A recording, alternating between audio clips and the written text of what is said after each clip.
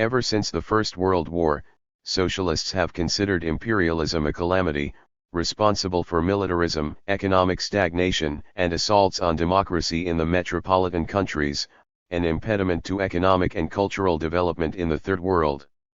So widespread has this view become that it is shared, in its essentials, not only by Marxists but also by an entire school of liberal development economists. Anti-imperialism has become an article of faith for millions throughout the world. Bill Warren breaks with this traditional outlook, arguing that the theory of imperialism, one of Marxism's most influential concepts, is not only contradicted by the facts but has diluted and distorted Marxism itself. The first part of his book traces the shifting position of the socialist movement on imperialism, from Marx and Engels' favorable view of the British colonization of India to the adoption of an anti-imperialist program by the Communist International in the late 20s. The pivot of his account is a sustained, comprehensive critique of Lenin's imperialism, demonstrating that the entire theoretical construction was at variance with the actual development of capitalism internationally. In particular, Warren disputes the claim that monopoly capitalism represents the ultimate stage of a senile capitalism, and charges that more modern theories of underdevelopment and neocolonialism are merely post-war versions of Lenin's original thesis, marred by the same defects. The second part of the book sets out to refute the notion that imperialism is a regressive force impeding or distorting economic development in the Third World. It argues that on the contrary, direct colonialism powerfully impelled social change in Asia and Africa, laying the foundation for a vibrant indigenous capitalism. Finally, it takes issue with the conventional view that post-war economic performance in the Third World has been disastrous, and presents a powerful empirical case that the gap between rich and poor countries is actually narrowing. Closely argued, clearly written, original, and iconoclastic, imperialism, pioneer of capitalism, is a compelling challenge to one of the chief tenets of contemporary socialist politics. Bill Warren. Imperialism. Pioneer of capitalism. Contents. Introduction. John Sender. Part 1, The Development of the Marxist Theory of Imperialism. 1. Progressive imperialism and the utopian left. 1. For a Marxist re-evaluation of the theory of imperialism. 2. Schematic outline of the arguments. 2. Capitalism and historical progress. 1. Capitalism and material progress. 2. Capitalism and cultural progress. 3. Capitalism as the bridge to socialism. 4. Progressive capitalism and the Bolshevik Revolution. 5. The imperialist mission of capitalism. 6. Progressive capitalism and reactionary imperialism. 3. About turn, Lenin's imperialism. 1. Problems of social progress in the developed and underdeveloped world. 2. Lenin's basic arguments. 3. The export of capital. 4. The phase of economic regression in the advanced capitalist countries. 5. Backward capitalism in the Third World. 4. The theory of imperialism in the international communist movement. 1. The nation-state and the theory of imperialism. 2. Lenin's position before 1917. 3. The evolution of Comintern policy. 4. The Comintern's conclusion. 5. Post-war Marxist analysis of imperialism. 1. The fiction of underdevelopment. 2. Explaining the non-existent. 3. Theory of imperialism and the national bourgeoisie. Part 2, The rise of Third World capitalism and the positive role of imperialism. 6. Colonialism, Dr. Jekyll and Mr. Hyde. 1. Morality and historical analysis. 2. The general effects of colonialism. 3. The development of underdevelopment. The drain of surplus. The international division of labor. Preservation of archaic modes of production. 7. Dependency theory as nationalist mythology. 1. Origins and aims of dependency theory. 2. Dependency as a general approach. 3. Limiting assumptions and some alternative hypotheses. 4. Structural changes, relations between poor and rich countries. 8. The illusion of underdevelopment, facts of post-war progress. 1. Rising per capita GNP. 2. Growing inequality. 3. Marginalization. 4. Output, consumption, and welfare. Indices measuring improvement in welfare. Agricultural performance. 5. Industrialization. Growth of manufacturing output. Share of manufacturing in GDP. The elitist pattern of manufacturing output. 6. The spread of capitalism. Notes. Bibliography. Index. Introduction. John Sender. Bill Warren died in January 1978. Notes he made 1 month before his death make it clear that he regarded the chapters he had completed for this book as first drafts requiring substantiation and detailed revision. He had planned a number of new chapters, but had not yet developed them beyond the barest outlines, simply listing major themes, arguments, and references. Indeed, there is little doubt that the author considered this book only an early draft for the first, and less important, aspect of his principal task, which was to draw explicit political conclusions for working-class strategy in the struggle for socialism in Africa, Asia, and Latin America. These political conclusions were to have been developed in Part 3 of this book, which Warren had tentatively entitled The Working Class and Socialist Movements in Third World Capitalism. His intention was to elaborate an analysis of the rise and characteristics of the working class in the Third World, based on detailed consideration of empirical evidence regarding the social and political role of the proletariat in a number of countries. He had 6 major themes in mind. 1. The struggle for political liberation from imperialism has tended to inculcate the working class movement of Third World countries with nationalism, for example Peronism in Argentina, Nasserism in Egypt, and the policies of the communist parties in many other countries. 1. 2. The combination of anti-imperialism and state sector economic development on an impressive scale has led to a third world ideology of socialism that has misled the working class about the true character of these developing capitalist societies. 3. The resulting domination of the working class movement by populist nationalism has been immensely reinforced by the petty bourgeois ideology of neocolonialism, which tends to divert and dampen internal class struggles by channeling mass discontent against external alleged enemies. 4. This combination of circumstances has fostered incorrect theses about the fundamental social forces on which the struggle for socialism can be based, partly because the theory of neocolonialism underestimates the actual growth of capitalism and therefore of the working class. This underestimation produces what may be termed fananism, which emphasizes the revolutionary role of the lumpenproletariat and an allegedly undifferentiated peasantry.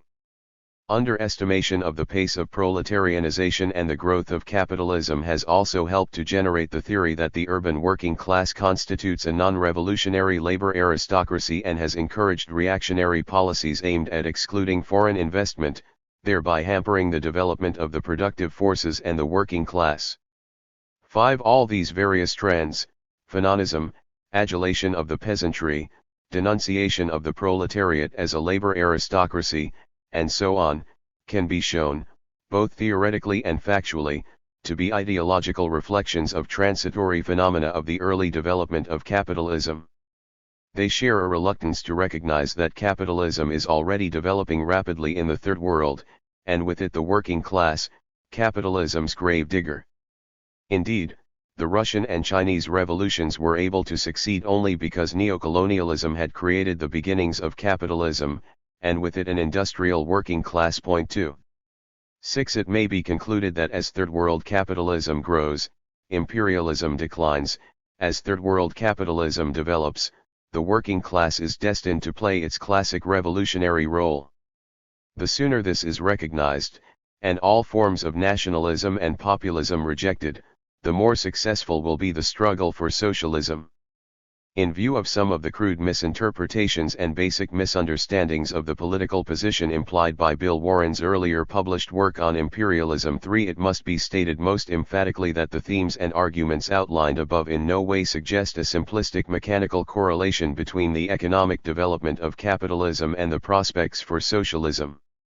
Warren's major emphasis was that the fundamental starting point for the development of Marxist and working-class strategy must be the recognition that in general a progressive position is one that advances the development of the productive forces, while a reactionary position holds back the development of the productive forces. To interpret this classical Marxist premise mechanically, or to view it through the prism of short-term policy options, would cripple the working class struggle. On the other hand, however, to ignore the fundamental exigency that the strategy of the proletariat must stand in accordance with the objective forces of economic progress would render the working class incapable of becoming a hegemonic class.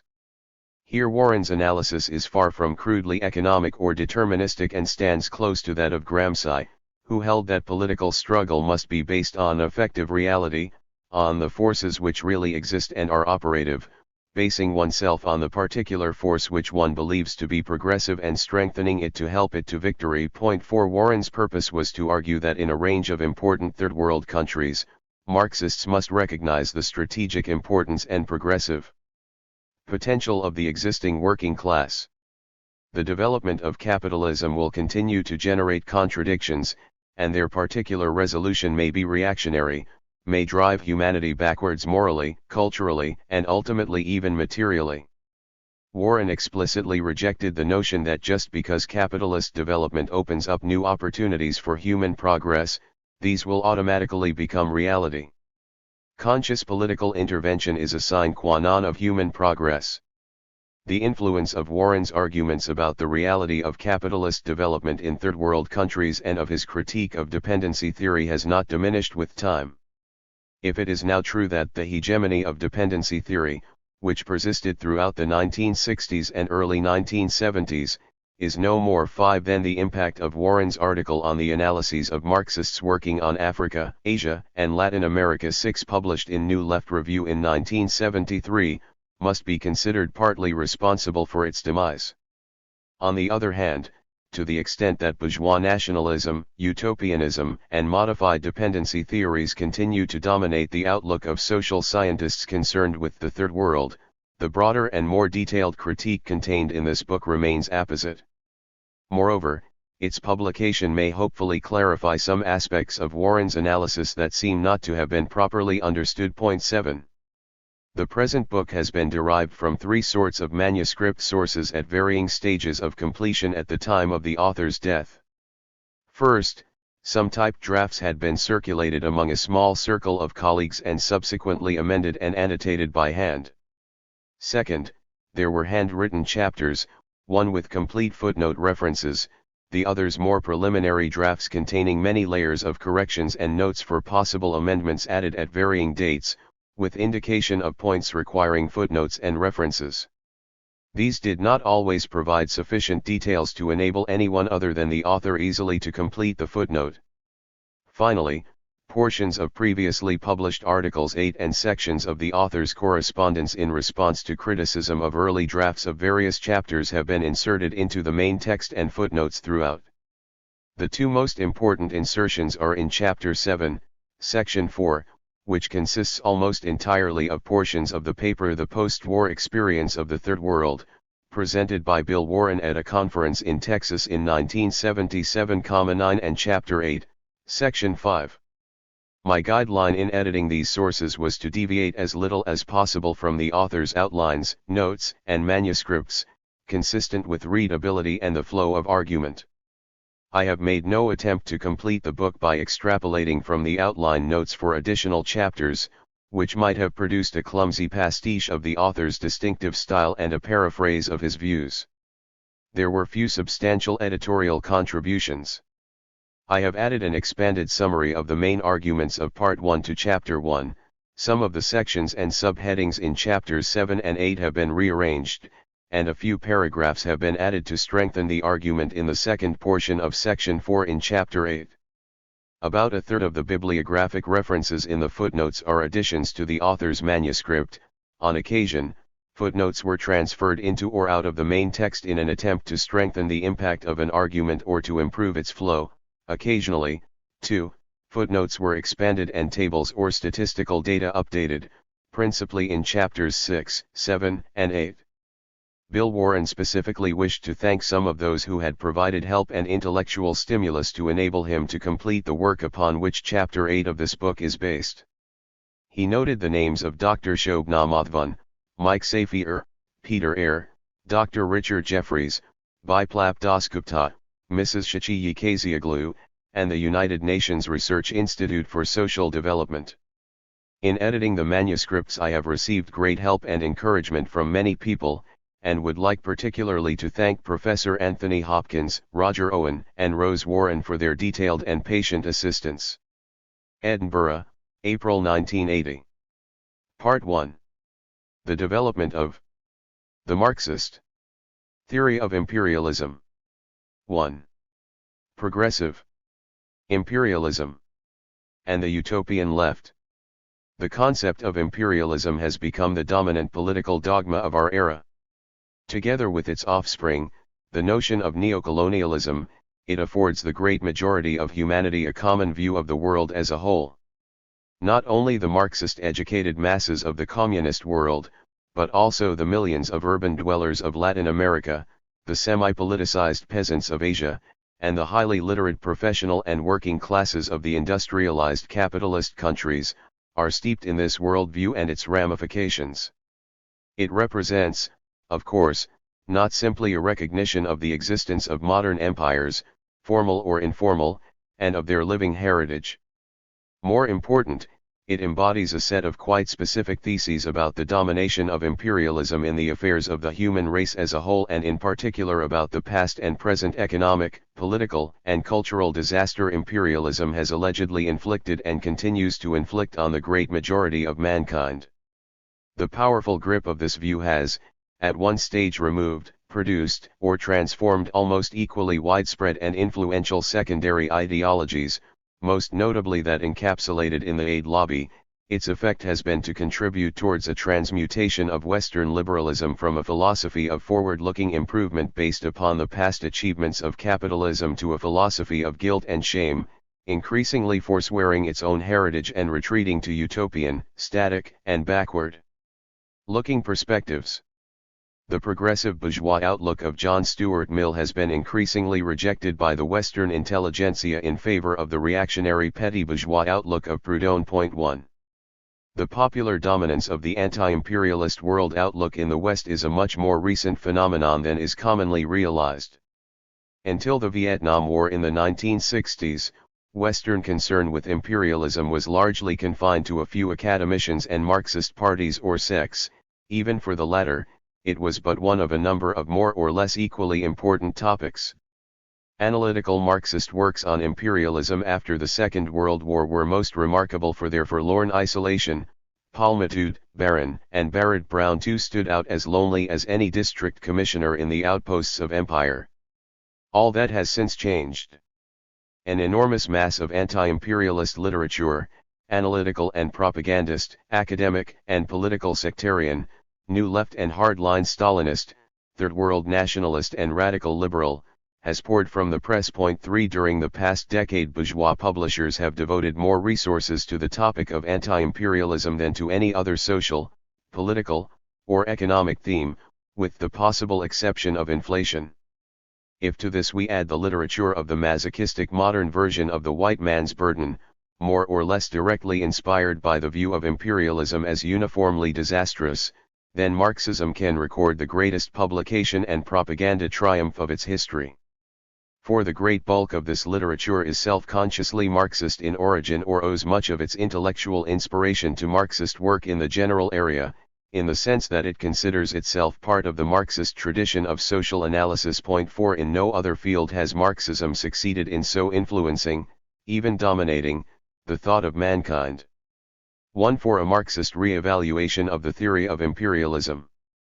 Marxism, in a multitude of guises, has become the principal compass of investigation of imperialism, the penetration and spread of the capitalist system into non-capitalist or primitive capitalist areas of the world. 5 Any reassessment of the relations between the advanced, industrialized capitalist world and the countries of Asia, Africa, and Latin America must therefore entail a reassessment of Marxism as an intellectual current, and vice versa.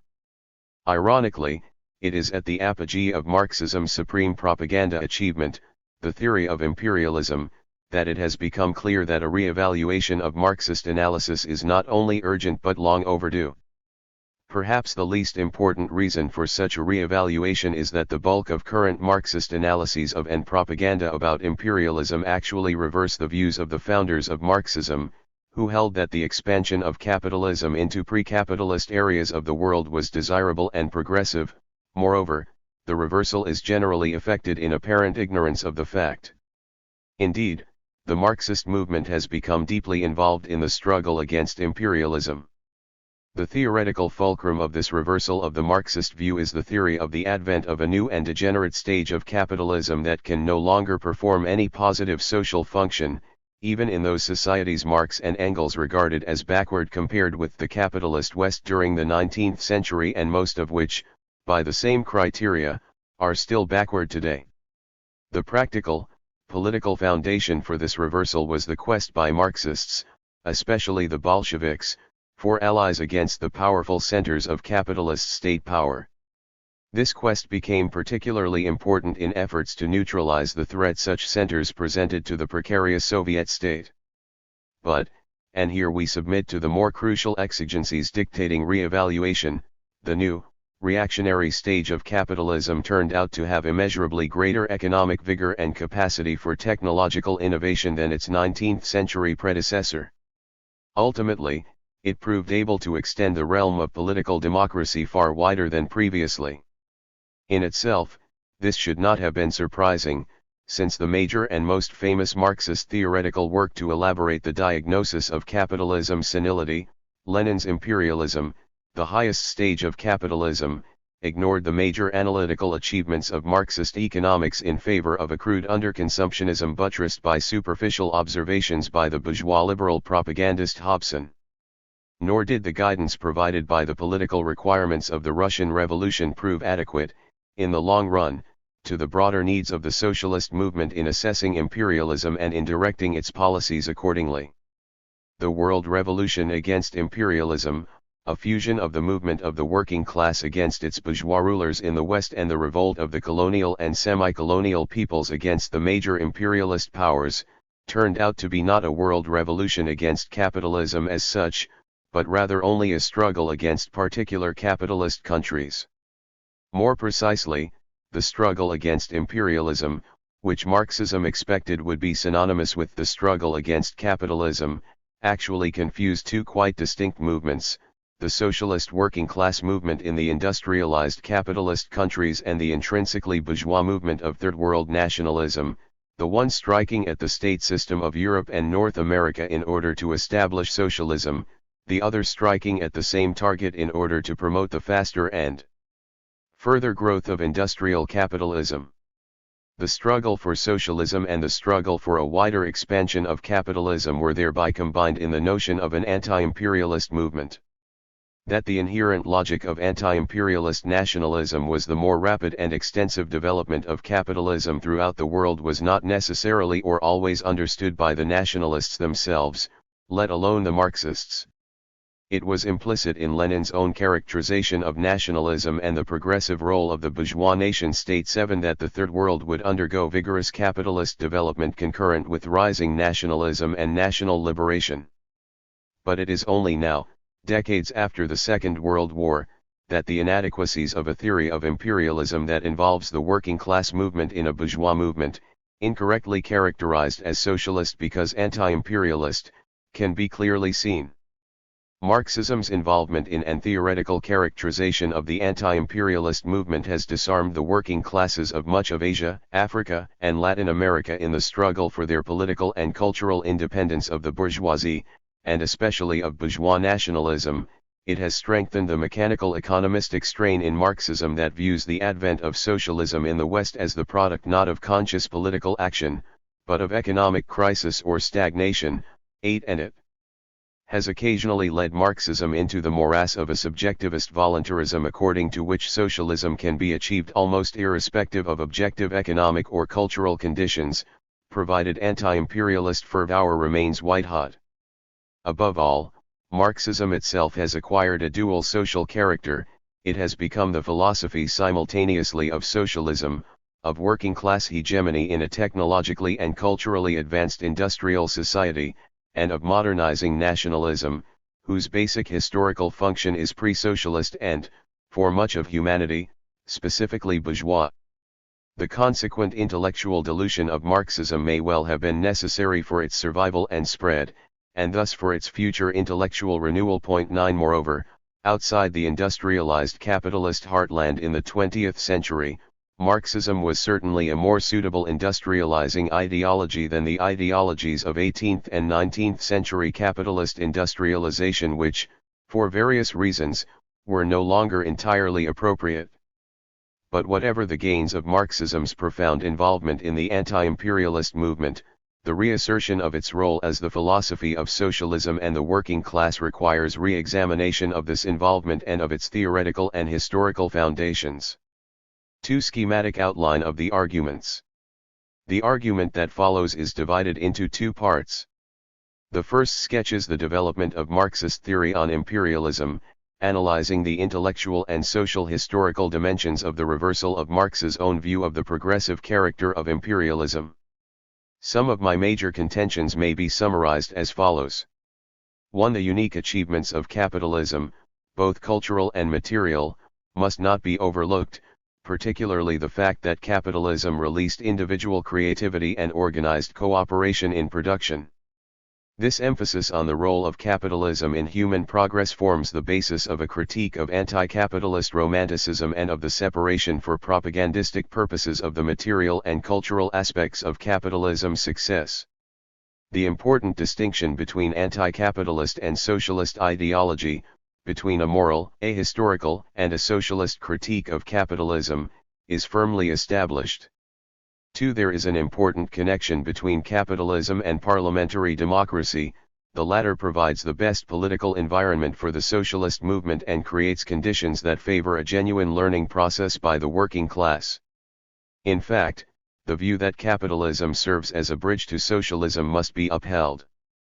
The fact that the first successful socialist revolution took place in a country at the early stages of capitalist industrialization is by no means as destructive of the traditional Marxist view as is frequently maintained. Lenin's polemics against the Narodniks, his understanding and development of the concept of the progressiveness of capitalism, were central to the elaboration of a successful revolutionary strategy. 3. But it was Lenin himself, in his imperialism, the highest stage of capitalism, who initiated the ideological process through which the view that capitalism could be an instrument of social advance in pre-capitalist societies was erased from Marxism. The detailed critique of this pamphlet presented here includes an examination of the abundant evidence inconsistent with the theory that imperialism is rooted primarily in an internal excess of capital in imperialist countries. I will also argue that Lenin was wrong about the alleged economically retrogressive effect in the industrialized countries of monopolization between 1870 and 1914. Indeed, this period was marked by rising overall growth rates, significant agricultural advances, higher living standards, and the emergence of a new phase of technological progress. 4. The Marxist analysis of imperialism was sacrificed to the requirements of bourgeois anti-imperialist propaganda and, indirectly, to what were thought to be the security requirements of the encircled Soviet state. The surrender of the classical position was formally completed at the 6th Congress of the Communist International in 1928. I will examine the logic and the immediate historical background of the Comintern's rejection of even the token deference Lenin's imperialism had paid to Marx's position on these matters, together with the claim that imperialism retarded industrialization and the development of the productive forces in the Third World. 5. The more recent theories of underdevelopment are best regarded as post-war versions of Lenin's imperialism, the theory of neocolonialism having provided a vehicle for the wholesale transfer of Lenin's theory into the period of independence.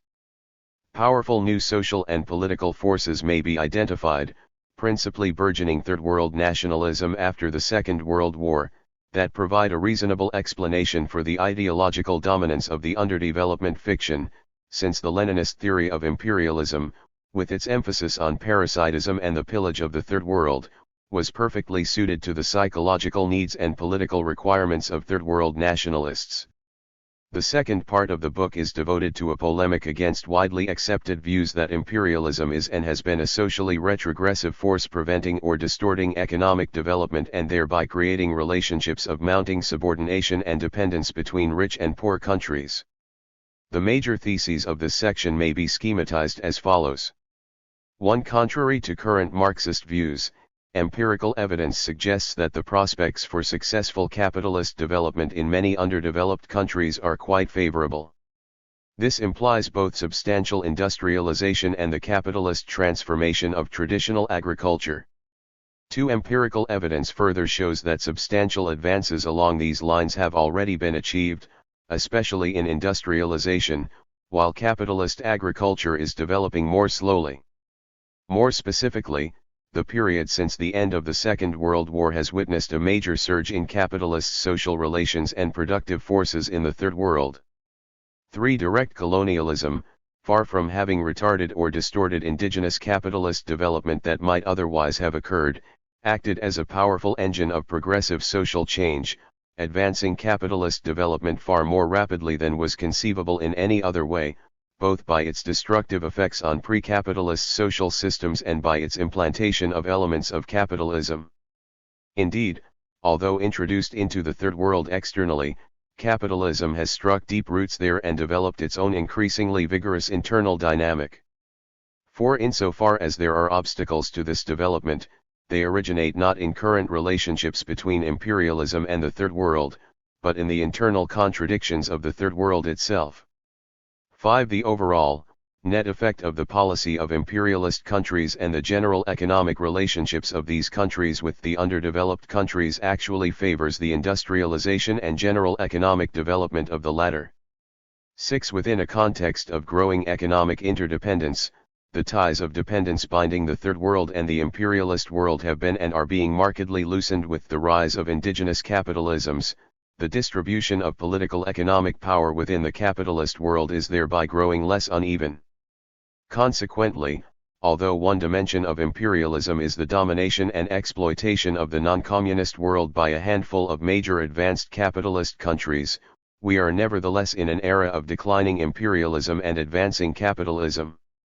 2. Capitalism and historical progress.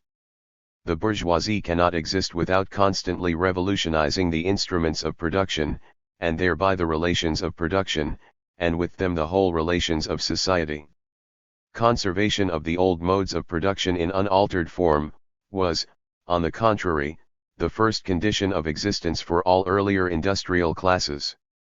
Constant revolutionizing of production, uninterrupted disturbance of all social conditions, everlasting uncertainty and agitation distinguish the bourgeois epoch from all earlier ones. All fixed, fast-frozen relations, with their train of ancient and venerable prejudices and opinions, are swept away, all new-formed ones become antiquated before they can ossify. All that is solid melts into air, all that is holy is profaned, and man is at last compelled to face with sober senses his real conditions of life, and his relations with his kind. Manifesto of the Communist Party. 1. Capitalism and material progress. The idea of progress, of a constant tendency towards the continuous improvement of human life, whether material, moral, or cultural, is an extremely recent one in history, the direct outcome of the rise of capitalism. The Renaissance was predicated upon conditions of rapid and accelerating changes in trade, the practical arts, financial institutions, and the organization of production brought about by the emergent bourgeoisie. 1. Before the Renaissance, any such outlook would have run counter to accepted views and would have been largely incomprehensible to society at large and to any social group within it. The pre-Renaissance incomprehensibility of any notion of progress was rooted in the extreme slowness of technological change relative to the lifetime of the individual, to which both precluded an outlook that would relate moral and cultural to material progress and obscured the existence of any such progress. That material progress in the development and application of new techniques should not appear as a constant element in society was to be expected in a context in which such economic improvement as was visible possessed only a limited self-sustaining character, tending to be swamped by subsequent population increases and lacking the kind of institutional and technological environment that would make specific technological innovations catalysts for interrelated production processes and institutions. It is the self-sustaining momentum and rapid pace of technical change under capitalism, and especially industrial capitalism, that distinguish it from all earlier societies. This cumulative and continuous character of change can be analyzed into a social and a technological aspect. Socio-economically, what was crucial was not any particular advance in the social division of labor, however substantial, but rather the character of the mechanism that brought about the more complex social division of labor, the market. The increasing development of production for the market under feudalism begot the familiar processes whereby rising competition led to a polarization into the less and the more successful and a consequent relative and absolute reallocation of resources. A capitalist class producing entirely for the market and owning the means of production arose, while the mass of the population were deprived of access to these same means of production and forced to sell their labor power as a commodity on the market. 4 Two aspects here were crucial to the new cumulative character of economic development. First, paradoxically, under the logic of the market economy, production was not tethered by the limits of existing effective demand. Second, the double social conditions of deprivation of the direct producers of ownership and/or control of the product in a market economy created the technical basis and forms required for factory and eventually machine industry. Whatever its origins, the logic of the domination of production by the exchange relationship was to make market success, and thus accumulation, the spur to productive effort in the operational productive unit. 5 Production for the market became production for profit so as further to expand market shares. Under capitalism, to stand still is to perish, to fail to reinvest profit, or to do so at a rate of interest less than the average, is likewise to court disaster. Success is an even greater stimulus to renewed effort than failure, since it demands greater efforts to invest the greater surplus profitably. There is no reason why the continuously expanding productive power of the system should find itself more than temporarily restrained by the limits of existing purchasing power. In the period when capitalism had not yet established domination over the entire economy, its very development was a self-sustaining process in that the separation of the direct producers from their means of production and the increased specialization that accompanied the expansion of the competitive market automatically increased the range of use values, which previously had been produced within the primary production unit 6 or were subject to non-market forms of exchange, and had now to be increasingly purchased on the market. Once the economy had been more or less entirely dominated by capitalist production relations, competition continued to create markets to justify the expanded production capacity for which it was itself responsible. 7 Above all, competition in the given technical conditions of machine production meant constant innovations in both consumer and producer goods, which constantly renewed the market on a basis of higher productivity. Once one entrepreneur had introduced a successful innovation, no competitor could afford to ignore the new situation. Competition through innovation thus constantly created new markets, the negative effect of premature obsolescence on the profit rates of the backward firms being more than offset by the success of the innovating firms. Innovation in the producer goods sector is perhaps the major force in secular market expansion, tending to drag the consumer goods sector along by creating expanding employment incomes, even if real wages remain stable. If trade unions tend to raise real wages irrespective of supply/demand conditions in the labor market at roughly the rate of productivity increase, then a powerful reinforcing factor in the secular expansion of the market is present. 8 Capitalism's problem could become not the lack of effective demand to purchase the output of existing capacity, but the scarcity of capacity to satisfy competing effective claims on resources. Once a free labor force had been created, its combination with a production system with no finite market horizon 9 brought about the factory system, capable of utilizing the labor force under more effective supervision, discipline, and organization than was possible in the putting out system, itself able to operate at lower costs than the guild system. The cooperation and rationalization of labor permitted by the factory system provided both the incentive and the conditions for 3 interconnected developments: replacement of human skills by machinery, replacement of human and animal by inanimate power, especially steam, origin of the specialized entrepreneurial function tend to coordinate the increasingly complex interrelationships between production processes in the same factory. Production ceased to be limited by individual human skills and power, and eventually technology and science acquired a life of their own and became an autonomous force in economic advance. 11 Once power-driven machinery, in a competitive framework, became the heart of productive life, its technological characteristics, i.e., the technological interrelatedness of markets, materials, products, and processes, were such that improvements in any one area created both the incentives and the possibilities for yet newer innovations elsewhere. 12 Even Landis's analogy of ever-widening ripples from a stone thrown into water is inadequate to describe the dynamism of this process, since at any moment points of the peripheral ripples may become new and more vigorous centers of further ripples. In sum, the epic achievement of capitalism was to release both the forces of individualism, of individual creative initiative, that pre-capitalist societies had stifled, and the economic potential of large-scale productive cooperation in the factory system.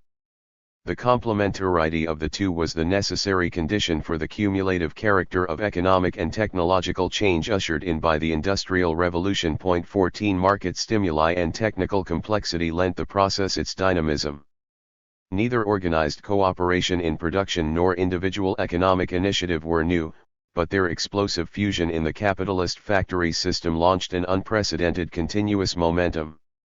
Marx saw no contradiction between the increasing socialization of labor and the development of individualism, despite the penchant of many of his followers to counterpose the two. 15 Their fundamental complementarity was obscured by their apparent opposition at the dawn of industrial capitalism, individualism taking the form of competitive rivalry, socialization seeming to represent the core of the ideology of labor. This paradox was the result of the fact that the conditions of human society prior to the advent of capitalism had exerted far greater pressure on individual initiative than on social cooperation, reflecting mankind's closeness to nature and limited control over it. The decisive advance in man's mastery over nature wrought by industrial capitalism thus required the domination of the cooperative dimension of factory production by the competitive, individualistic decision-making of the businessman.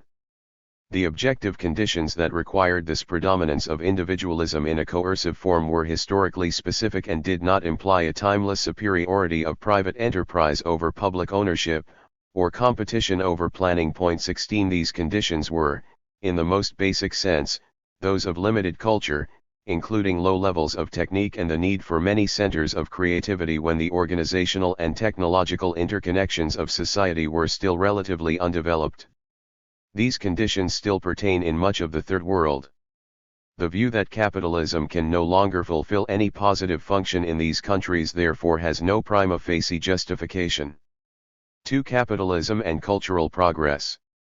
It is, of course, a commonplace for Marxists that capitalism was economically progressive at least until the end of the 19th century. 17 But it has become customary for many contemporary Marxists to qualify this fact so heavily that it tends to fade from view beneath a plethora of caveats. Recognition of the immense material achievements of capitalism is generally accompanied by emphasis on the tremendous cost in human suffering associated with that progress, especially in its early stages. 18 And by a related emphasis on the uneven character and temporary reversals of the advances. 19 The costs are itemized in some detail: the decline of craftsmanship, the aesthetic and moral destruction of pre-capitalist communities, the depersonalization of human relations by the cash nexus. 20 Someone who had only dabbled a bit in Marxist literature could be forgiven for acquiring the impression that modern Marxism regards capitalism as an unfortunate aberration in human history, whose economic advances could have been achieved and deficiencies avoided if only enough people had been converted to socialism a little earlier. Nevertheless, the emphasis on unevenness, imbalance, regional deprivation, suffering, costs, and so on takes second place in the denigratory arsenal to the separation of the moral and cultural features of capitalist society from its economic achievements, the latter gaining positive, if reluctant, recognition, the former censure. The relationship between cultural and material progress under capitalism cannot be fully explored here, but a few brief remarks are necessary. To start with, anti-capitalist ideology is not the same as socialist ideology. 21 Correspondingly, a moral critique of capitalism need not coincide with a socialist critique. 22 Danger looms when the socialist movement confuses itself by the indiscriminate adoption of anti-capitalist ideologies. Second, the moral and cultural standards by which capitalism is frequently adversely judged are themselves the direct product of capitalism. An anti-capitalist critique may be ahistorical, judging capitalist society, especially its early stages, on the basis of the most advanced moral and cultural achievements of that same society. 23 Alternatively, an anti-capitalist critique of capitalism may adopt pre-capitalist or petty bourgeois criteria, most often some form of backward-looking romanticism entirely alien to the rugged realism and forward-driving thrust of Marxism, and indeed to the spirit of the Renaissance of which Marxism is the scion. It should be emphasized, moreover, that the standards to which I refer, equality, justice, generosity, independence of spirit and mind, the spirit of inquiry and adventure, opposition to cruelty, not to mention political democracy, are not latecomers to capitalism, the product of an experienced working class and the foretastes of the coming of socialism. They emerge early in the cultural history of capitalism, well before the working class becomes an independent political and cultural force. Indeed, these standards are either ushered in by capitalism or achieve a relative dominance within capitalist culture unequaled by any major earlier or contemporaneous cultures. 24 The humanistic side of capitalist culture emerged very early in the development of capitalism in the first industrial society, Britain, and profoundly affected the workings of the capitalist productive apparatus from the beginning. 25 The period of cruelest exploitation in the history of English industrial capitalism is also the period of maximum national freedom from restraint, legal or customary, and is remarkable as much for its brevity as for its cruelty. 26. Third, the possibility of genuine moral choice, while never absent from human history, increases to the extent that people can consciously control their own destiny, and this capacity itself depends in the first place on the extent to which they free themselves from the leaden weight of nature. Increasing mastery of nature obviously provides no guarantee that moral choices will be superior, by whatever standards. But it does guarantee that they will increasingly be choices. For that very reason we may expect that the era of highly industrialized societies, which has yet to arrive for the majority of humanity, will be one of moral confusion and exploration rather than confident strides forward. 27. Fourth, although it is a modern bromide that the mere accumulation of things does not imply cultural or moral improvement, it is commonly overlooked that the ever-increasing production of new kinds of things forever involves the acquisition of new skills, activities, relationships, pleasures, challenges, social explorations, etc. 28 The desire for change for its own sake may be regarded as a divine spark or as a sign of superficial folly, but if both the ability to make more effective choices and the option constantly to explore new worlds are regarded as desirable, then the fundamentally progressive moral and cultural character of capitalism cannot be doubted.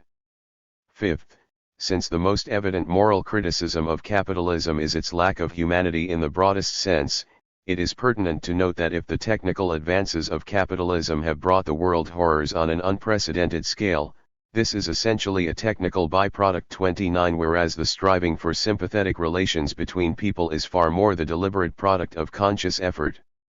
Furthermore, the horrors of the 20th century, the slaughter of the First World War, the Nazi concentration camps, the Vietnam War, although obviously unprecedented in terms of the absolute numbers killed, are relatively equivalent in their impact to the enormities and brutalities of earlier centuries, the ravages of the Golden Horde or the 30 Years' War.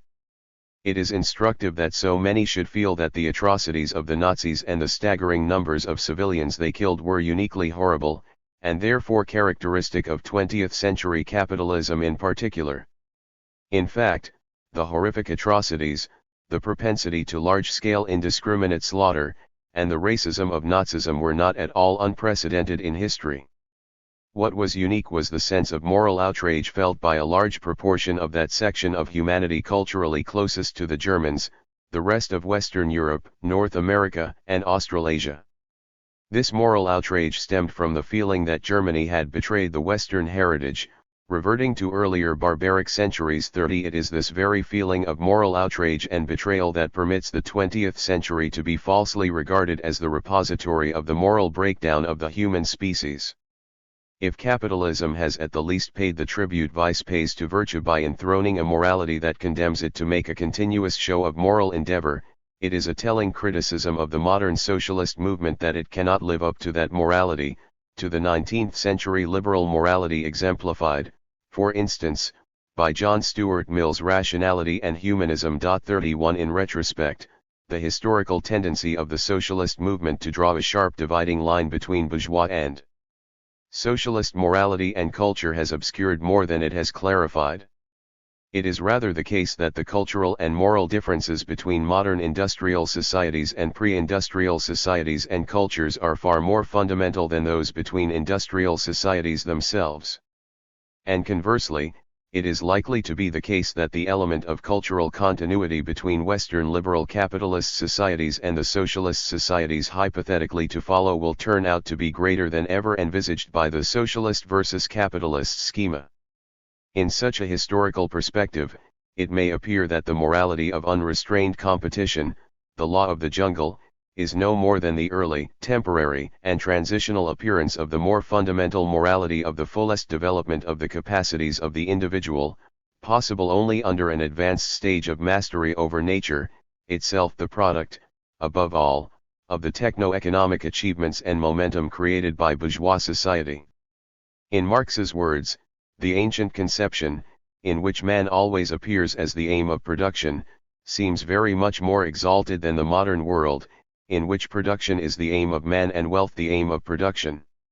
In fact, however, when the narrow bourgeois form has been peeled away, what is wealth, if not the universality of needs, capacities, enjoyments, productive powers, etc., of individuals produced in universal exchange? What if not the full development of human control over the forces of nature, those of his own nature as well as those of so-called nature? What, if not the absolute elaboration of his creative dispositions, without any preconditions other than antecedent historical evolution which makes the totality of this evolution, i.e., the evolution of all human powers as such, unmeasured by any previously established yardstick, an end in itself? What is this, if not a situation where man does not reproduce himself in any determined form but produces his own totality? Where he does not seek to remain something formed by the past, but is in the absolute moment of becoming. In bourgeois political economy, and in the epoch of production to which it corresponds, this complete elaboration of what lies within man appears as the total alienation and the destruction of all fixed one-sided purposes as sacrifice of the end in itself to a wholly external compulsion. 32. In the light of this penetrating estimation, the separation of the material from the cultural achievements of capitalism for petty propagandistic purposes shrivels to nothing. There is certainly no simple unilinear relationship between economic and moral progress, but the mere complexity of that relationship cannot nullify its positive character. 3. Capitalism as the bridge to socialism. The most favorable light in which Marxism has viewed capitalism has been, of course, as the progenitor of socialism. In this traditional view, socialism was the system of organization of society appropriate to technologically advanced, large-scale machine industry, the historic function of industrial capitalism having been to build up to this level of development from the feudal environment. 33 A central aspect of this function was capitalism's creation not only of the objective conditions for socialism, but also of the subjective instrument for its achievement, the proletariat. It was not the mere existence of the working class as the principal exploited class of capitalism that made it the historic instrument of socialism, but the specific social and cultural characteristics, and political experience, that the conditions of capitalism tended to give it.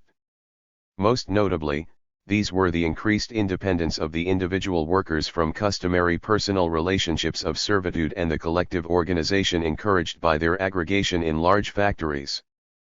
Furthermore, parliamentary democracy was considered the characteristic political form of bourgeois rule and, up to the Russian Revolution, was regarded as both the best political environment for the functioning of the socialist movement and the necessary training ground for the working class to acquire the skills required to run a socialist society. 34 This view of bourgeois democracy as providing the conditions conducive to a learning process for the working class was not predicated solely on the passive grounds that political democracy provided room for maneuver for the developing socialist movement. 35 It was also held that democracy would provide positive political training for the proletariat, developing its ability through a democratic public clash of ideas, policies, and outlooks in order to evolve appropriate solutions for the problems of society's advance, oppose incorrect or reactionary solutions, win backward sectors of society for the correct solutions, etc.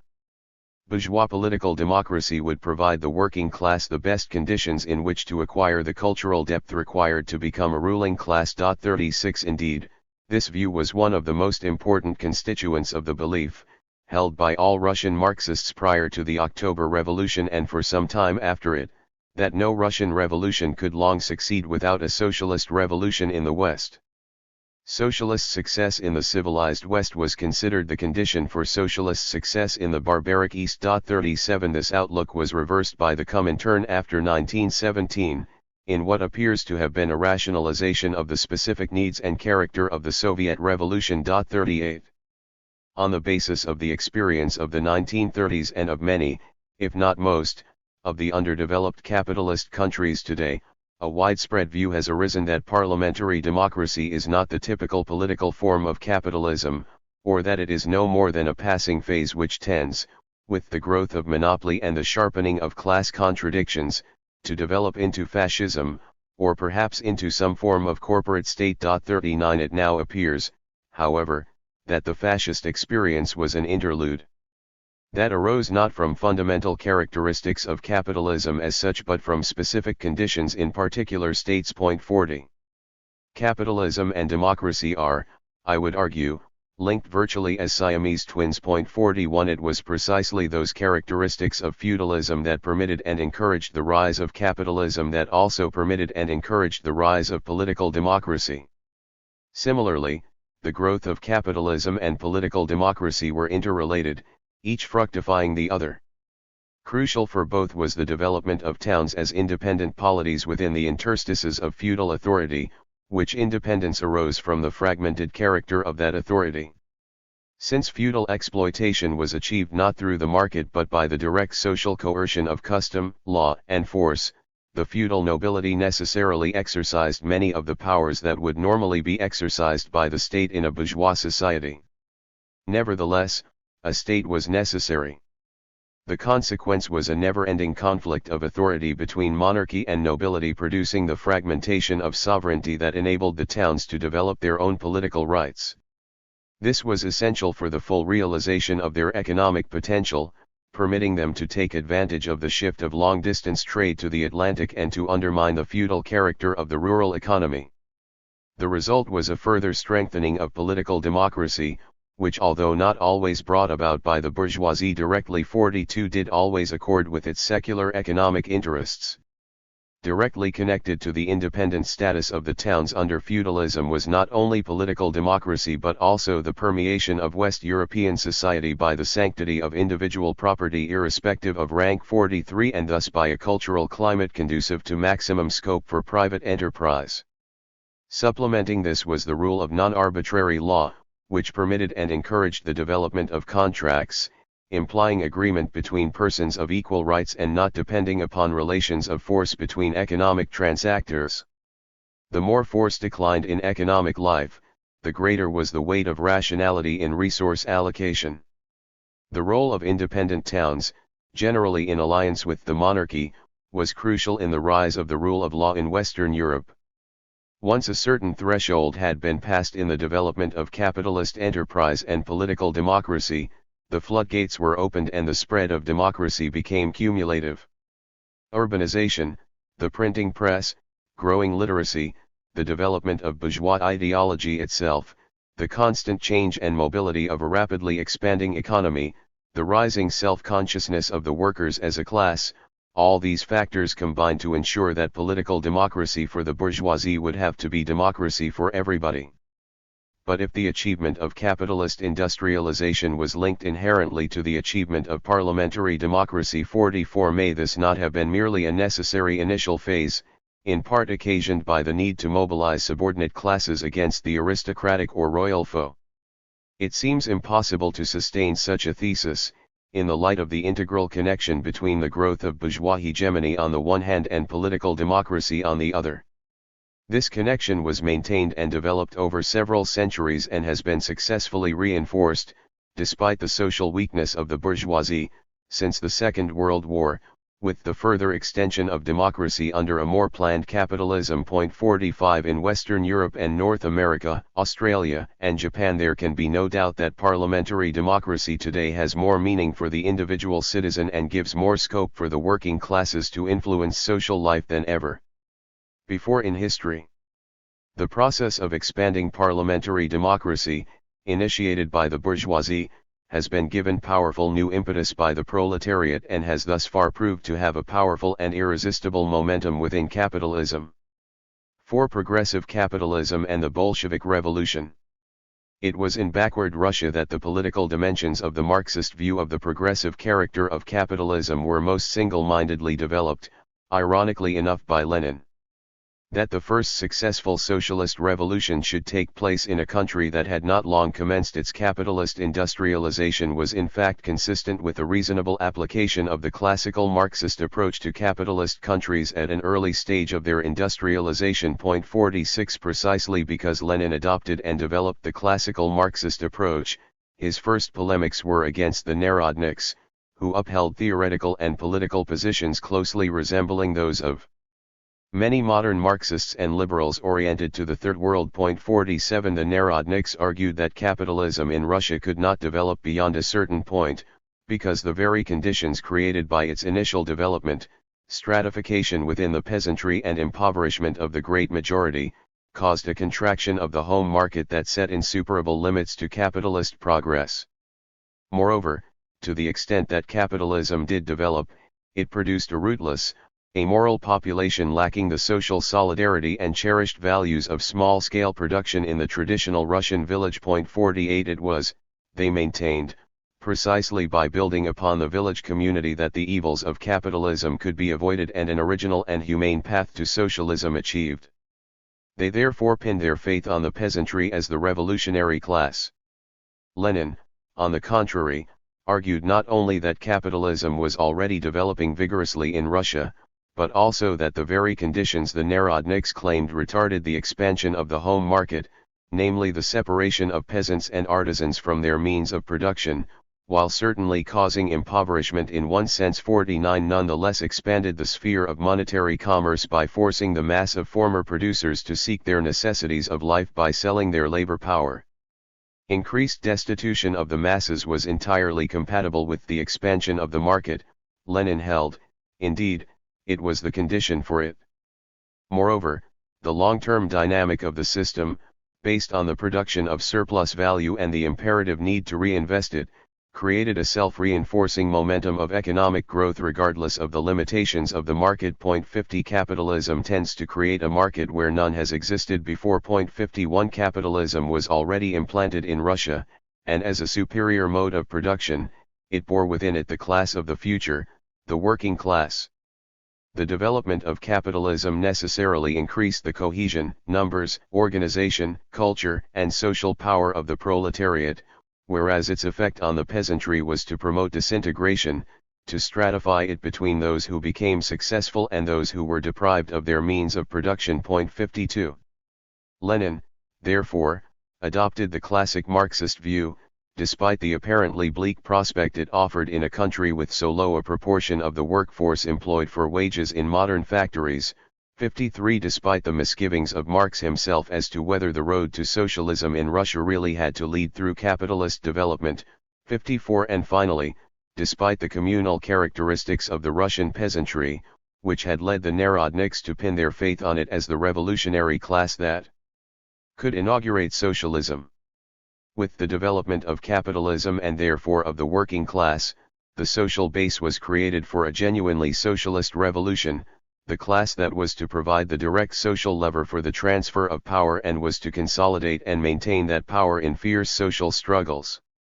Furthermore, it was the clarity of Lenin's perception of the progressive function of developing capitalism in backward Russia that enabled him to assess correctly the potential role of the peasantry as a revolutionary force which could, as a result of its increasingly bourgeois and petty bourgeois character, help weaken and smash the landlord state that had placed so many restrictions on its bourgeois ambitions. 55 On the other hand, while the penetration of capitalism into the countryside intensified the unity of the peasantry against the landowners and the Tsarist state. 56 It simultaneously tended to divide it along socio-economic lines as market relations became more and more important, thus creating the conditions for neutralizing its potential menace to the socialist revolution as a basically bourgeois or petty bourgeois class. This dual politico-economic result of the penetration of capitalism into the Russian countryside was crucial to the success of the October Revolution.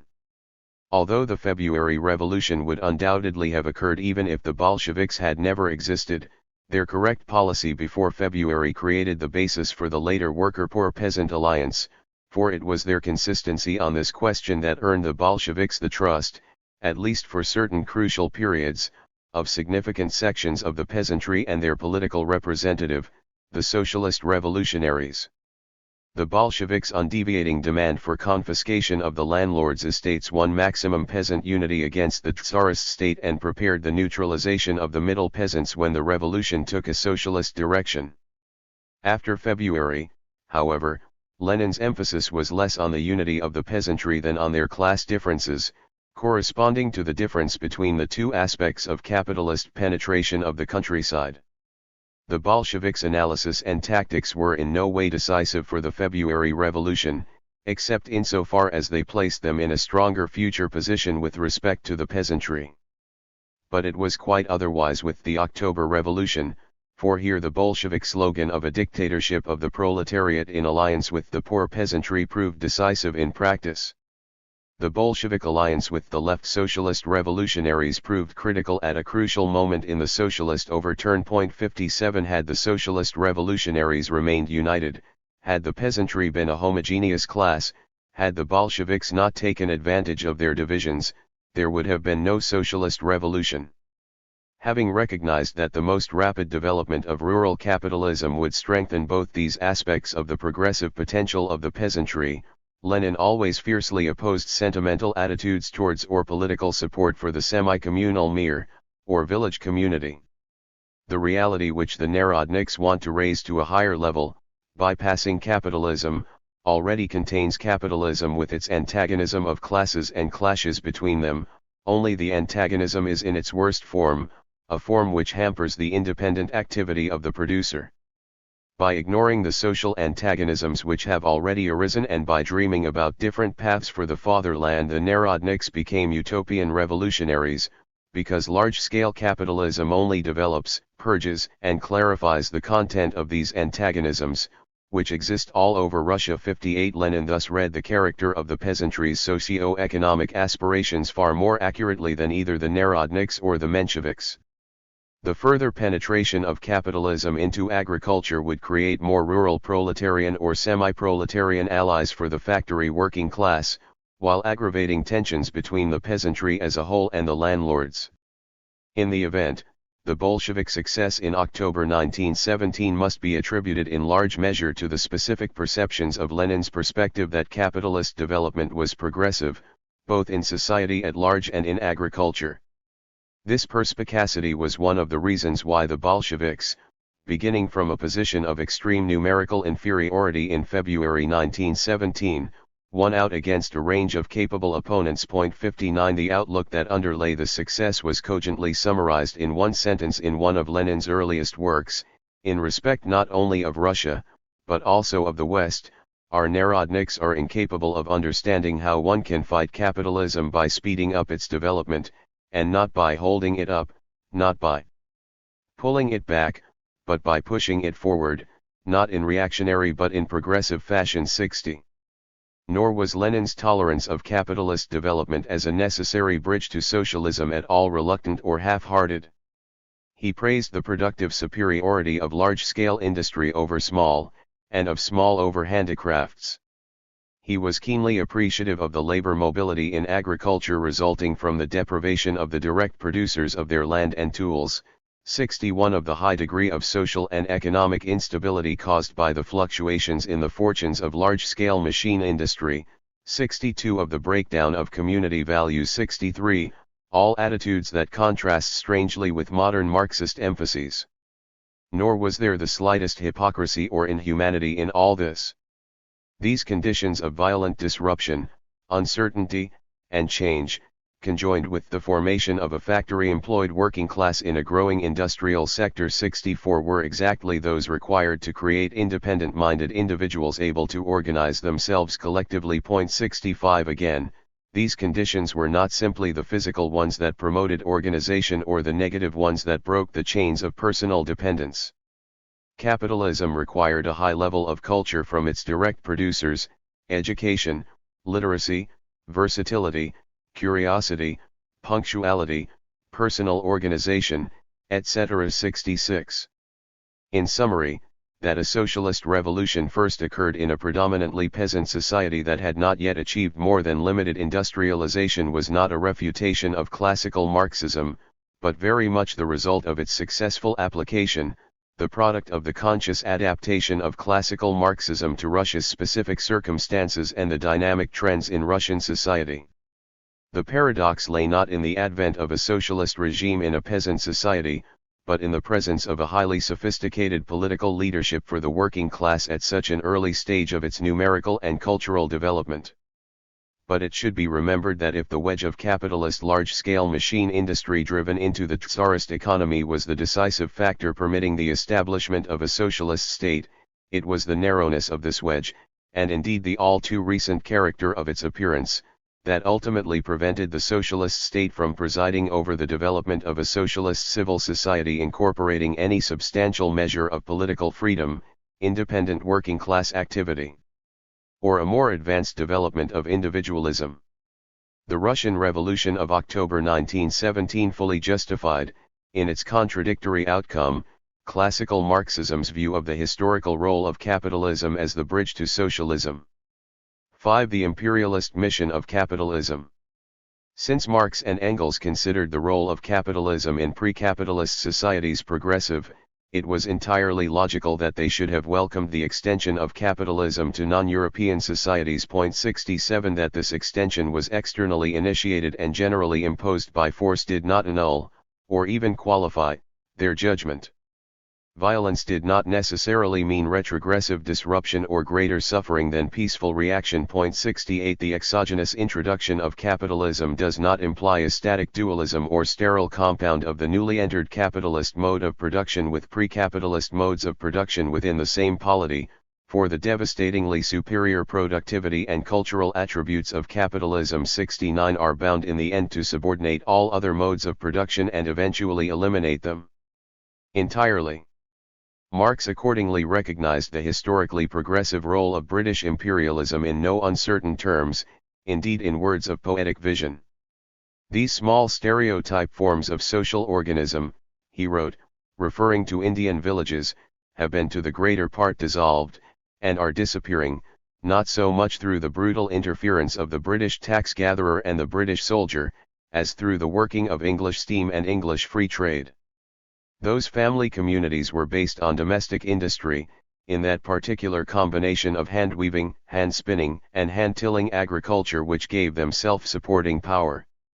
English interference having placed the spinner in Lancashire and the weaver in Bengal, or sweeping away both Hindu spinner and weaver, dissolved these small semi-barbarian communities, by blowing up their economical basis, and thus produced the greatest, and, to speak the truth, the only social revolution ever heard of in Asia. Now, sickening as it must be to human feeling to witness these myriads of industrious patriarchal and inoffensive social organizations disorganized and dissolved into their units, thrown into a sea of woes, and their individual members losing at the same time their ancient form of civilization and their hereditary means of subsistence, we must not forget that these idyllic village communities, inoffensive though they may appear, had always been the solid foundation of Oriental despotism, that they restrained the human mind within the smallest possible compass, making it the unresisting tool of superstition, enslaving it beneath traditional rules, depriving it of all grandeur and historical energies. We must not forget the barbarian egotism which, concentrating on some miserable patch of land, had quietly witnessed the ruin of empires, the perpetration of unspeakable cruelties, the massacre of the population of large towns, with no other consideration bestowed upon them than on natural events, itself the helpless prey of any aggressor who deigned to notice it at all. We must not forget that this undignified, stagnatory, and vegetative life, that this passive sort of existence, evoked on the other part, in contradistinction, wild, aimless, unfounded forces of destruction, and rendered murder itself a religious rite in Hindustan. We must not forget that these little communities were contaminated by distinctions of caste and by slavery, that they subjugated man to external circumstances instead of elevating man to be the sovereign of circumstances, that they transformed a self-developing social state into never-changing natural destiny, and thus brought about a brutalizing worship of nature, exhibiting its degradation in the fact that man, the sovereign of nature, fell down on his knees in adoration of Hanuman the monkey and Sabala the cow. England, it is true, in causing a social revolution in Hindustan, was actuated only by the vilest interests, and was stupid in her manner of enforcing them. But that is not the question. The question is, can mankind fulfill its destiny without a fundamental revolution in the social state of Asia? If not, whatever may have been the crimes of England, she was the unconscious tool of history in bringing about the Revolution 70. Moving on to the more directly political and economic aspects of British rule, Marx wrote as follows in a famous dispatch to the New York Daily Tribune, published 8 August 1853.71. England has to fulfill a double mission in India, one destructive, the other regenerating, the annihilation of old Asiatic society, and the laying of the material foundations of Western society in Asia. The British were the first conquerors superior, and therefore inaccessible to, Hindu civilization. They destroyed it by breaking up the native communities, by uprooting the native community, and by levelling all that was great and elevated in the native society. The historic pages of their rule in India report hardly anything beyond that destruction. The work of regeneration hardly transpires through a heap of ruins. Nevertheless, it has begun. The political unity of India, more consolidated, and extending further than it ever did under the great Mughals, was the first condition of its regeneration. That unity, imposed by the British sword, will now be strengthened and perpetuated by the electric telegraph. The native army, organized and trained by the British drill sergeant, was the sine qua non of Indian self-emancipation, and of India ceasing to be the prey of the first foreign intruder. The free press, introduced for the first time into Asiatic society, and managed principally by the common offspring of Hindus and Europeans, is a new and powerful agent of reconstruction.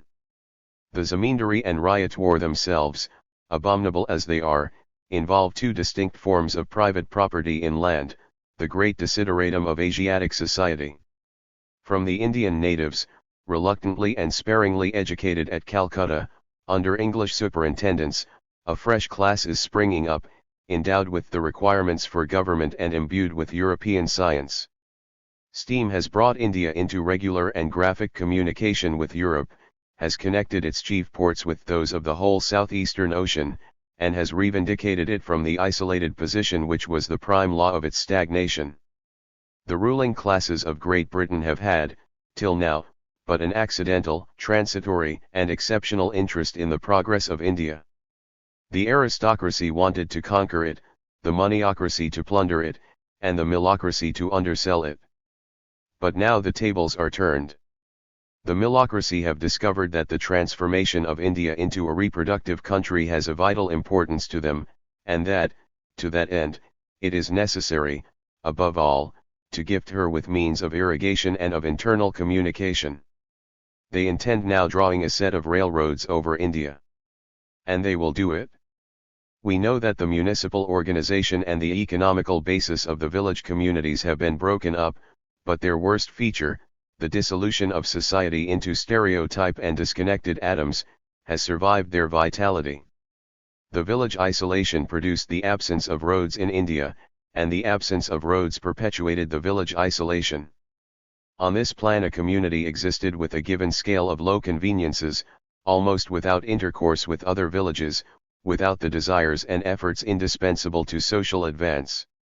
The British having broken up this self-sufficient inertia of the villages, railways will provide the new want of communication and intercourse. I know that the English millocracy intend to endow India with railways with the exclusive view of extracting at diminished expenses the cotton and other raw materials for their manufacturers. But when you have introduced machinery into the locomotion of a country, which possesses iron and coal, you are unable to withhold it from its fabrication. You cannot maintain a net of railways over an immense country without introducing all those industrial processes necessary to meet the immediate and current wants of railway locomotion, and out of which there must grow the application of machinery to those branches of industry not immediately connected with railways. The railway system will therefore become, in India, truly the forerunner of modern industry. Modern industry, resulting from the railway system, will dissolve the hereditary divisions of labor, upon which rests the Indian castes, those decisive impediments to Indian progress and Indian power. The Indians will not reap the fruits of the new elements of society scattered among them by the British bourgeoisie till in Great Britain itself the now ruling classes shall have been supplanted by the industrial proletariat, or till the Hindus themselves shall have grown strong enough to throw off the English yoke altogether.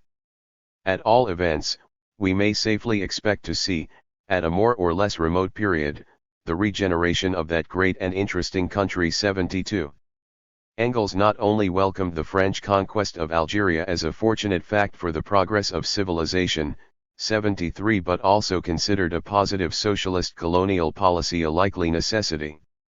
In a letter to Koski, September 12, 1882, he wrote, "In my opinion the colonies proper, i.e., the countries occupied by a European population, Canada, the Cape, Australia, will all become independent.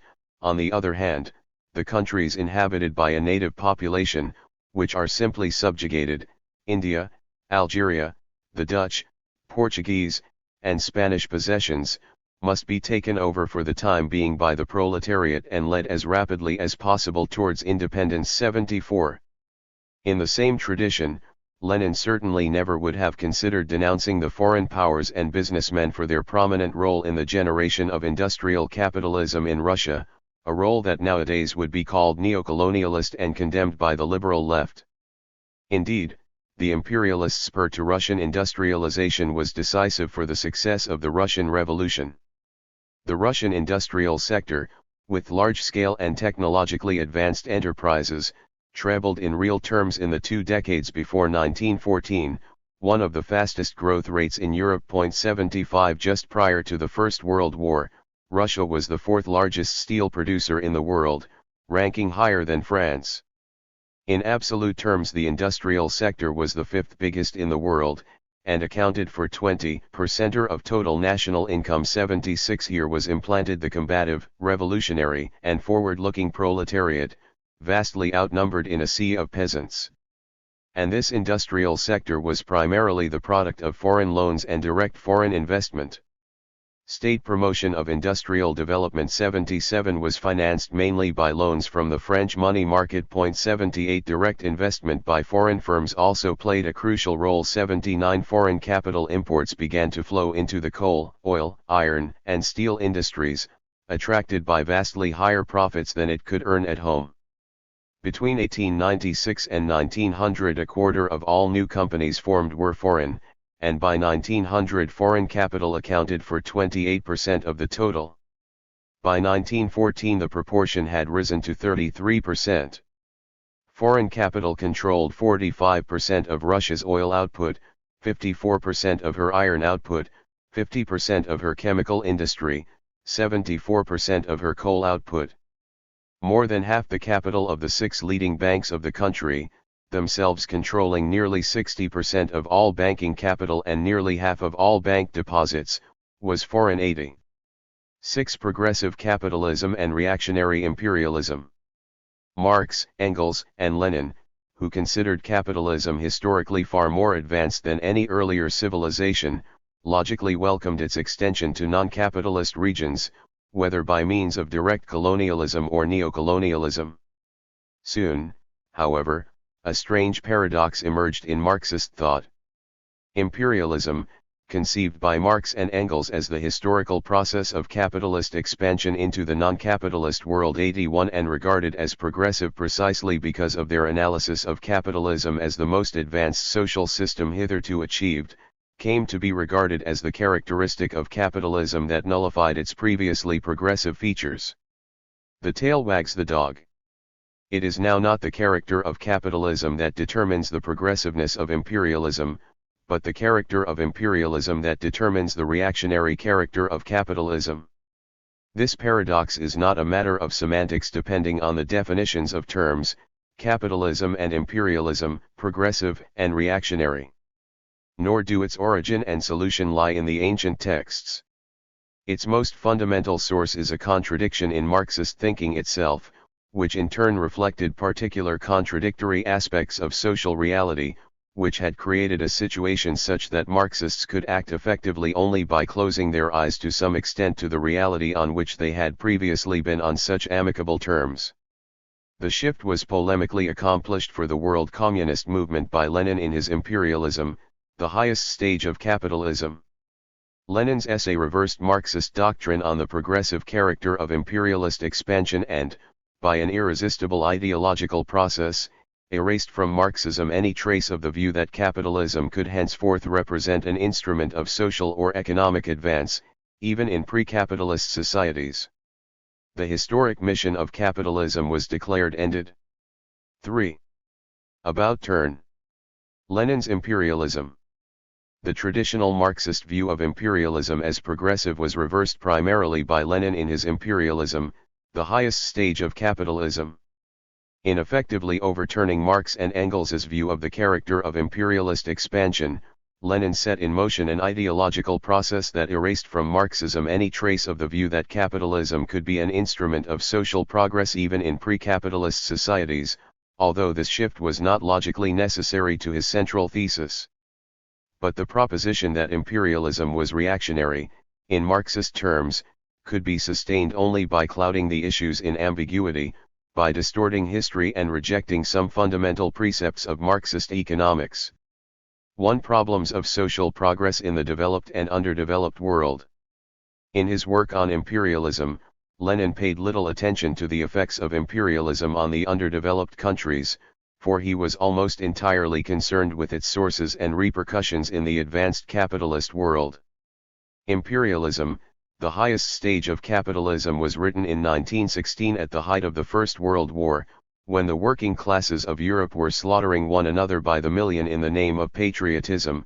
The Second International had split, major sectors of it abandoning the internationalist principles on which it had been founded and supporting the nationalist carnage. The major aim of Lenin's argument was twofold: to explain the origins of the war and to account for the abandonment of internationalism by the majority of the working classes, who were following the opportunists in their support of the war. As we shall see, although his results were logically and analytically lamentable, Lenin did score Marxism's glittering propaganda success of the 20th century, for the pamphlet was able neatly to explain both the causes of the war and the reasons for the opportunist, nationalist proletarian support for it by one and the same phenomenon, imperialism. 2. But Lenin went even further. He tried to identify the sources of imperialism in an underlying transformation of the capitalist economies leading to a new stage of capitalism, in his view the final one. Indeed, Lenin frequently spoke of imperialism not simply as an aspect of capitalism but as equivalent to monopoly capitalism. Current popular usage has tended to equate modern imperialism with the prevailing relationships of domination and exploitation between advanced capitalist and underdeveloped economies. This tendency was in part encouraged by Lenin's own emphasis on the export of capital to the underdeveloped countries. This has led to a somewhat schizophrenic approach to the question on the left, such that one Marxist authority on imperialism, Tom Kemp, can produce a book on industrialization in 19th century Europe without mentioning imperialism, while another, Ernest Mondale, can write a book on the contradictions of imperialism without discussing the underdeveloped world. Point 3. This schizophrenic approach has tended to blur the distinction between the problems of social progress in the developed and the underdeveloped world, such that if advanced capitalism is considered to have become an outright brake on human progress, this is regarded as characteristic of capitalism all over the world.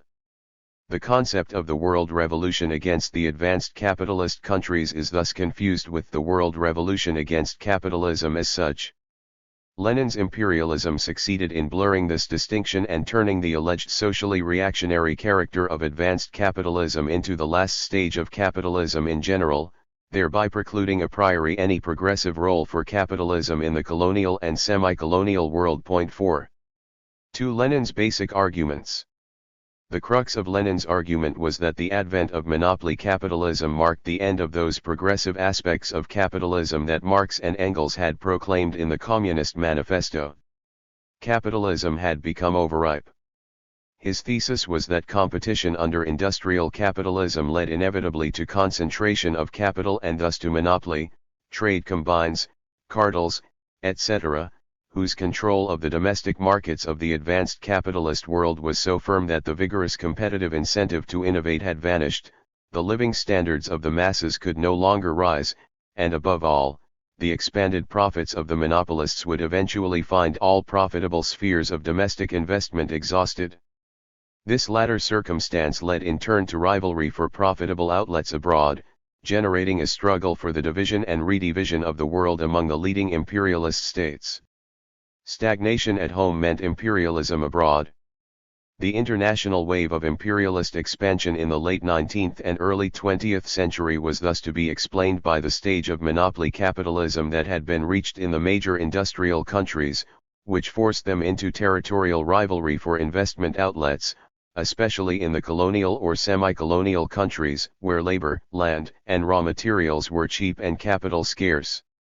This summary is a faithful representation of the underlying logic of Lenin's theory and therefore ignores various discrepancies, minor contradictions, and elaborations in his presentation. Point 5. I have therefore omitted Lenin's emphasis on the rise of finance capital, since it is inessential to the basic logic of the theory and even tends to weaken the argument. Also omitted is Lenin's emphasis on the division of the world among international capitalist monopolies, which, unless it is regarded merely as the basis for interstate rivalry, is in implicit contradiction with the territorial division of the world among imperialist states. The causal links between the 5 essential features of Lenin's description are brought more directly into the definition than in Lenin's version. Point 6. This theory of capitalist imperialism has been attacked on various grounds. The attacks may be divided into 3 broad categories: those criticisms concerned to advance an alternative explanation, generally of a sociological character, of which Schumpeter's social atavism is the most famous. 7. Those criticisms concerned to demonstrate that political strategic rather than economic factors have played the major role in imperialist acquisitions and rivalries. 8. Those criticisms concerned to dispute the economic basis of Lenin's argument, particularly its underlying logic. Together with the empirical evidence he marshals with regard to capital flows and the dominance of monopoly and finance capital. Schumpeter's theory of imperialism as social atavism is marred by circular reasoning that permits him to disregard a wide range of relevant phenomena as not requiring explanation, most notably in the case of the United States. Point 9. His argument is also unable to account for the burst of imperialist activity from the 1880s to 1919, known as the second phase of imperialist expansion, particularly since the rapid industrialization of Western Europe, North America, and Japan during the preceding period had afforded plentiful alternative outlets for the surplus psychic energy, the absorption of which was imperialism's function, according to this theory. As Hannah Arendt has so brilliantly argued, It was precisely the industrial bourgeoisie that resolved the contradiction between the culturally homogeneous, consensual, and thus constraining, basis of the nation-state and the untrammeled, infinite expansionism of capitalist production. This was done by promoting the imperialist outburst of the late 19th and early 20th centuries as a specifically violent and aggressive phenomenon. 11. More recently, the political strategic criticisms of Lenin exemplified in the works of Robinson and Gallagher, Fieldhouse, and others have become popular.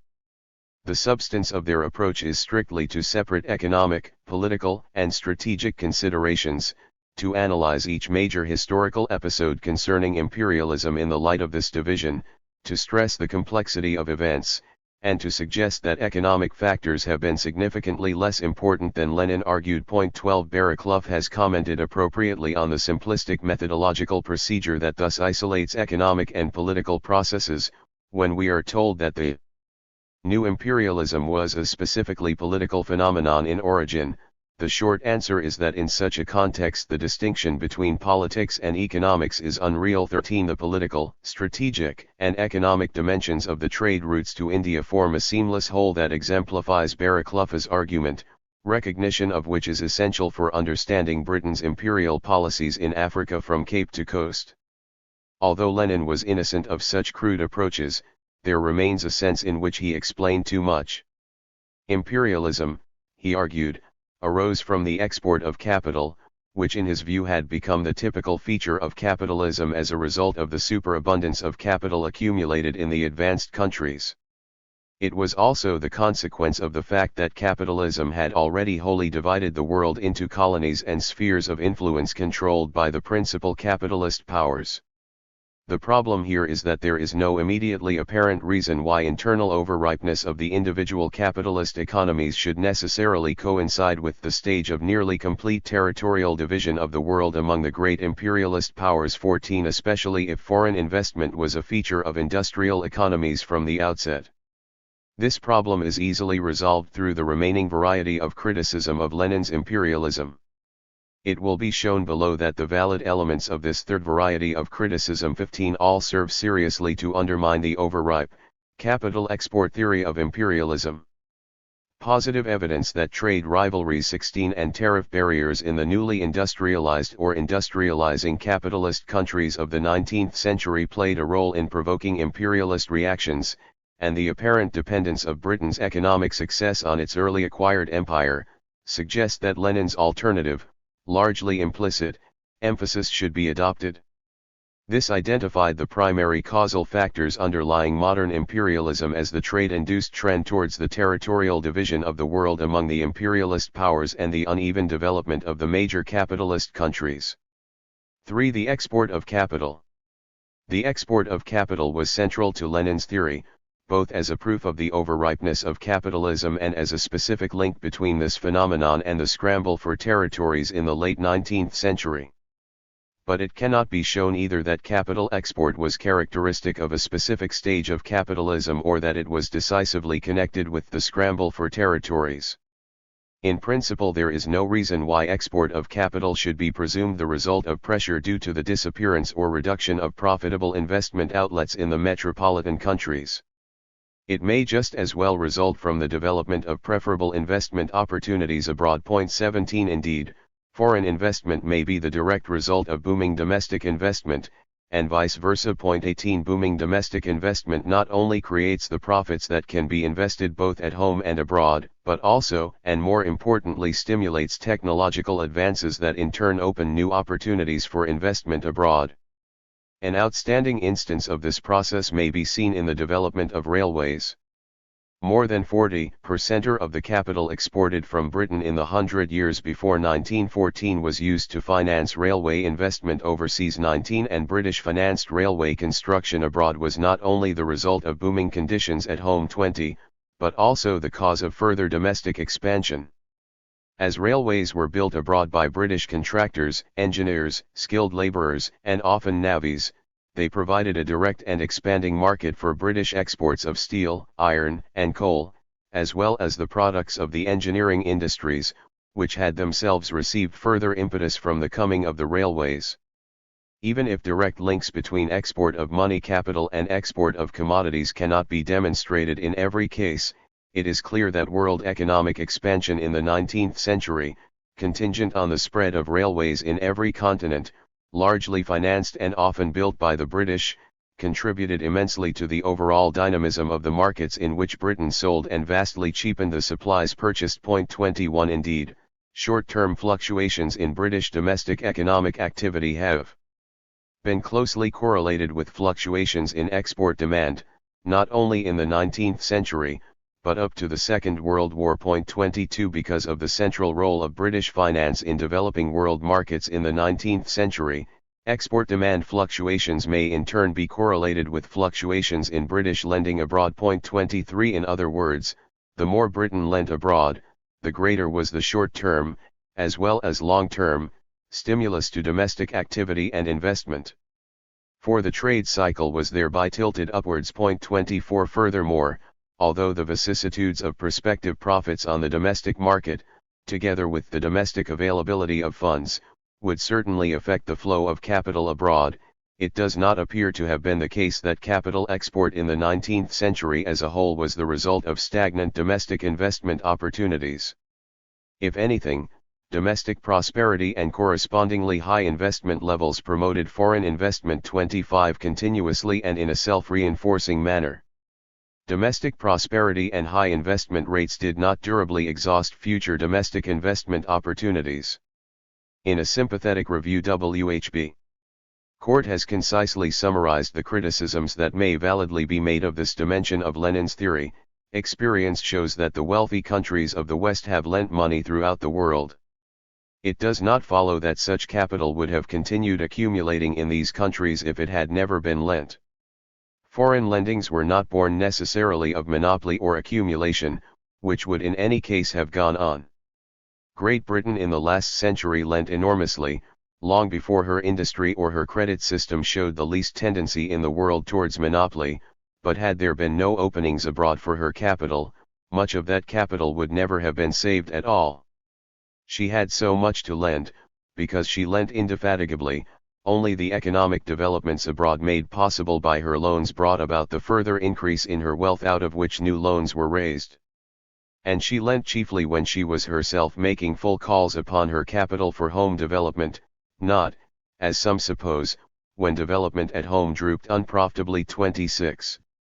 Lenin's thesis is equally undermined by the fact that capital export, far from being a symptom of a particular stage of capitalism, has been a significant feature of industrial capitalism from its inception.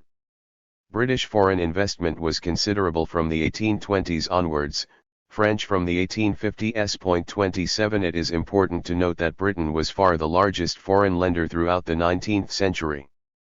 By 1913 Britain owned approximately £4,000 million of investments abroad, compared with £5,500 million for France, Germany, Belgium, Holland, and the United States combined. 28 In 1915 British foreign investments at least equaled, probably exceeded, the combined total of those of the rest of Europe.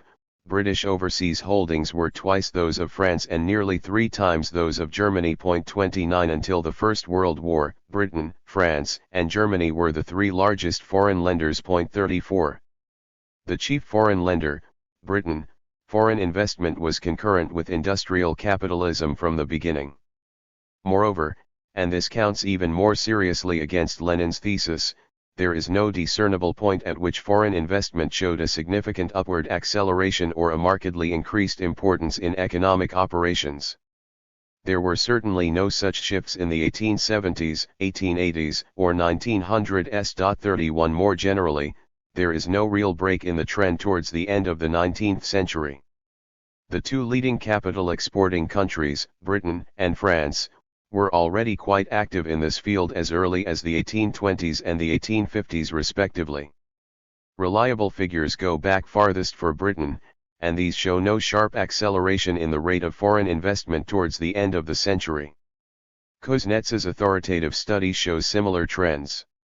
He comments, the rate of growth of cumulated foreign capital between the 1820s and the 1870s was probably even higher than that between the 1870s and World War I. 32 This is precisely the opposite of what would be anticipated from the link Lenin posits between capital export and the rise of monopoly capitalism. The volume of annual flows, of course, rose considerably more slowly and showed no marked tendency to increase over the 4 decades covered by Kuznets's data. 34.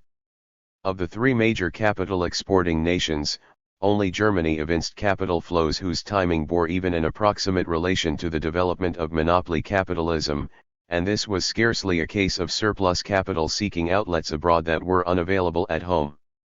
So great was the internal demand for capital, with extremely rapid growth of net domestic product in a context of rapidly advancing technical progress, that interest rates in Germany were consistently higher than in Britain or France, and foreign investment faced serious competition for funds from domestic capital needs.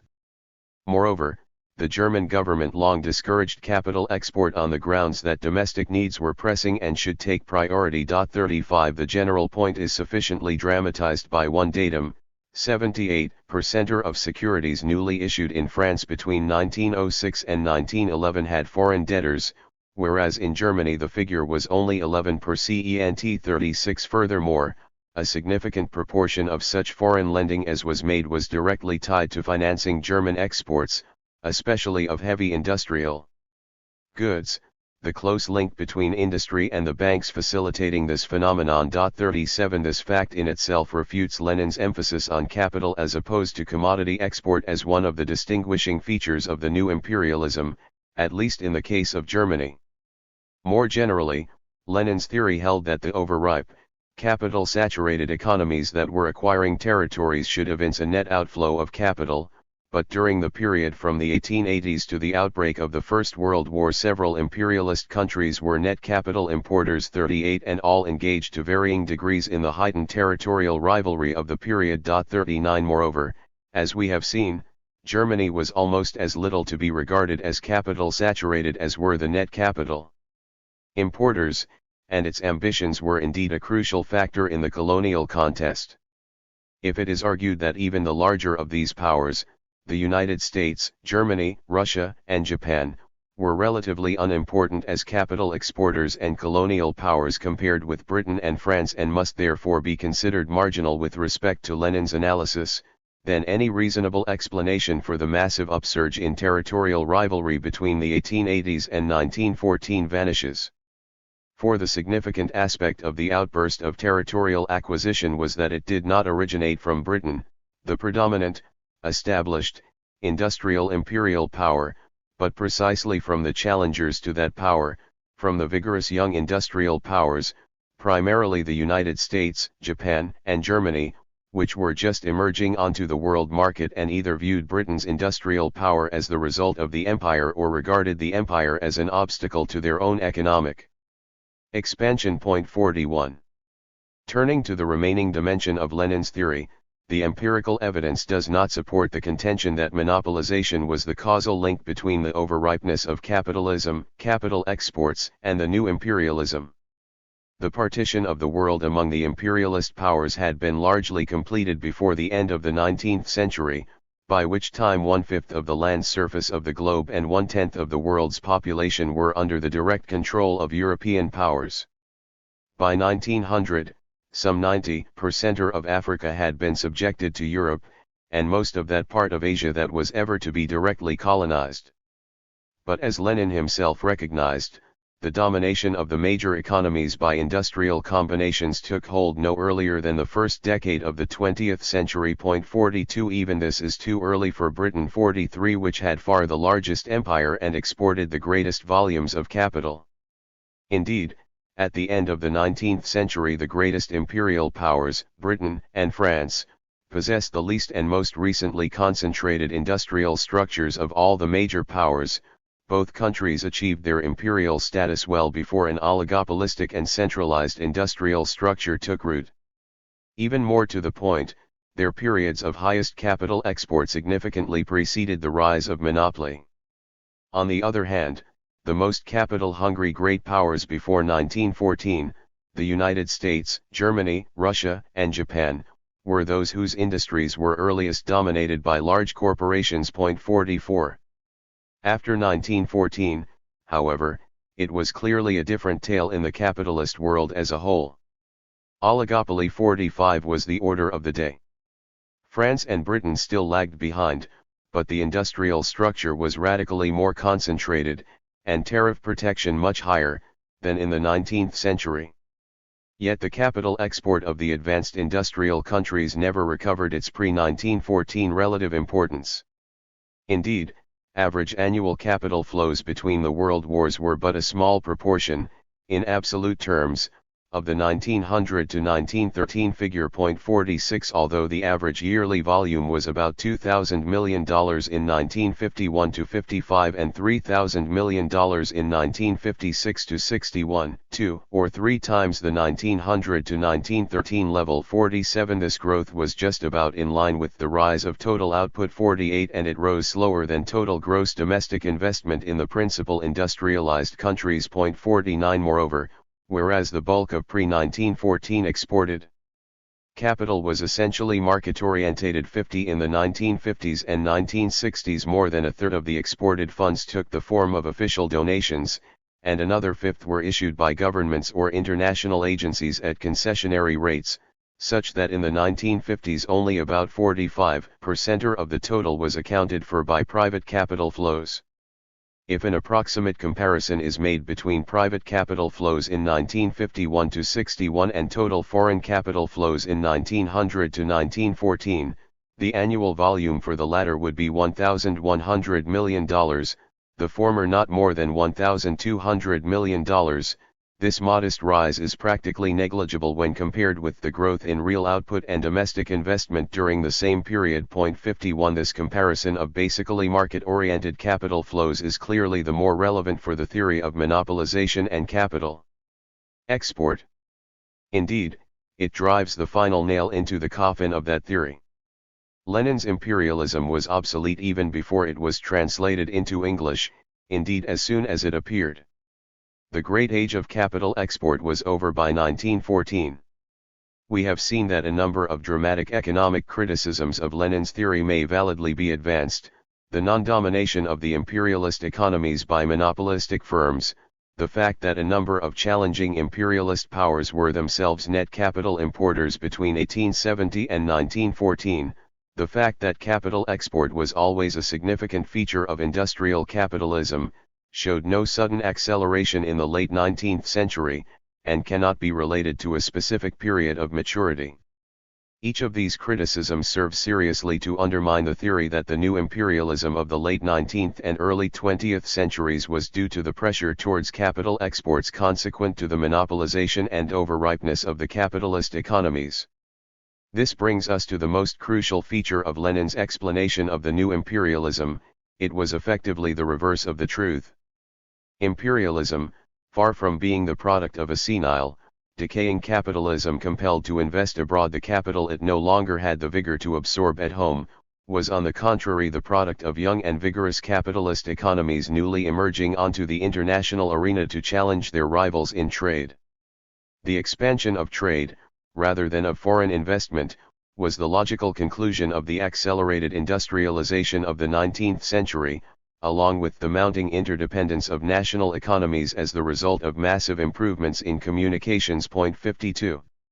The historical documentation of the period clearly demonstrates that during the pre-1914 rivalries the statesmen of every major imperialist country were primarily concerned with trade and strategic considerations, which were, of course, closely related and mutually reinforcing.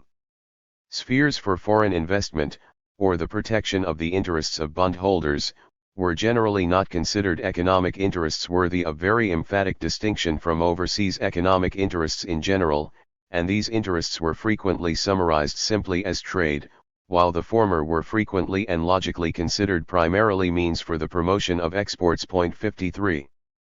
This primary emphasis on trade in the new imperialist expansion is evident for the United States, Germany, Britain, France, and Japan. 54. This was indeed entirely logical, since contrary to Lenin's categorical statement, under the old capitalism, When free competition prevailed, the export of goods was the typical feature. Under modern capitalism, when monopolies prevail, the export of capital has become the typical feature. The real shift was from capital to commodity export.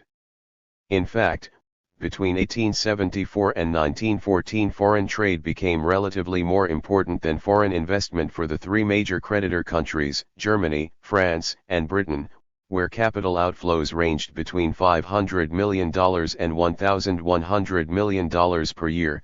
During approximately the same period, annual volumes of foreign trade ranged between $6,000 million and $13,000 million. Allowing for a movement of services of about one-fifth, the average outflow of foreign capital investment would amount to less than one-tenth of the foreign trade volume. 55 Moreover, the rise of foreign capital flows was markedly more moderate than that of trade flows during this period. 56 British commodity exports to Latin America, Asia, and Africa far exceeded investment in those continents. 57 And Britain's foreign investment and trade flows were always oriented towards the underdeveloped world to a greater extent than those of other creditor countries. To sum up, empirical evidence refutes Lenin's theory that imperialism was rooted primarily in an excess of capital in the imperialist countries seeking outlets abroad. There is no evidence of any relationship between territorial acquisition and superabundance of capital, nor indeed that a stage of superabundance had been reached by any of the imperialist powers. On the contrary, net capital inflows were a feature of some of these powers during the imperialist period, and gross outflows were generally characteristic of the early stages of capitalist industrialization. Monopolization, which Lenin took to be the link between overripeness and capital export, was of no great importance in any imperialist state, especially in the two most important, Britain and France, until well after the territorial scramble. Furthermore, Lenin's assertion that the export of capital became more important than that of commodities for the capitalist countries in the imperialist epoch was incorrect, as the statistical evidence on trade and foreign investment shows. The historical documentation also conclusively demonstrates that trade considerations were of decisively greater importance in the motivations of policymakers than the interests of bondholders, insofar as the two were separable. Quite apart from the empirical weakness of Lenin's case, however, the explicatory power of his theory was rather feeble, depending as it did on a double coincidence. He assumed that the stage of monopolization and overripeness is reached almost simultaneously by all the major capitalist countries, such that an international scramble is bound to result. This notion must be difficult for Marxists to accept, when Lenin's own emphasis on the uneven development of capitalism is recalled. Further, why should this coincidence in turn coincide with the point at which the world just happens to be completely, or almost completely, divided up? For the phase of economic regression in the advanced capitalist countries. Monopolistic capitalism did come in the 20th century. Throughout this century, the Marxist movement has looked upon it as the cause and symbol of an economically retrogressive phase of capitalism compared with the previous period of competitive capitalism. 58 This view, together with the conceptual identification of imperialism and monopoly capitalism, has had a profound influence in shaping the left's view that the expansion of capitalism into Africa, Asia, and Latin America could have only reactionary implications. It is outside the scope of this book to explore in detail the question of the sense in and extent to which monopoly capitalism was economically retrogressive in the advanced capitalist world. A few brief points must, however, be made. To start with, Lenin's view in 1916 was that monopoly capitalism had already shown itself to be in decay. This was demonstrated, he believed, by a trend towards technical stagnation. 59 By failure to raise the living standards of the masses, by failure to develop agriculture. 60 And by a generally slower rate of economic growth. All these points are demonstrably incorrect. Overall growth rates for the period 1870 to 1913 were both positive and high relative to the period 1913-1950, 61, although lower than in the 1950s and 1960s. 62 Comparison of the 1870 to 1913 growth rates with the pre-1870 period, although more crucial for Lenin's theory, is more difficult for statistical reasons. Nevertheless, the evidence summarized by Black, KB, Freund, and page 63 for Japan, the United States, Canada, Sweden, Denmark, Norway, Germany, Italy, and Britain permits neither refutation nor corroboration of the view that the period 1870 to 1913 experienced slower growth consequent to the alleged onset of monopolization. 64 Nor is the picture made less equivocal if we adopt the period 1900 to 1913 instead. Thus, the period from which Lenin dates monopolization in the major capitalist countries witnessed rapid growth in output, productivity, and per capita product in nearly all the countries concerned, faster than during the subsequent period, until the post-war boom of the 50s and early 60s. Lenin's emphasis on the failure of monopoly capitalism to develop agriculture is not borne out by the evidence either. The average rise in productivity in agriculture seems more or less to have kept pace with that of industry throughout the 19th century. The most rapid growth of agricultural productivity took place after 1913-65, largely as a result of changes that had got well underway in the later decades of the 19th century. 66 Before the First World War, relative agricultural prices rose faster than relative agricultural incomes, which suggests that agricultural productivity was not keeping pace with agricultural incomes. 67 Nevertheless, considerable progress was made during the years before 1913, most important, the ground was laid for even more substantial improvement subsequently. Gross output per farm worker in the United States is estimated to have risen 45% between 1870 and 1900, while national product per man year rose about 110% in the same period. In Denmark, agricultural output per worker increased by 60% and that of all other sectors by just over 100% between the periods 1870 to 1879 and 1905 to 14.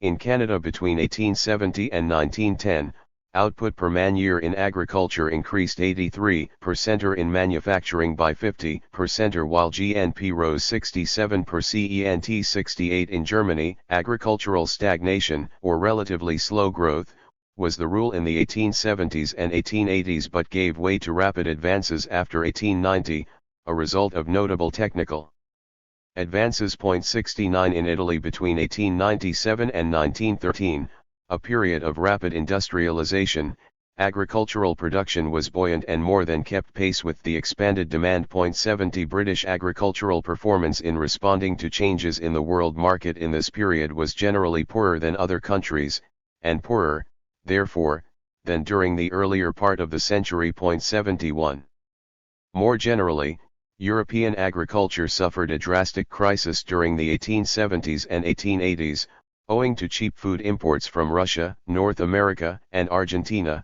the result of major innovations in cultivation techniques, transport, and new methods of food conservation. 72 Part of the response of European agriculture was to seek tariff protection, successfully on the whole, but the more fundamental answer was major technological and organizational improvement.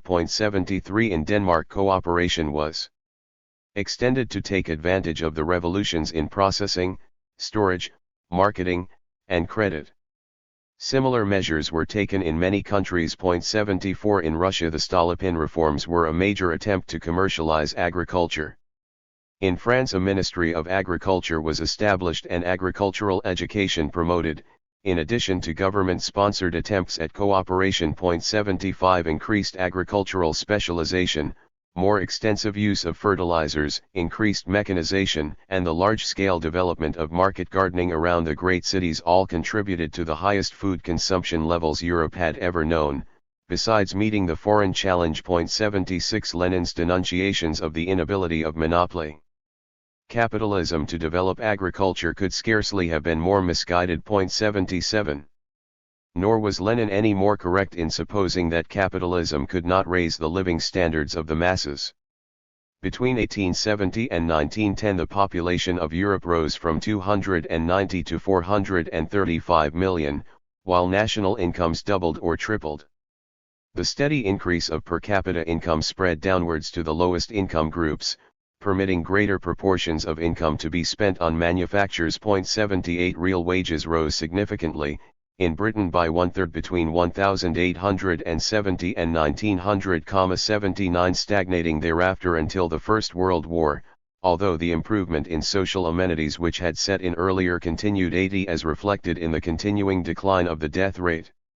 In Germany, real wages doubled between 1870 and 1913.81. In Italy, real wages had risen by about 25% between 1897 and 1913.82. In France, working-class living standards rose between 1870 and 1906,83, and probably subsequently. In fact, in all the advanced countries, with the possible exceptions of Russia and Japan, the living standards and social amenities of the lower income groups were significantly higher in 1913 than in 1870, and in most cases higher than in 1900. Moreover, the variety and quality of available consumer goods had improved immensely for the lower classes over this period. 84. Let us now turn to Lenin's final point, the supposed retardation of technical progress by monopoly capitalism. In reality, it was precisely the 1890s that opened a new phase of technology and its economic applications, alongside a revolution in industrial management. 85. The basis of the technological economic revolution was the systematic and institutionalized application of science to industry, a fundamental new development. The major growth sectors of this phase were the electrical and chemical industries. The immense ramifications of these industries, as well as of the development of the internal combustion engine, are now obvious. 86. It thus seems evident that Lenin was wrong about the supposedly retrogressive effect of monopolization during the period he was considering, whether 1870 to 1914 or 1900 to 1914, as regards overall growth, the progress of agriculture, the rising living standards of the masses, and the application of technical advances to the economy. The Western economies have since become still more monopolistic, but the trends noted above have continued nevertheless. The years since 1914 have witnessed enormous improvements in the living standards of the masses in the monopoly capitalist countries, even more rapid increases in agricultural productivity than during 1870-1914,87, and a breathtaking number of technical innovations, even the most important of which it would take tediously long to enumerate. These achievements have been most striking since the Second World War, but important progress in all these fields was also registered in the intervening period. The massive unemployment of the interwar years did not prevent a continuing rise in living standards of the great majority of workers who remained employed, and unemployment did not prevent the development of new mass production industries producing durable consumer goods that were previously unavailable. This period also saw the rise of radio and the cinema and the development of the aircraft industry. Overall growth rates were by no means negligible, although they were less than after the Second World War. It is by no means clear that they were generally below growth rates in the 1870 to 1913 period. 88. The reasons why Lenin's thesis that monopoly capitalism was parasitic and decadent is invalid are not difficult to enumerate. The rise of oligopolistic market structures, or monopolistic firms, as they are popularly called, has not reduced competition but on the contrary has intensified it. The development of oligopoly and various forms of association and combination has been associated with the disappearance of monopoly on a world scale and its replacement by competition, the disappearance, that is, of the British world monopoly of manufacturing with the rise of vigorous competitors towards the end of the 19th century. These two phenomena, growth of monopolistic, cartelized firms and industries nationally, and intensification of competition internationally, were closely connected. Indeed, it was the latter that generated the former. The development of large monopolistic firms also permitted major advances in efficiency, primarily through economies of scale and the systematic application of science and new organizational methods to production.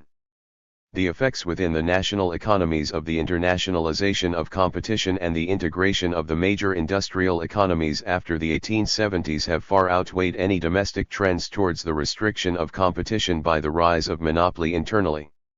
Moreover, it is doubtful that even the internal effects of the rise of monopoly were really destructive of competition.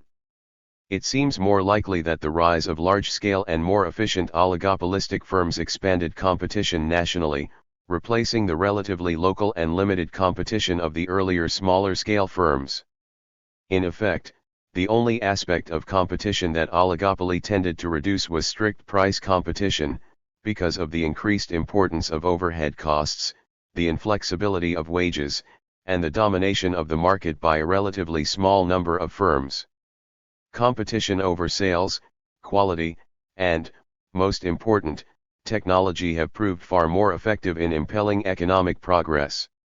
The negative aspects of an oligopolistic economy, so strongly emphasized by economists in the 1930s, were based upon a static analysis which only Schumpeter broke through in his panegyric to the capitalist process of creative destruction 89, an analysis far more Marxist than any produced since Marx himself and the Lenin of the development of capitalism in Russia. 90.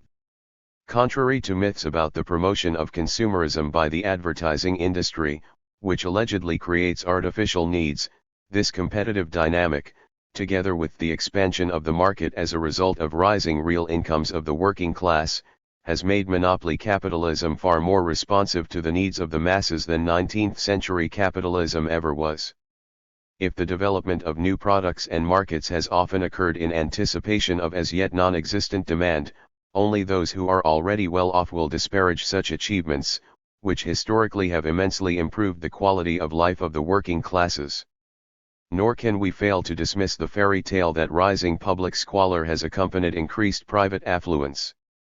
In any reasonable historical perspective, capitalism has steadily devoted greater and greater proportions of its resources to public goods and amenities, with reasonably positive effects on the whole. That new problems now exist is no more than a reflection of the fact that new problems and needs arise in every sphere as human societies develop. 5. Backward capitalism in the Third World. In imperialism, Lenin scarcely touched on the effects of imperialism in the exploited colonies and semi-colonies. He alluded to the fact that these countries had been drawn into international capitalist intercourse. With the construction of railways, he noted, the elementary conditions for industrial development have been created. This, he held, had created conditions permitting the export of capital to these countries. More positively, he also wrote, the export of capital greatly affects and accelerates the development of capitalism in those countries to which it is exported. While, therefore, the export of capital may tend to a certain extent to arrest development in the countries exporting capital, it can only do so by expanding and deepening the further development of capitalism throughout the world. 91. Further on, he noted that in the colonies, capitalism is only beginning to develop, and that it is growing with the greatest rapidity in the colonies and in overseas countries. And, thanks to her colonies, Great Britain has increased the length of her railways by 100,000 kilometers, 4 times as much as Germany. This revealing remark was a reference to the growth of railways in the British Empire between 1890 and 1913, which Lenin contrasted to Germany's domestic increase. His point was to show that in sharing out this booty, an exceptionally large part goes to countries which, as far as the development of productive forces is concerned, do not always stand at the top of the list. Germany is characterized as having experienced a superior development of the productive forces. Now, Lenin has here turned the colonies into the cause of the expansion in Britain's railways. The reality was that Britain was responsible for increasing the length of the colonies' railways. This inversion of causal links is characteristic of the entire pamphlet. At the time Lenin wrote, the Marxist movement as a whole was theoretically committed to the view that imperialism would industrialize the non-capitalist world, and on the few occasions that he referred explicitly to this world, Lenin unequivocally endorsed this view. Yet the general thrust of his argument, that monopoly capitalism was parasitic, decadent, and stagnant compared with competitive capitalism, was bound to give the impression that the relationship between imperialist countries and colonies and semi-colonies was one of simple robbery rather than a dynamic process of two-sided capitalist development, the typical combination of exploitation and expansion of the productive forces. There are constant references to finance capitals garnering profits by coupon clipping, financial swindles, and manipulation. The following is typical: the development of capitalism has arrived at a stage when, although commodity production still reigns and continues to be regarded as the basis of economic life, it has in reality been undermined and the big profits go to the geniuses of financial manipulation. Moreover, the relationship of the imperialist countries to the colonies and semi-colonies is frequently described as parasitic. For example, the capitalist parasitism of a handful of wealthy states, or in one way or another, nearly the whole world is more or less the debtor and tributary of these four international banker countries. 92. The inevitable result of this entire approach was that the traditional view that imperialism would industrialize the non-capitalist world was reduced to formal obeisance to the sacred texts. Imperialism came increasingly to be regarded as the major obstacle to industrialization in the Third World. Capitalism was thus declared to be devoid of positive social functions anywhere. These conclusions were implicit in Lenin's imperialism, but they were not to be fully and explicitly drawn until the 1928 Congress of the Communist International. 4. The theory of imperialism in the international communist movement. 1. The nation-state and the theory of imperialism. Marx and Engels could hardly have had a theory of imperialism, at least as the term has come to be used by liberal and socialist thinkers, since it was only towards the end of the 19th century that capitalist industrialization had developed over a wide enough range of countries for the phenomenon to be observable. Their scattered comments on the subject, especially Marx's notes on the effects of British rule in India, however, leave no room for doubt that they held that the overall effect of imperialism, taking account of long-term and indirect results, would be to accelerate the creation of a world market and thereby not only to unite humanity but also to bring the backward societies the material and cultural benefits of Western civilization.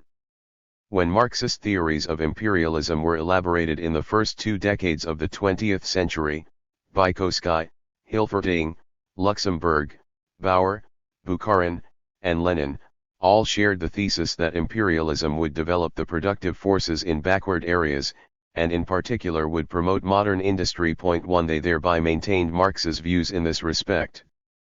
But the thesis adopted by the 6th Congress of the Communist International in 1928 on the revolutionary movement in the colonies and semi-colonies, which formally reversed this view, arguing that imperialism retarded the industrial development of the colonies, merely registered a point of view that had gradually become dominant within the communist movement as a whole. The position expressed in the 1928 Comintern thesis remains the dominant view of the world communist movement today.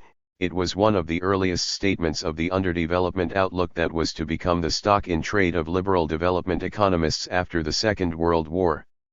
The key figure in the change was Lenin, in whose hands the theory of imperialism became the instrument of a search for the appropriate strategy and tactics of world revolution. The mediating theoretical link was the corpus of Marxist theory on the national question. Lenin's wholehearted acceptance of the priority of Europe for the socialist revolution, together with his own geographical location at the hinge linking Europe and Asia, impelled him to develop a Russian strategy within the context of his conception of world revolution. The Russo-Japanese War of 1905, the associated Russian Revolution, and the consequent explosion of national movements in the East had briefly but vividly dramatized the interconnection between imperialist rivalries and revolutionary movements, as mediated by Eastern nationalism. As it happened, nationalism in Europe and Marxist and liberal thinking on the matter after 1871 were to develop in such a way as to undermine any possibility of a serious extension of Marx and Engels's outlook on progressive imperialism. Marx and Engels had generally regarded the formation of nation-states as conducive to cultural progress and the advance of the productive forces. On the whole, they had supported movements for the formation of such states, regarding such processes as an extension of the principles of individual liberty and political democracy of the French Revolution, as the assertion of popular against dynastic power. The organization of communities on the basis of strong nation-states was regarded as a preliminary step towards their organization on an international basis. During the first two-thirds of the 19th century it was not obvious that nationalism might come into conflict with individual liberties, political democracy, and internationalism rather than represent their logical extension or complement, except in special cases. Point 2 But by the 1890s, with the growth of protectionism, colonialism, and militarism, the transmutation of traditional national into imperialist rivalries, and the fusion of imperialist ideologies and popular nationalism, it became difficult for social democracy to avoid the realization that the kind of world upon which the steady advance of the workers' movement through utilization of the institutions of liberal democracy had been premised was menaced by strange new forces, presaging the breakup of the old order based on parliamentarism and free trade. Marx had been a firm believer in free trade, its association with democracy, and its capacity to expand the scope of economic progress. He had expected that the sphere of free trade would grow ever wider and that the barriers between nations would become correspondingly weaker as capitalism developed. In fact, however, the rise of the world market actually strengthened the nation-state, since it developed as the expression of separate but interwoven national economies, each of them pursuing industrialization as a conscious policy under the aegis of states immensely more powerful than their pre-19th century predecessors. The individual economies were indeed not isolated, but interdependent. Nevertheless, the world market developed not on the basis of direct, unmediated market relationships between economic actors, but on the basis of market relations mediated by the state. This necessarily produced a quite different pace, geographical diffusion, and sectoral structure of industry and economic activity than would otherwise have been the case. Point 3 In particular, although the expansion of integrated national economies did not necessarily conflict with the development of the world market in the long run, the mediation of international economic relationships by state policy inevitably tended to transform the competitive struggle of capitalist corporations into a battle of nation-states. Competition between nation-states intensified as competition between firms increasingly reached beyond national boundaries. Point 4 By the latter part of the century, with the acceleration of European industrialization, the formation of the world market simultaneously involved the strengthening of the nation-state. The ideology of nationalism grew correspondingly stronger and proved capable of supporting rightist as well as leftist policies. Nationalism itself, however, remained a vaguely respectable notion in the socialist movement. Its sins were generally ascribed to imperialism through an illogical, though understandable, Rousseau-like extension of the rights of the individual to the nation, as exemplified in the stream of denunciations of the evils of colonialism that poured from the congresses of the Second International. The failure of nationalism to measure up to its democratic reputation was either ignored or imputed to imperialism, all the more readily inasmuch as the mounting attachment of the working class to the nation, associated with what Carr has called the socialization of the nation in the late 19th century, was becoming increasingly evident. The political evils of nationalism in Europe, which led ultimately to fascism, were transformed by a sleight of hand into the economic evils of imperialism in Africa and Asia. To Lenin's position before 1917. The extensive Marxist discussion of imperialism during the late 19th and early 20th centuries, before the appearance of Lenin's imperialism, the highest stage of capitalism, had firmly linked the phenomenon to protectionism and monopoly. The advance from this notion to the theory of an overripe or moribund monopoly capitalism seemed easy, although many difficult links had to be forged in the argument.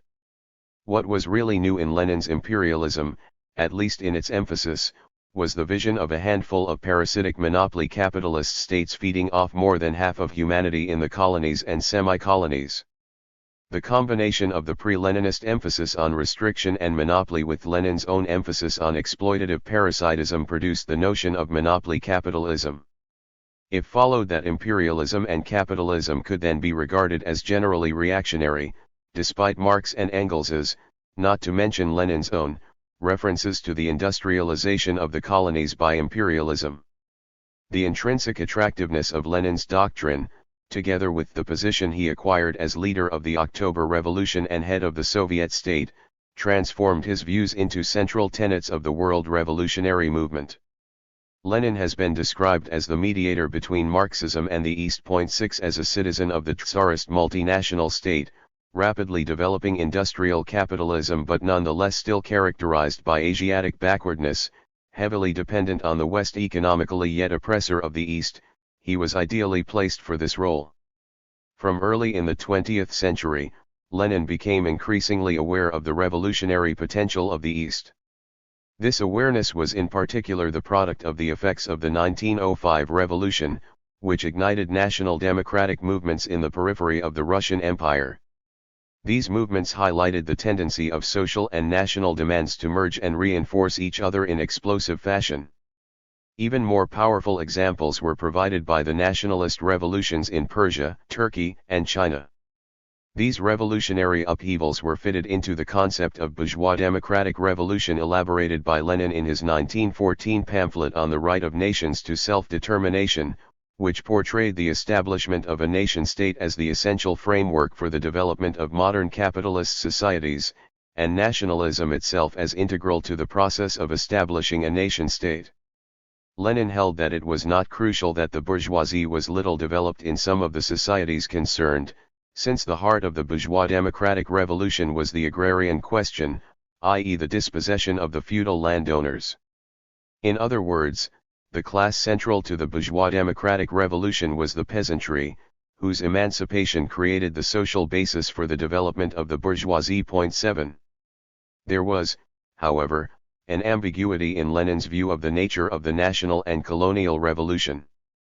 He never finally decided whether he was dealing with an anti-imperialist or anti-capitalist revolution in the East. 8 Although in theory it was undoubtedly the former, in practice the national movements of the East targeted the principal centers of advanced capitalist power in nearly every case. However bourgeois they may have been in essence, it seemed sheer folly to ignore them in the context of the strategy of world revolution. 9. We have already touched upon the intellectual ambiguities and potential for political confusion of the concept of world revolution, as the conflation of two different social movements with inherently contradictory aims, the fusion of which has generally been transitory, uneasy, and often disastrous for the socialist side.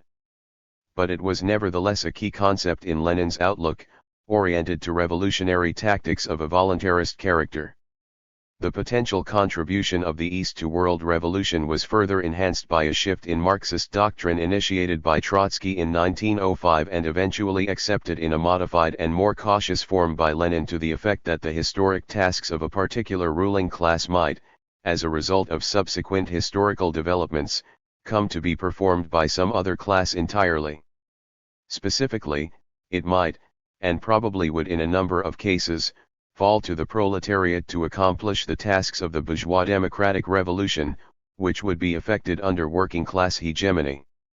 In practice, this could mean that the dynamic, pent-up forces of peasant insurrection might be released, but their bourgeois potential controlled by the proletariat, relatively small though its numbers might be. Thus, one side of the coin was Lenin's recognition of the revolutionary potential of the East. The other was his growing disenchantment with what he saw as the increasing reformism and opportunism of working-class politics in the West. He was himself witness to this at the 1907 Stuttgart Conference of the Second International, with specific reference to the colonial question. But the matter went deeper. Lenin never fully understood Western political democracy. He appreciated neither the dilemmas it presented to Western Marxists nor the attempts to resolve them, even those made in a non-opportunistic spirit. He thus perceived a world in which the Western proletariat was becoming more reformist and less revolutionary, while the Eastern masses were increasingly becoming the inflammable material that would set the edifice of Western capitalism ablaze. As early as 1907, commenting on the Stuttgart Congress, Lenin had delineated the prospect of the Western working class living parasitically off the fruits of colonialism. 10 With the outbreak of the World War and the capitulation of the majority of the Second International, this prospect seemed even more plausible. The evolution of Lenin's integration of the Eastern liberation movements into his perspective of world revolution may be traced through his changing conceptualization of the national question. Before the First World War he held the classical Marxist view of the conditional recognition of the right of national self-determination in accordance with the progressive character of the creation of nation-states in the first stage of the national revolution. 11 The second stage of the national revolution corresponded to the development and growing frequency of all sorts of relations between nations, the breaking down of national barriers, the creation of the international unity of capital and of economic life in general, of politics, of science, and so forth. But in his April 1916 theses on the socialist revolution and the right of nations to self-determination, Lenin introduced two crucial innovations. In practice, the second stage of the national revolution had been relegated to a socialist future, so that the national question was regarded as fundamentally still a bourgeois democratic question. With the outbreak of the First World War, Lenin concluded that the weight of capitalism's contradictions had proved intolerably onerous, and that because of the uneven development of capitalism, although individual countries would advance towards socialism through sequential stages, it was possible that different stages might coexist simultaneously on a world scale. Lenin concluded that in the imperialist countries all the objective prerequisites of the realization of socialism had now been created. 12 This changed the whole complexion of the national question. In addition, Lenin divided the world into three principal types of countries: the leading capitalist countries of Western Europe and the United States, where bourgeois progressive national movements are long ago finished; Eastern Europe and especially Russia, where the 20th century has especially developed bourgeois democratic national movements and sharpened the national struggle; the semi-colonial countries like China, Persia, and Turkey, and all colonies, where bourgeois democratic movements are either only just beginning or far from finished. 13. The effect of these innovations was that in the transition period between the bourgeois and socialist revolution in Russia, the line between the bourgeois and socialist stages of development in the national struggle had also become blurred. 14. In the light of the political assumptions outlined here, the revolutionary role of the bourgeois democratic revolution in the East, the potentially hegemonic role of the proletariat in the bourgeois democratic revolution, the concept of the world revolution, and of Lenin's shift of the national question from the bourgeois to the socialist stage, combined with a certain blurring of the distinction between the two stages, imperialism appears as the logical culmination of more than a decade of consideration of the tactics of world revolution, especially as applied to Russia.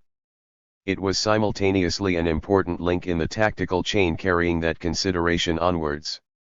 The place of imperialism in Lenin's revolutionary strategy has nowhere been more succinctly summarized than in Schramm and Carrere d'Encause's Marxism in Asia. In imperialism, the highest stage of capitalism, Lenin developed the idea according to which it was colonial exploitation which lay at the root of the corruption of the proletariat, for the profits from the colonies had made it possible for the bourgeoisie to encourage opportunist tendencies in the working class.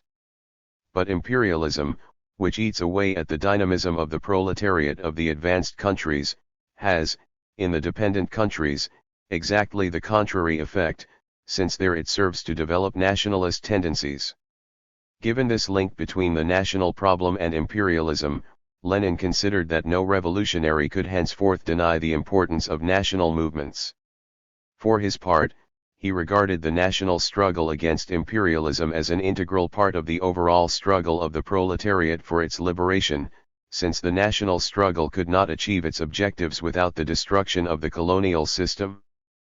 Furthermore, seen in the context of imperialism, the national problem is the factor which connects the non-European world to the problem of the world revolution and constitutes a link between the developed West and the backward East. 15.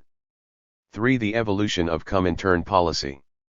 With the establishment of the Soviet state in 1917 and of the Communist International in 1919, and with the concurrent foundation of communist parties throughout Asia, Africa, and Latin America, the revolutionary movement's view of imperialism ceased to be of primarily theoretical concern and became a matter of practical politics as well. The Comintern was the formal link between the Soviet state and the national parties and provided the theoretical rationale for the policies adopted by both the new state and the national parties. Moreover, Comintern congresses, at least up to 1924, were not mere formalities, but undoubtedly had important effects on the formulation of policy. The debates of the first 5 or 6 Comintern Congresses must have had significant effects on many of the future leaders of the world's communist parties. In tracing the evolution of the Marxist view of imperialism, it is therefore appropriate to examine treatment of this question in the Comintern Congresses. The 2 principal themes around which controversy crystallized were the overall role of colonial and semi-colonial struggle in the world revolution and the tactical question of class alliances, i.e. with which other classes, if any, the proletariat or its party should be prepared to ally and under what conditions. Point 16. The strategic problem, of course, threatened to become metaphysical, since it could all too easily be posed at too general a level to yield useful guidance. But this danger was less pressing in the 1920s, when aspiring leaders of vigorous, newly born, or incipient social movements in the East were thirsting for guidance, experience, and discussion, and when the fate of the world revolution might well depend not only on the particular tactics of the more experienced Western leaders, but also on the material help the Comintern could choose to allocate depending on its strategic criteria. These considerations were grounded not only in the material resources commanded by the Soviet state, but also in the fact that the communists of the imperial countries, especially Britain, France, and Holland, could themselves play an important role in aiding the exploited masses in their empires to organize against the common foe. This was not merely a matter of resource allocation. The political repercussions within the imperialist countries of aiding working class, communist, or national liberation movements in the colonies had to be measured, and they could not always be assumed to be positive, at least in the short run. Point 17.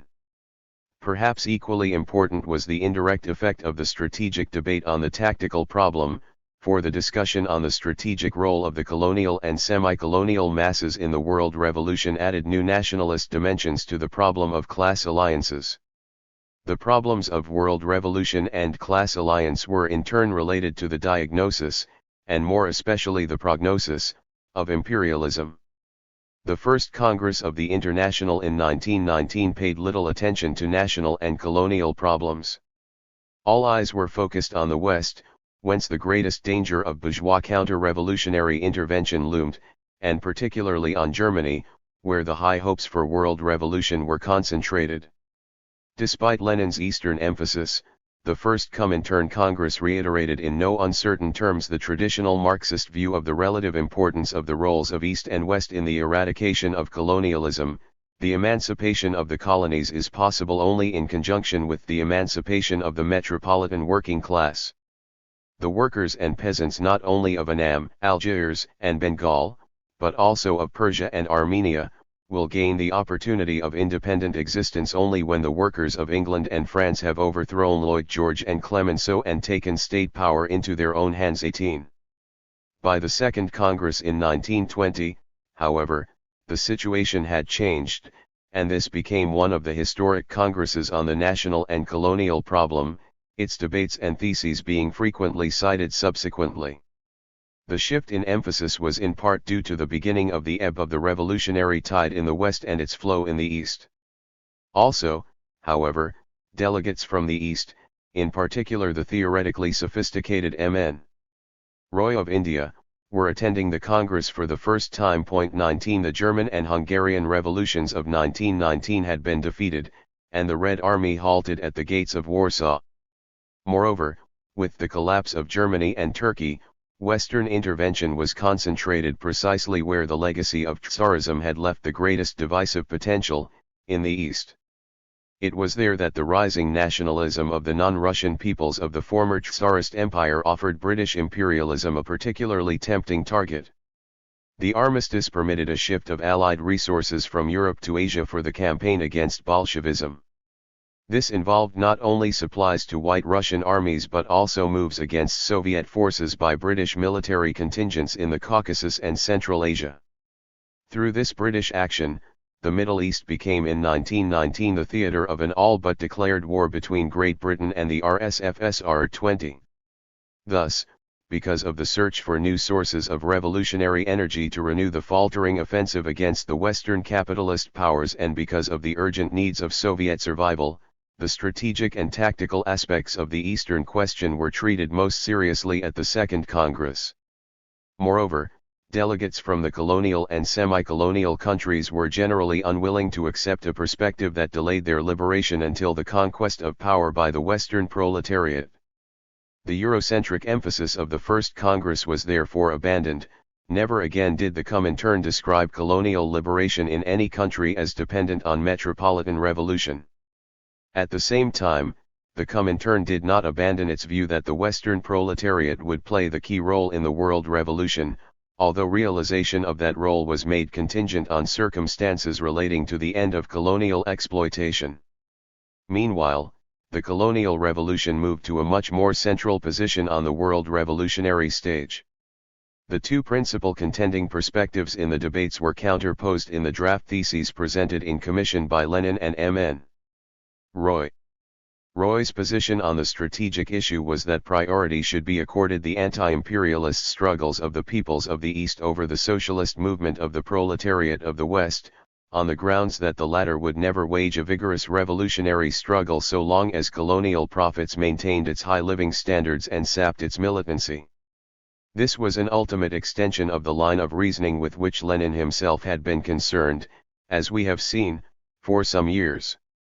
But Lenin was too deeply imbued with the classical Marxist tradition to go so far in this direction, especially since he regarded both the nationalist movement and the colonially based corruption of the Western working class as temporary.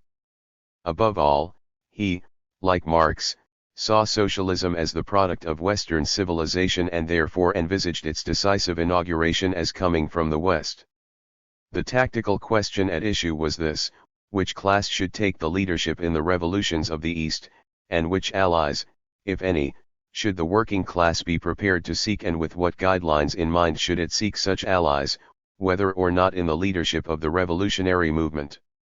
Roy held that the proletariat in the colonies and semi-colonies, and especially in India, should have no truck with bourgeois allies and should endeavor to take leadership of the national liberation movement forthwith, thereby assuring a more resolute struggle against imperialism and a fortification of the position of the working class vis-a-vis other classes.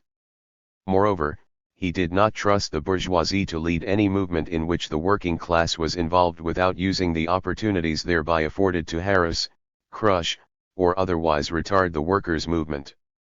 Lenin, on the contrary, held that the social base of the Eastern national liberation movements was bourgeois or proto-bourgeois, and that their social function was to create nation-states, just like 19th-century nationalism in its struggle against feudal absolutism. The complication of imperialist control did not significantly alter this perspective, which contrasted somewhat with Roy's emphasis on social revolution. Lenin pointed out that the working class was proportionally minute in the population of the countries concerned and was extremely backward culturally. He noted that efforts to establish a communist party in India had so far failed completely. There was, he held, no practical alternative to temporary bourgeois leadership of the liberation movements, which was in any case appropriate since the tasks of the bourgeois democratic revolution had not yet been accomplished in these countries. Nevertheless, there was a proletariat, however small, in the mines, plantations, and docks, on the railways and in the government offices and public works and other government departments, and in a small but nevertheless growing factory industry. M.N. Roy was himself testimony to its existence. Lenin took the point and modified his theses accordingly. He argued that although bourgeois democratic objectives and bourgeois leadership were the order of the day at the present stage, the working class movement should ally only with revolutionary nationalist elements. This was a change from his initial formulation, which stipulated an alliance with bourgeois democratic elements.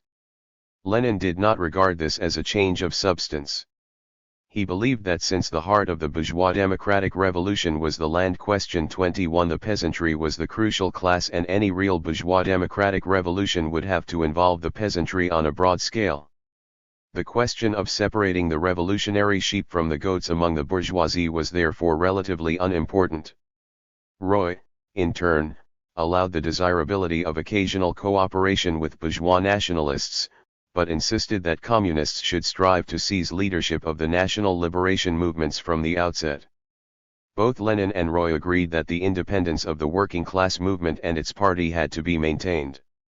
The Congress approved both sets of theses, effectively informing the bourgeoisie that the working class intended both to cooperate with it against the imperialists and to overthrow it at the earliest possible opportunity once the imperialists had been evicted. In the meantime, bourgeoisies had to be discovered that would cooperate with the communists against the imperialists but not restrict the communists' right to organize the workers and peasants against the bourgeoisie and landlords. Point 22. In practice, Lenin's emphasis on bourgeois hegemony was to prevail in the years to come, while Roy's on independent proletarian action and leadership of the national movement was allowed to fade from sight. On the other hand, Lenin's stress on the conditions for communist cooperation with bourgeois nationalists was also forgotten, indeed rather quickly, first of all by Lenin himself. In practice, the emphasis on bourgeois leadership of the national movements, combined with the tacit waiving by most communist parties of the conditions for cooperation with bourgeois nationalists, later led to the ready manipulation of these parties by the bourgeoisie. The communists and their supporters were often subjected to bloody massacres once they had served their purpose. Point 23. Asiocentrism as a distinct nationalist cultural trend tended to lend added force to Lenin's as opposed to Roy's approach to class alliances. Although in his world revolutionary outlook Roy undoubtedly cast himself as the most extreme Asiocentric, his approach to class struggle and alliances in Asia itself implied a sharp demarcation of workers and peasants against capitalists and landlords, rather than the nation as a whole against imperialism. In effect, then, he combined intense Asiocentrism with practical anti-nationalism. But insofar as Asiocentrism was a general phenomenon at Comintern congresses, its principal effect was to strengthen nationalist tendencies within the communist movement and to add greater relative weight to Lenin's thesis stressing the importance of bourgeois leadership. Point 24. Although the view that located the source of the downfall of world capitalism in the East could also be held by those who advocated working class hegemony in the anti-imperialist struggle, clearly it was more likely to lend additional weight to Lenin's characterization of the national liberation struggle. Another issue on which Lenin and Roy agreed, the long-term implications of which were fateful, was the role Soviet power could play in permitting the Eastern countries to attain socialism without passing through capitalism. In this connection Lenin even developed a conception of peasant Soviets and suggested modifying the structure of the party to take account of its peasant composition in some countries. Roy did not go so far, but he did envisage the possibility of combined peasants and workers' Soviets. For Roy, the possibility of the non-capitalist path for Asia depended on support from the victorious proletariat in the Soviet republics of the advanced capitalist countries, for Lenin, simply in the Soviet republics. Scram speculates, did Lenin mean the same thing? Or was he thinking of the various Soviet republics scattered over the territory of the former Russian Empire, which were soon to unite to establish the Soviet Union? It seems likely that if he had not yet, in July 1920, abandoned all hope of a revolution in Germany or elsewhere in Europe, he was already moving towards a prevision of a situation in which for a relatively long time, the Soviet Union alone would extend a helping hand to the peoples of Asia and thus permit them to avoid the capitalist stage of development. Thus the schema of Marx and Engels according to which Russia could avoid the capitalist stage if the victorious proletariat of the advanced capitalist countries of Western Europe supported the Russian Revolution was transposed towards the East. The Third Congress of the Comintern in 1921 scarcely touched upon the national and colonial question, to the indignation of many of the delegates from the East, who appear to have attributed this to the Eurocentrism they felt they had detected at the Second Congress. The relative silence contrasted sharply with the continued upsurge of revolutionary upheaval in the East, in Turkey, Persia, and India, where an anti-British movement was sweeping the country in 1921. In China, too, Sun Yat-sen had established a government in Canton and made contact with the Soviet regime. There were, however, almost certainly profound reasons for the short shrift national and colonial matters received at the Third Congress. Just as Soviet security requirements had, at least indirectly, been instrumental in raising the issue at the Second Congress, so the same requirements were relevant in muffling it at the Third. A number of events occurred between the two Congresses that were bound to make the Soviet authorities hesitant to discuss these issues publicly. Two problems arose in particular, both highly embarrassing for the Soviet government, which to some extent might be regarded as a victim of circumstances. First, the right of self-determination had given way to de facto centralization in a number of cases concerning Asiatic Russia. The forces of reaction, both domestic and foreign, were using national aspirations 25 first decisively awakened by the 1905 revolution, to attempt to bring about the disintegration of the USSR, which in the circumstances would have meant the wreck of the Soviet state. The workers' state felt it could survive only by forcibly remaining the possessor of the Tsarist Empire. Accordingly, after the Baku Congress, Stalin, as Commissar of Nationalities, curtailed the power of the national communist governments and instituted widespread purges to remove nationalist elements, which in many cases included communists. 26. As if this were not enough, the conflicting resolutions to which the Second Congress had committed the Comintern came home to roost. In a number of cases, most notably Turkey, but also Afghanistan, the Soviet government had provided material and diplomatic aid to facilitate the achievement of full independence from imperialism. Despite this, local communists had been harassed and imprisoned, sometimes tortured and murdered, especially in Turkey. Moreover, Moscow's agreement with the Turkish government in 1921 had been signed after the murder of the leaders of the Turkish Communist Party. Clausen calls these bloody episodes examples of failure of the Comintern due to its subordination to Soviet state interests, but clearly this is accurate only in a superficial sense, since the Soviet government was faithfully implementing the spirit and letter of the bourgeois hegemony tactics voted at the Second Congress. Moreover, there is reason to believe that the policy practiced by the Soviet regime was the one that would have received the support of the majority of the delegates had there been a vote on the issue. Certainly, the terms of the debate reflected little of Roy's concerns, though a little thought would have suggested that however weak the working class was at the time, Roy's points were bound to be of mounting importance in the future. Finally, the Comintern resolutions had to take the form of general guidelines to be interpreted according to local circumstances by individual communist parties. This may be a somewhat ingenuous characterization of the Soviet government's relationship to Comintern directives and resolutions, but it does serve to point out that the Soviet Party, no less than any other, had specific, practical responsibilities to which the resolutions had to be applied. The year 1921 was perhaps even more critical than 1920 in this respect. It was the beginning of the new economic policy, and there was hope of attracting foreign investment. The revolutionary tide had clearly receded in the West, and it was all the more imperative to ease the pressure in the East. This was the aim of the Turkish Agreement of 1921, which, while strengthening the Turkish government against the Anglo-French alliance and leaving it free to deal with Armenia, in turn left Moscow free to tackle its own dissident Muslim nationalists, while safeguarding its oil. Finally, just 3 months before the Third Congress, a trade pact had been signed with Britain, one of the clauses of which was that neither side should engage in propaganda hostile to the other. The Soviet Union in particular promised to refrain from any propaganda that might incite the peoples of Asia to act against British interests. At the time of the Third Congress, Comintern policy as the rationalization of the state interests of the USSR and as the impulsion of world revolution became indistinguishable. This point is worth stressing, since it has escaped the attention of so many otherwise perceptive observers. We shall see that there did come a time when the Communist International became nothing more than an instrument of Soviet state policy, but this will be seen to have been the result of the institutionalization of a great change in the social location and ideological function of Marxism. As important as this institutionalization of manipulation by Moscow was to become, it was fundamentally a secondary phenomenon.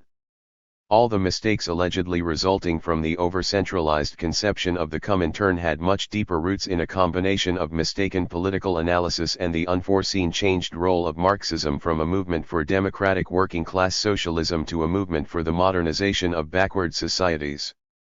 The Fourth Congress of the Comintern, in December 1922, marked a return to a more militant attitude towards bourgeois nationalists.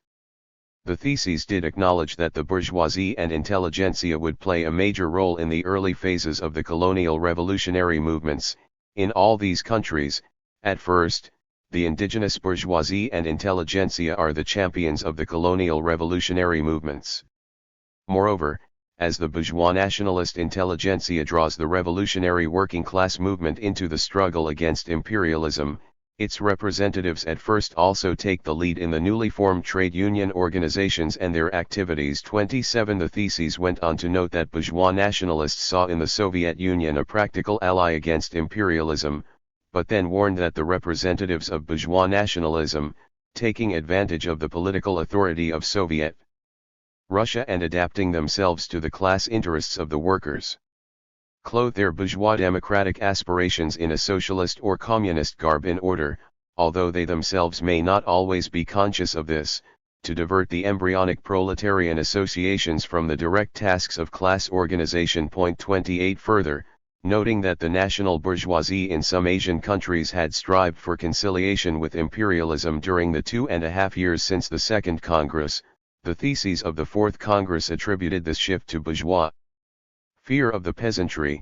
The bourgeois nationalists fear the agrarian watchwords, and their anxiety to prune them down bears witness to the close connection between the native bourgeoisie and the feudal bourgeois landlords, and to the intellectual and political dependence of the former on the latter. 29. The theses held that the class character of the anti-imperialist movement and the fact that its decisive victory would be incompatible with the maintenance of the domination of world imperialism meant that the objective tasks of the colonial revolution exceeded the bounds of bourgeois democracy. The ruling classes in the colonial world are thus unable to lead the struggle against imperialism insofar as that struggle assumes the form of a revolutionary mass movement. The conclusion, stated more forthrightly than at the Second Congress, was that the young proletariat of the colonies must fight for an independent position in the national liberation movement and become its leading force. 30. The Fifth Congress in 1924 again paid little attention to the anti-imperialist struggle, focusing mainly on Europe. It did, however, adopt a more conciliatory attitude to the national bourgeoisie than the Fourth Congress had. In part this attitude was attributable to the commencement of a period of Soviet policy during which Anglo-French imperialism was regarded as the principal enemy. The bourgeois national movements and bourgeois governments in semi-colonial countries were considered the only potential allies of any substance in undermining the enemy's rear lines. The Sixth Congress was concerned to explain the Chinese disaster of 1927, itself the logical outcome of the whole Leninist approach to bourgeois hegemony over the anti-imperialist movements. This Congress also conducted a more general discussion of the national and colonial question, with a report presented by Kyosenin. Despite the opposition of the two parties most directly concerned with empire, the British and the Indian, functioning in the biggest imperial power and the biggest colony, the theses adopted at this Congress finally proclaimed outright that imperialism was economically retrogressive in the colonies. The Comintern thereby jettisoned Lenin's formal obeisance to the classical Marxist position on the matter in his Imperialism, and asserted instead that imperialism retarded both industrialization in particular and capitalism and the development of the productive forces in general. The resolutions of this Congress formalized the surrender of the Marxist analysis of imperialism to the requirements of bourgeois anti-imperialist propaganda. For the Comintern's conclusion. From the very inception of the Comintern, the requirements of the world revolution and those of the defense of the Soviet state were inextricably interlaced. This had special significance with regard to the colonies and semi-colonies, for the principal enemy of the young Soviet state, Britain, also happened to be the principal colonial power. Moreover, British colonies or spheres of influence were contiguous with Russian territory. Distinctions between the exigencies of world revolution and of the defense of the Soviet revolution were especially difficult to sustain under such circumstances. The theory of imperialism as elaborated by Lenin in 1916 had stressed that the entire system of exploitation on which modern capitalism was based rested on colonial exploitation. This suggested a more profound motive for emphasis on the anti-imperialist struggle than would have been generated by defense of the Soviet Union alone, Since anti-imperialist struggle weakened capitalism not only indirectly by aiding the first socialist state, but also directly by striking at the socio-economic roots of the modern system itself. This fusion of world revolution and Soviet international security requirements affected the communist view of imperialism, lending nationalism greater scope to influence Marxism, both conjuncturally and durably. Two principal, mutually reinforcing, imperatives were at work here: the ideological and political requirements of the tasks of Soviet industrialization, the associated requirements of enhancing the security of the Soviet Union by supporting national revolts in the Third World. This naturally strengthened the already existing tendencies to minimize or deny the economically progressive role of imperialism in the colonies and to exaggerate the differences between the indigenous bourgeoisie and imperialism, an emphasis that already underlay Lenin's theses adopted at the Second Congress. In this context, it was entirely logical that the Sixth Congress in 1928 should have sealed the debate, definitively characterizing imperialism as economically reactionary in the colonies and semi-colonies. This is not to say that the Comintern's view of imperialism was no more than a rationalization of political practice. The 1928 Congress itself temporarily de-emphasized collaboration with the national bourgeoisie, which could have been accomplished more coherently had the economic character of imperialism been deemed progressive. 31. If the 1928 shift in the theory of imperialism merely ratified what had come to be the dominant view since Lenin's imperialism, changes in other aspects of theory were of more significance.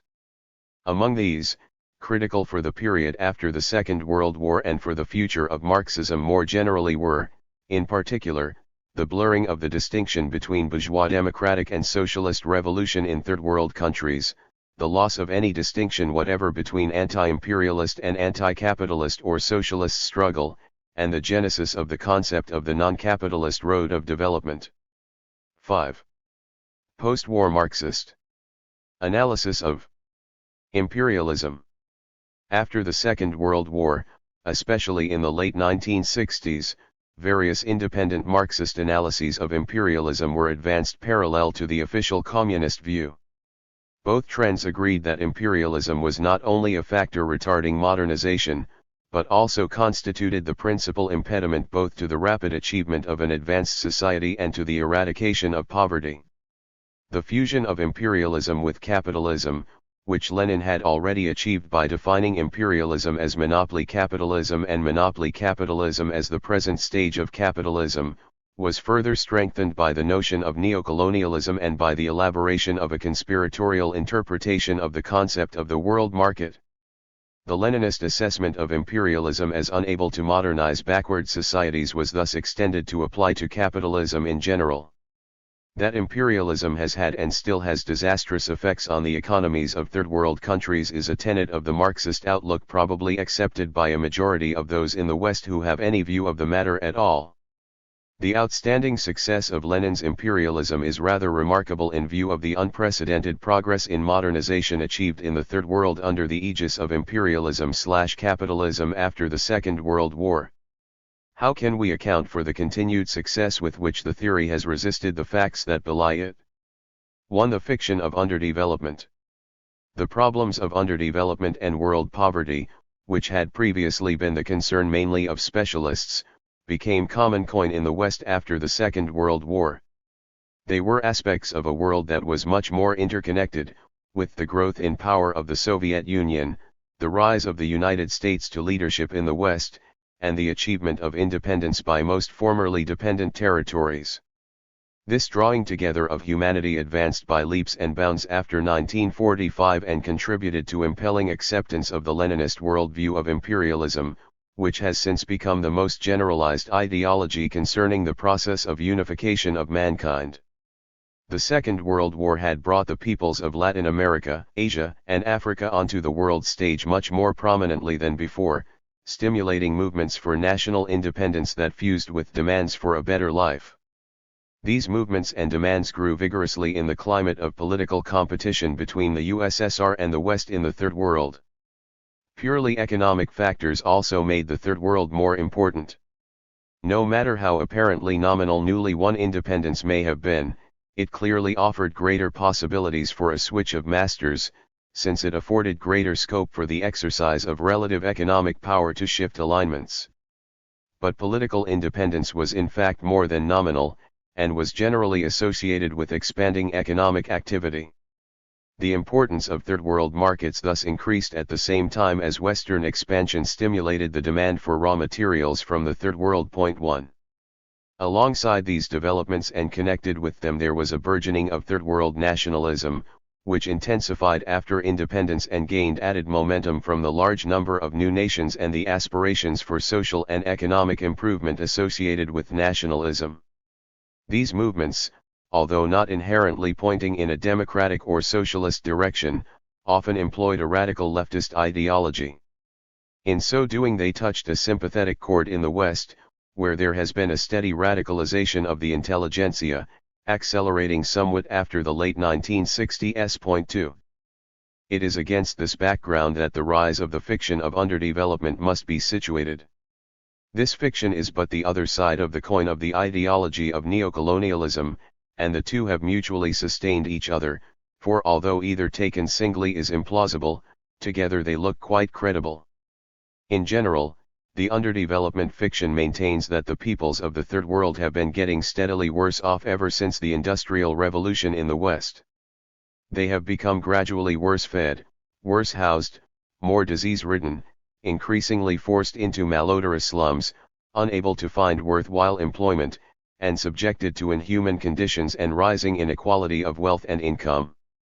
This conception depends for its ideological dominance on Third World nationalism, and on the populist leftism that has increasingly marked the Western intelligentsia and the left in general since the Second World War. Its specific doctrines have been extrapolated from the Leninist theory of imperialism with the assistance of that portion of the professional intelligentsia concerned with economic development, whose occupational location has placed them in the crossfire of Western leftism and Third World nationalism. Before dissecting the underlying assumptions of this view, I will anticipate chapters 7 and 8 by pointing out that the term underdevelopment actually corresponds to no objective process. 3. There is no evidence that any process of underdevelopment has occurred in modern times, and particularly in the period since the West made its impact on other continents. The evidence rather supports a contrary thesis, that a process of development has been taking place at least since the English Industrial Revolution, much accelerated in comparison with any earlier period, and that this has been the direct result of the impact of the West, of imperialism. The point is easily illustrated. Those definitions of underdevelopment that do not describe it simply as the condition of not having reached the level of living standards and productive forces that prevails in the advanced countries almost invariably emphasize such features as mass unemployment, chronic underemployment, shanty towns, gross overcrowding, pressure on the land, and so on. 4. All these evils, however, stem from population growth, fewer babies dying before the age of 5, and more adults living longer than before.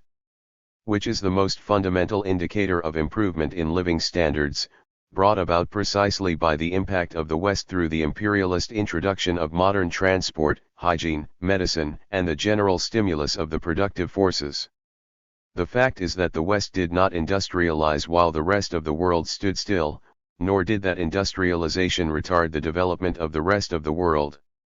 Rather, the industrialization of the West from the late 18th century onwards tended to initiate and then accelerate modern development in the rest of the world, which otherwise would have remained comparatively stagnant.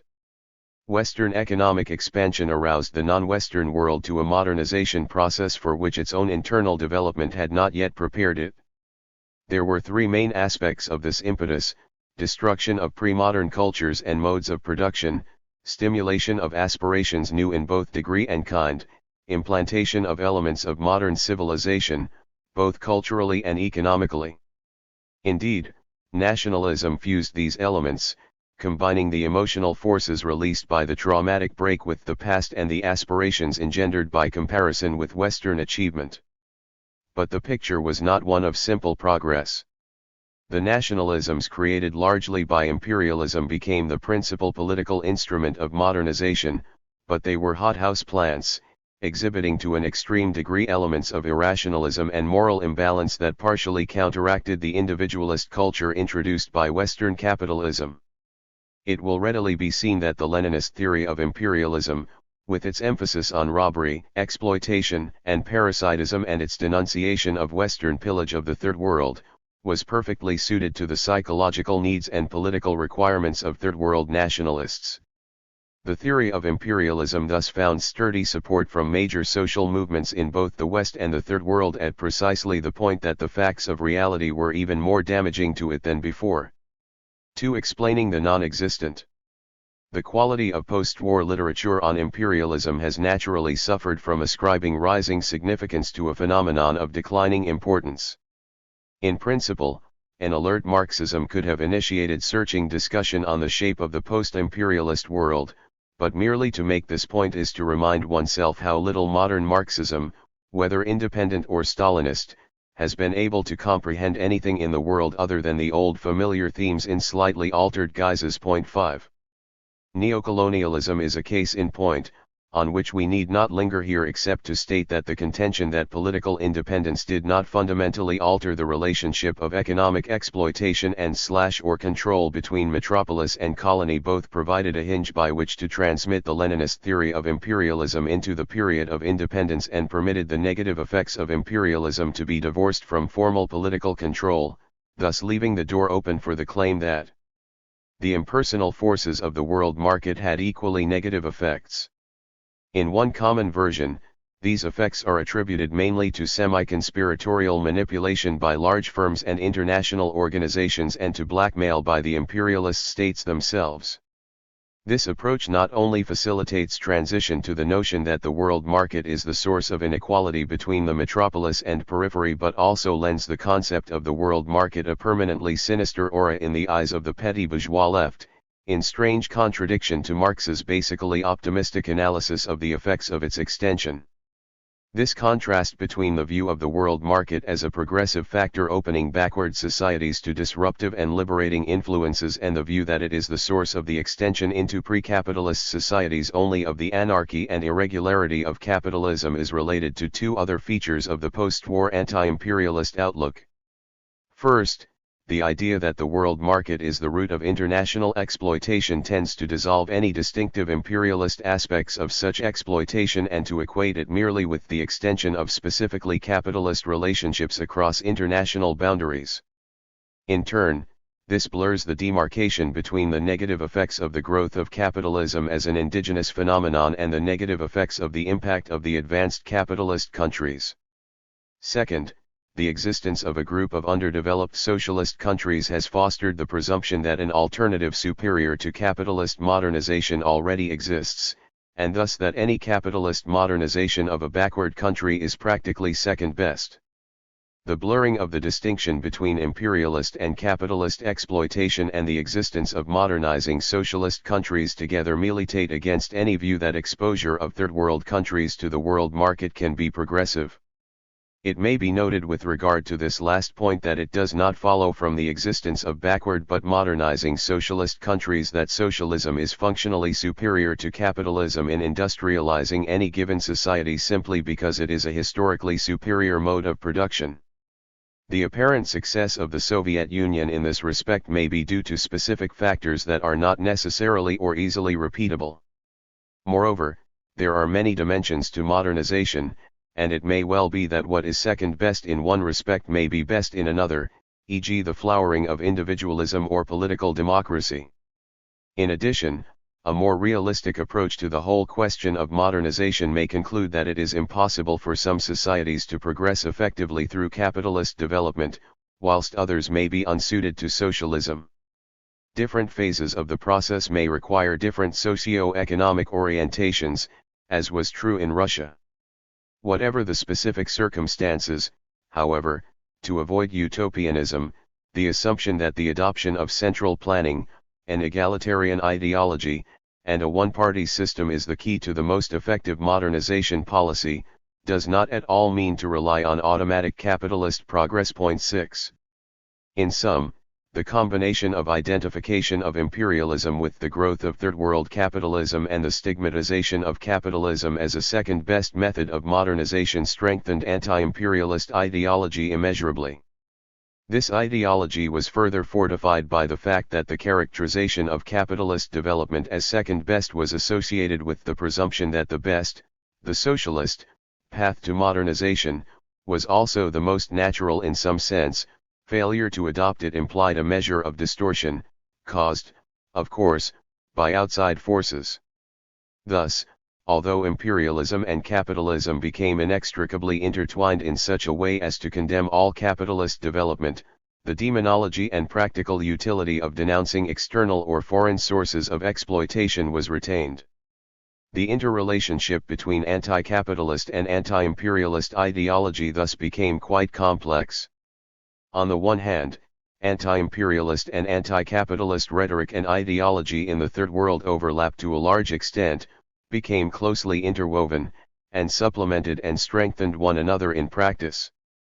On the other hand, the fact that the two never fused completely always left the foreign devil to be called out, to fortify the position of those who wished to strengthen themselves against imperialism without opting for a socialist path. 7 Despite the frequent difficulty in distinguishing anti-imperialist from anti-capitalist propaganda, the external element in the alleged failure or inadequacy of indigenous third world capitalist development has remained a constant theme. 8. The pursuance of this theme in the objective circumstances of accelerating third world capitalist development and widened room for maneuver by independent third world states necessarily produced ingenious theories designed to explain non-existent phenomena. 9. The theoretical difficulty was to explain how international economic relationships could be exploitative only of the less developed countries in a world of independent nation-states. Why, for example, was direct U.S. investment in Europe not imperialist, whereas in Guatemala it was? One answer was that the difference was merely one of degree.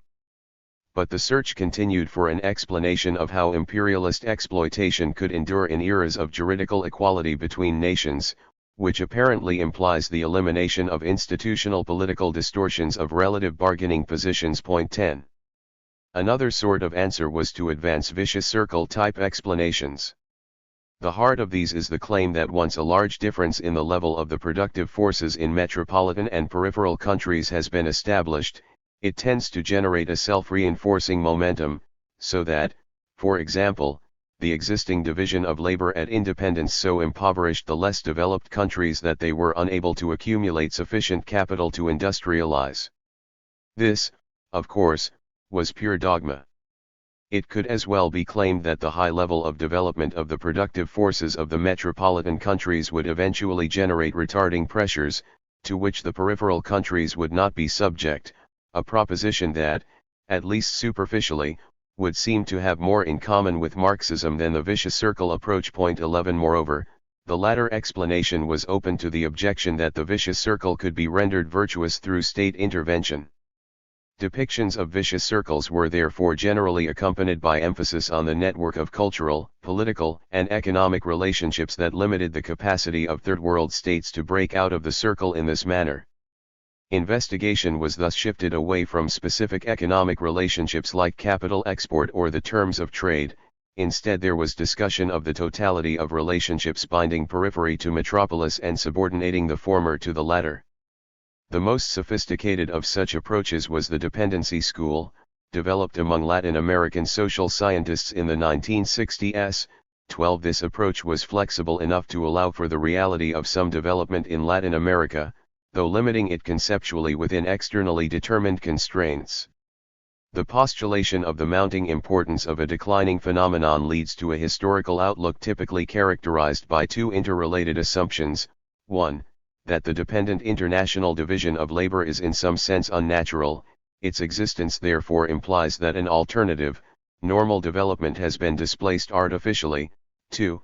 That if this normal development has not occurred, it is because peripheral economies have been externally conditioned and not because of their internal contradictions. To assert the latter proposition is to draw attention to the fact that no Marxist has examined the contrary hypothesis, namely that the external factors have been secularly reducing the relative backwardness of Latin American society rather than limiting or constraining its progress. Point 13. Indeed, more complex hypotheses may be advanced as to the interrelationship of external and internal forces in Latin American development without involving the concept of dependence at all. In general, dependency theorists attribute to dependent development all the evils that they would prefer to see omitted and apparently imagine were absent during the non-dependent development of Europe in the 19th century. This approach is not only ahistorical, but clearly utopian. 3. Theory of imperialism and the national bourgeoisie.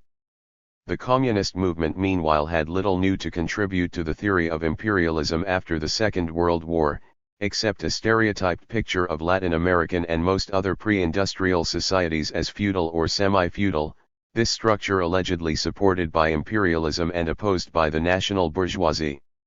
This formula served to rationalize a political strategy that upheld that it was necessary to complete the bourgeois revolution before aiming for socialism, and this, of course, required cooperation with the national bourgeoisie. Analysis of the dynamic and structure of the societies concerned thus became largely a byproduct of the theory of imperialism, which in this sense itself became a theory of third world capitalist development in its internal as much as its external dimensions. Collaboration with the national bourgeoisie was a hallmark of the communist movement from the later years of Stalin's life, and especially after the 20th Congress of the Soviet Communist Party. In the case of Latin America, dependency ideology in its crudest form readily lent itself to this sort of political strategy. In an attempt to strike at the political roots of revisionist communism, Günter Frank mounted a polemic against the underlying theory of imperialism, arguing that the problem of underdevelopment arose not from imperialism's preservation of pre-war non-capitalist social structures, but from its transformation of all peripheral countries into capitalist societies. It was their capitalist nature that retarded their progress. This being so, there was no point in looking to vigorous independent development sparked by a national bourgeoisie, since capitalism already existed. This amounted to an inglorious attempt to sidestep the difficulties for traditional Marxist theory arising from the existence in Latin America of bourgeoisies capable both of acting independently of imperialism and of cooperating with it. In effect, Günter Frank did away with the problem by eliminating the bourgeoisie but retaining capitalism. Part 2. The Rise of Third World Capitalism and the Positive Role of Imperialism. To the crude conditions of capitalistic production and the crude class conditions corresponded crude theories. The solution of the social problems, which as yet lay hidden in undeveloped economic conditions, the utopians attempted to evolve out of the human brain. Society presented nothing but wrongs, to remove these was the task of reason. It was necessary, then, to discover a new and more perfect system of social order and to impose this upon society from without by propaganda, and wherever it was possible, by the example of model experiments.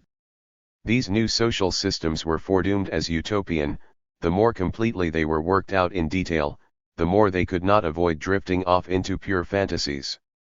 Friedrich Engels' Socialism, Utopian and Scientific. 6. Colonialism.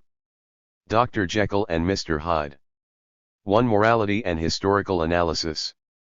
Marxists have been wont to stress imperialism, as opposed to colonialism, as the key concept in understanding international exploitation and domination. This has sometimes led to minimization of the specific role of state territorial control in the transformation of pre-capitalist societies and has blurred the important differences between colonial and semi-colonial or neo-colonial conditions. This tendency goes back at least to Lenin, who insisted in his Imperialism that Koskai's limitation of imperialist exploitation to the colonies had to be condemned. Lenin held that imperialism was essentially an economic relationship governed by the necessity for capital export, which was in turn the characteristic feature of the new stage of capitalism. To restrict the phenomenon to the metropolitan colonial relationship was to restrict the universality, and therefore the theoretical validity, of the new stage of capitalism, making it contingent on particular political circumstances. Moreover, as a theory of colonies, the idea of imperialism became much less compelling as an explanation of the origins of the First World War. Colonialism, I would argue, must be analyzed separately as a specific stage and aspect of imperialism. Moral standpoints and therefore analyses have been affected by the fact that colonialism, as opposed to non-colonial imperialism, involved the explicit use of non-democratic political and military force against the colonial population, together with the much stronger element of deliberate motivation implied by the assumption of governing responsibility. These aspects have strengthened the moral impact of condemnation of imperialism, but have also reinforced proclivities to analyze history in terms of utopian alternatives. The moral condemnation of imperialism in modern democratic terms acquires greater force from imperialism's imposition of regimes and policies without any formal democratic sanction by those directly affected. Even if colonial rule and policies met with genuine social acceptance, as was often the case, they lacked that democratic legitimation of rulers and their policies which, together with the national identity of rulers and ruled, had become touchstones of moral and political acceptability in the West and in that part of the Third World most strongly impregnated with Western values. This is to be contrasted with the situation in which the sins of imperialism are ascribed to mainly impersonal forces, such as the destructive effects of the world market or of exploitative foreign investment. In this case, much of the moral onus for flouting the ethics of democratic legitimacy in the context of the independent nation-state is removed, whatever may be the concealed, indirect, or irregular use of force to maintain the semi-colonial or neo-colonial status. 1. Moreover, conditions under which economic relationships were controlled and mediated by the colonial state in accordance with more or less definite policy priorities naturally gave rise to visions of alternative, indigenously controlled state policies that would be equally potent but have different effects. Such visions have been used as tools of historical analysis, a procedure whose illegitimacy lies not in its speculative aspect, but rather in the assumption that equally effective nation-states would or could have arisen, and would or could have formulated modernizing aims, without colonialism. 3. It is natural that nationalist mythology should equate immoral with inefficient for the nation. But there is no need for Marxists to accept the implicit proposition that all societies develop at the same pace and can register approximately the same achievements at any given time. Of even less merit is the alternative proposition, that to judge other societies by our standards is ethnocentric and betrays deplorable arrogance and insularity. The first assumption is factually incorrect, the second logically implies the abandonment of any conception of human progress. Nor need Marxists cavil at the thought that progress sometimes requires the use of force.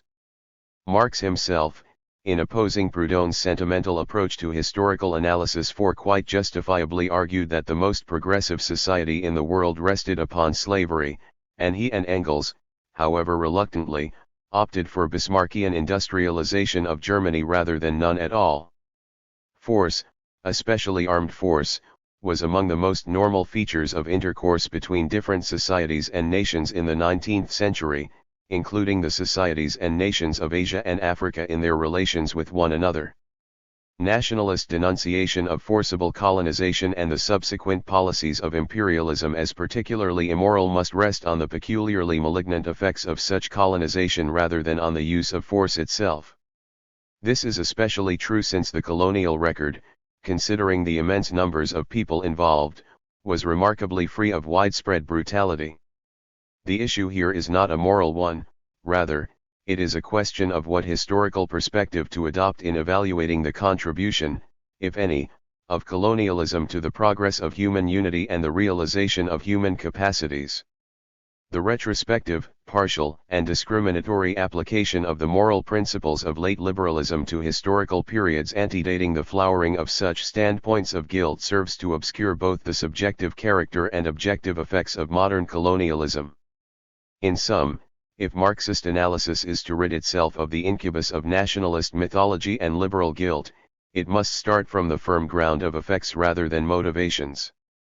2. The general effects of colonialism. It has been customary for Marxists to analyze the effects of colonialism primarily in terms of economic development rather than, for example, material welfare or cultural transfer. The latter factors have not been completely neglected, but Marxism's concentration has been on the former, for obvious reasons. To divorce economic development, however, from the material welfare of the population or from the intellectual and cultural foundations of the advanced technology, organization, and characteristic psychological traits on which it rests is to register only surface phenomena. Marxists have tended to do just that, to minimize improvements in material welfare on the one hand and to ignore cultural transfer on the other, focusing on aspects of colonial economic development considered negative on the basis of an unhistorical ideal type. Apart from the fact that in the last analysis the material welfare of the population is the aim of economic growth, 5. Initiation of a self-sustaining development process is largely dependent on prior or parallel achievements in material welfare, especially as regards the health, education, and strength of the labor force and the provision of a volume of incentive goods adequate to draw workers into the labor market. There is therefore no justification for neglect of welfare improvements, even from the standpoint of economic development. 6. If we consider three of the elements of material welfare particularly favorable to long-term expansion of the productive forces, health, education, and provision of new types of consumer goods, it will be seen that the colonial era, far from initiating a reinforcing process of underdevelopment, launched almost from its inception a process of development, understood here in terms of improvements in material welfare that also constituted conditions for the development of the productive forces. The most dramatic, significant, and conclusive proof of the advantages of Western colonization, which on any reasonable humanistic standard ought to put all counter-considerations into the shade, is the improvement in health brought about by the colonizers. In nearly all cases, mortality rates were on the decline and population growth in unprecedented expansion within a few decades of the onset of colonial rule. By the late 1950s and early 1960s, for example, when colonial rule ended in Africa, the population had increased several-fold, a major change from its pre-colonial stagnation. Involved here was not simply the prolongation of life, but also the reduction of untold suffering from cruel ailments previously considered unavoidable natural phenomena, such as smallpox, diphtheria, and tuberculosis. 7. Moreover, longer lifespans mean greater total consumption, if consumption levels per capita remain unaltered. These changes could not have been brought about to anything like the same extent without the powerful spur of commercialism, colonialism, and the organizational framework that necessarily accompanied them. 8. Further, these rapid improvements themselves stimulated policies of an even more far-reaching character through the regular involvement of government in the economy prior to the Second World War. 9. Indeed, future historians will likely consider the population explosion one of the crucial causes of the unprecedented advance in human welfare achieved during the 20th century, its effects in stimulating the reorganization of human society so as to produce an ever greater volume of output far outweighing any initial per capita stagnation or decline. 10. Turning to the provision of incentive goods, we may note that the bulk of imports into Africa during the colonial period was destined for Africans in the low to middle income categories. Imports from developed countries into West Africa did not displace simple techniques in West African textile production and other crafts. A substantial decline in the proportion of goods supplied by domestic industry from the mid-19th century to the 1960s was accompanied by an absolute rise in the volume of a number of items of traditional production, because the market underwent a massive expansion during this period. 11 Where declines in traditional crafts occurred, it was usually because of alternative employment opportunities, not because of competition from imported products. 12. Hancock describes the situation in Ghana in 1946 as follows. We must remember that the opening up of Africa is a very recent occurrence, and we must admit that the traditional way of life in that continent imposes many hindrances to rapid economic transformation. And yet the transformation has in some parts been amazingly rapid. I know an agricultural statistician in the Gold Coast who made it his business during 3 or 4 successive years to tabulate the detailed economic facts of ordinary life in a typical village of the cocoa-producing country. He examined the village through his statistician's microscope, he set down all the multitudinous facts of land ownership and productivity, purchase and sale, credit and debt, expenditure and charity, diet, clothing and educational attainment. He calculated that the average annual income of a village family, in cash and in kind, amounted to £23.1860. This may seem a pretty small figure when measured by the money standards of Europe and America, but we have to remember that a family in the Gold Coast can buy all the food it wants for a few pennies a day. Even if we take the money measurement, the Gold Coast farmers are better off than the majority of peasants in Romania and other countries of southeastern Europe. If we take the welfare measurement, they are immensely better off. We can translate their incomes into terms of plentiful food, adequate and often very beautiful cotton clothing, a fairly wide distribution of useful manufactures such as bicycles and sewing machines, and a sprinkling of luxuries, including tobacco for smokers and sweets for children. To these items we ought to add the public utilities and social services, communications, water supply, schools, hospitals, and the like, which are still underdeveloped but nevertheless satisfy the elementary needs of a community advancing along the road of progress. Now let us cast our mind back a brief half-century. We shall find it difficult to discover at that time even the faintest glimmer of progress. We shall see instead the dense tropical forest and a sparse population hacking at it in the feckless routine of shifting cultivation. We shall see a primitive economy yielding a primitive livelihood. 13. This graphic, impressionistic picture may be supplemented by noting that Nigerian producers quadrupled the purchasing power of their exported cash crops from the turn of the century to about 1950, so that a market for consumer goods was formed that provided the basis for import substitution industrialization beginning in the late 1950s. 14 Although British West Africa was particularly well placed to benefit from expansion of colonial cash crops owing to the lack of white settler communities and the fact that production was carried out by independent farmers and not foreign-owned plantations, similar trends were evident throughout Africa, as the import statistics and subsequent growth of import substitution manufacturing readily testify. 15. The effects of colonial rule on the supply of consumer goods in India are less clear. Comparison with the time of Akbar is necessarily even more dependent on the impressions of observers than in the case of Africa, which was colonized much more recently. Griffiths has carefully summarized the evidence concerning 16th-century Mughal India, reporting the unanimous verdict of all observers that the poverty of the common people was appalling, while noting that contemporary observers have remarked on the same feature of Indian society today. In his carefully balanced account, Griffiths is yet able to note definite improvements in the provision of clothing, in housing in some areas, and certainly in the quantity and quality of household utensils. 16 Above all, with the creation of adequate road and rail communications and the establishment of an effective central administration, the virtual elimination of famines after the beginning of the 20th century at last removed an ancient scourge. 17. Progress in the establishment and expansion of modern education in the colonial countries has been almost as dramatic as progress in health. Some indication of the enormous progress made is given by Baraka's comparison of Third World educational achievement with the results scored in the industrialized countries at an analogous stage of their development. According to his calculation, the elementary school enrollment ratio in Third World countries was about 57% in 1970.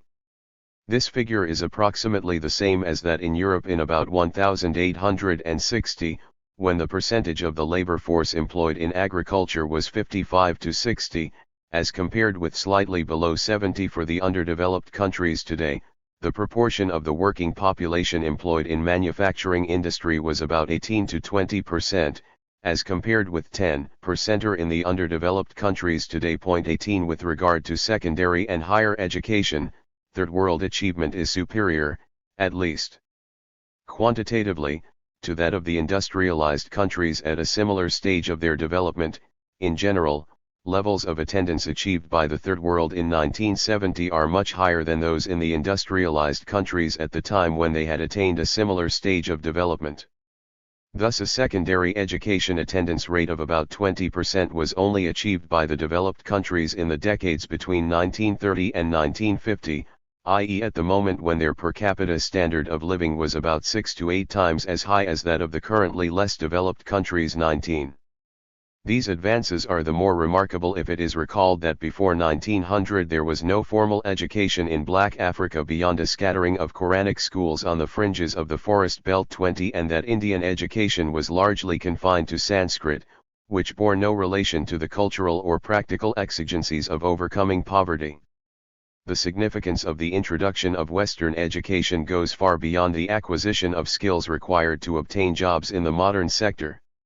It is true that the education introduced during the colonial period was marred by many features ill-adapted to the conditions and needs of the Third World, neglect of agricultural, engineering, and technical education in favor of the arts and pure sciences, and combination of Arnoldesque muscular Christianity with the feudal traditions of the old universities. 21. Observing such absurdities, it is only too easy to overlook the more profound effects of Western education in dissolving traditional outlooks in a manner which, however traumatic, could only facilitate individualism, rationality, and a democratic outlook.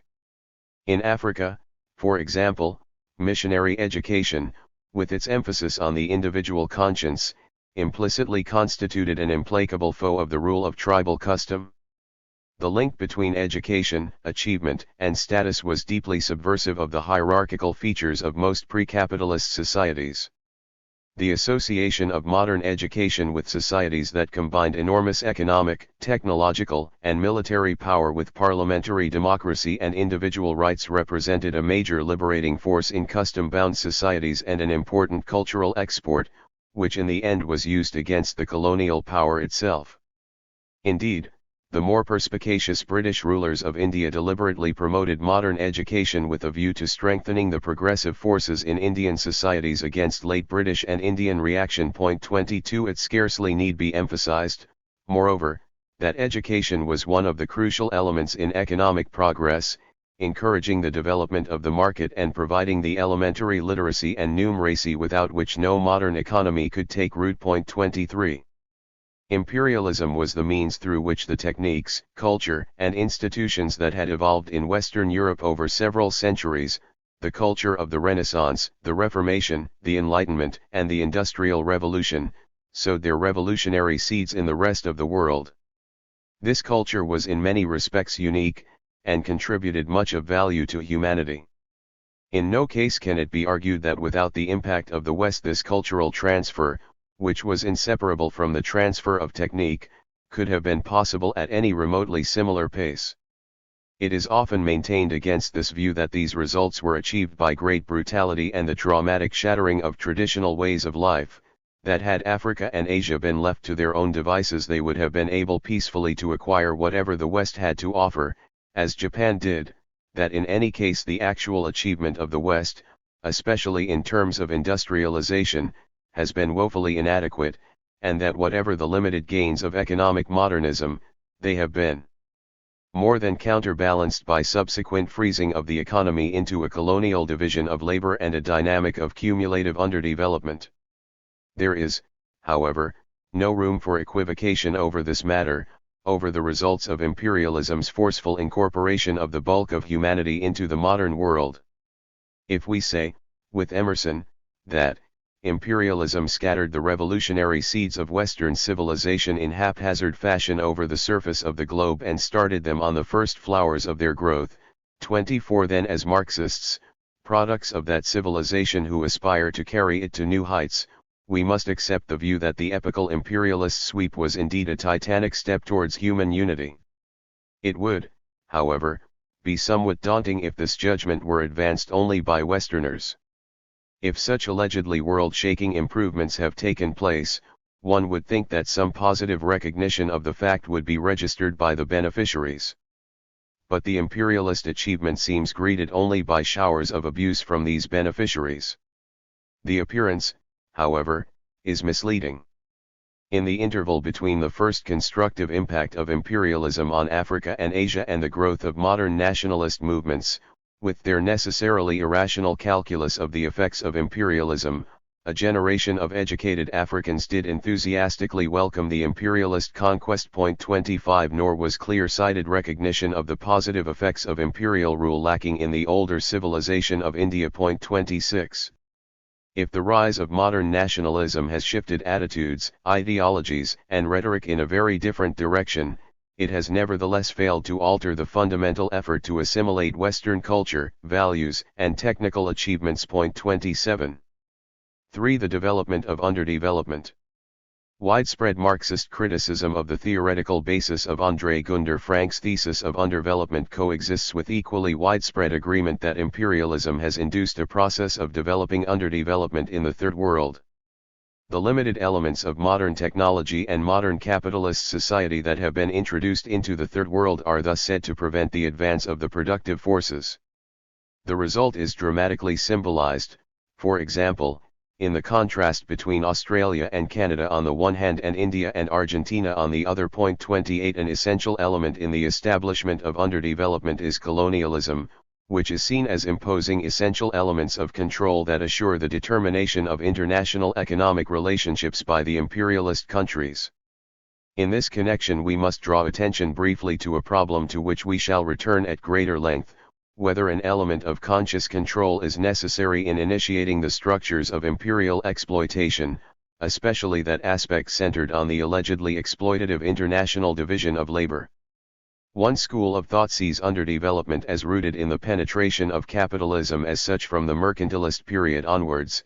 29 Others see it rooted in the blockage of the initial penetration of capitalism, its failure to continue in the form of accumulative and progressive development of the productive forces. This failure was at least partially due, this view holds, to specific features of the character of capitalistic expansion in the 19th and early 20th centuries, such as the free trade policy, colonial control, the particular orientation of foreign investment, etc. More generally, it was a result of policy rather than impersonal economic forces as such. 30 Policy, of course, may be considered essential in both approaches, but in practice it must play a larger role in the contingent historical approach. Emphasis on the artificial creation of underdevelopment is clearly more consistent with the identification of distortions in the pattern of Third World development and provides clearer guidelines to identification of the post-war economic effects of imperialism than the alternative, which sees underdevelopment as the result of the undifferentiated spread of capitalism to pre-capitalist areas. On examination of the voluminous literature, the inauguration of underdevelopment proves to be the alleged result of three interwoven processes: 1. The drain of surplus from periphery to center; 2.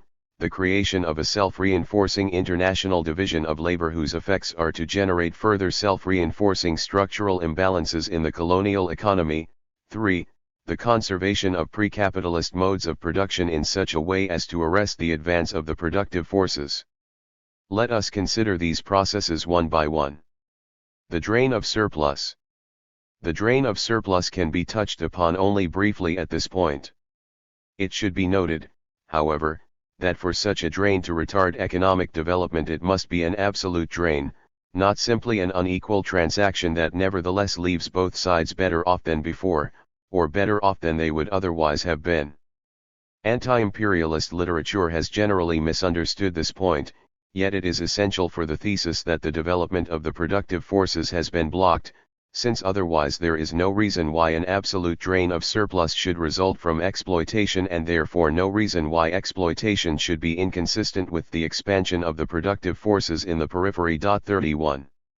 Two pivotal mechanisms of surplus drain are generally identified: that arising from the flow of profits from foreign investments in the periphery back to the metropolitan country, and that originating from allegedly unequal exchange. 32 The argumentation on foreign investment generally compares the outflow of profit with the initial inflow of capital, or the total of the two flows over a selected period of time. If the outflow exceeds the inflow, an absolute drain is postulated. But since investment is generally value-creating, or profitable, it does not follow that an excess of repatriated profits over the original investment necessarily represents an absolute drain. The value added will have also increased wages, salaries, and government revenues, a net gain compared to the situation if there had been no foreign investment. Before surplus can be drained, it must first be created. 33 In terms of foreign exchange, the value added retained in the host economy and not reflected in the simplistic calculation of outflows and inflows that so often underpins the evidence for surplus drainage may take the physical form of exports or of goods that compete with imports. Hence, the drain does not even accurately represent the net foreign exchange position, which may well be positive. All that need be said about unequal exchange at this point is that there is a logical distinction between absolute and relative gains and losses. It is possible for both partners to gain, although one more than the other. 34 Unless trade is viewed as a zero-sum game in which the gain of one must be at the expense of the other, trade must be assumed to bring absolute gains even to the bargainer who loses relatively. In this case, the drain cannot retard economic development by reducing the reinvestable surplus. It is thus highly unlikely at first glance that either foreign investment or unequal exchange causes any absolute drain of surplus compared to the situation that would pertain in the absence of the investment or trade, although it is possible to maintain that a greater absolute gain for the less developed country would result if the investment and trade were of a different character. On the contrary, imperialist trade and investment almost certainly increase the capacity for further development through their augmentation of welfare and the productive forces. The international division of labor. The poorest countries in the world have been those that, until recently, were almost exclusively suppliers of tropical food, minerals, and agricultural raw materials and that had little or no domestic manufacturing industry. This has lent much plausibility to the notion that the international division of labor was and is a significant cause of the relative poverty of the countries producing primary products. This international division of labor and the resultant poverty, it is argued, are consequences of imperialism, in both its impersonal economic effects and its conscious policies. These are, it is further maintained, the crucial characteristics of a primary producing economy that tend to freeze the sectoral structure of the economy and accentuate the distortion to which this unbalanced structure gives rise, in such a way as to intensify the instances of underdevelopment in the economies concerned. The validity of this line of argument depends on two questions: whether or not an alternative line of development to primary product, export-led growth was possible or desirable for the polities concerned. 35 Whether or not the export of primary products actually erected serious impediments to diversification, especially along the lines of industrialization. If an alternative line of development were impossible or undesirable, then the forcible and rapid integration of the colonial countries into the world market by the imperial countries could not be regarded as economically retrogressive. Even less so if the primary product export sector ultimately proves capable of creating conditions for diversification. The evolution of the international division of labor in its 20th century version was the product of the 18th and 19th century industrialization of Europe. The process occurred mainly during the second half of the 19th century, and the main outlines of the pattern were complete by the beginning of the First World War. In responding to the demand of the industrial economies for ever greater quantities of food, minerals, and agricultural raw materials, the colonies were not deviating artificially from some characteristic natural path of development represented, for example, by Britain during its industrialization. One need not accept neoclassical trade theory to realize that if modern development required foreign exchange, and it did 36, the easiest and swiftest way for the colonies to obtain it was to cater to the booming European demand for primary products, just as at an earlier period the natural development for Britain was to sell cloth and textiles to a world market hungry for them. World market conditions, especially towards the end of the 19th century, thus made exports of primary commodities the natural growth pole for less developed countries, since for most of them demand exceeded supply, whereas it was just at this period that rising tariff barriers and the earlier industrialization of much of Europe and North America made penetration of the world market for manufactures more difficult. The economic orientation of the colonies from 1870 to 1914, however natural from the standpoint of the development of the world market, was by no means spontaneous, although it did incorporate important spontaneous elements. 37 The colonial state played a major role in initiating and encouraging cultivation of the crops and minerals required by the home economy, where necessary by coercion.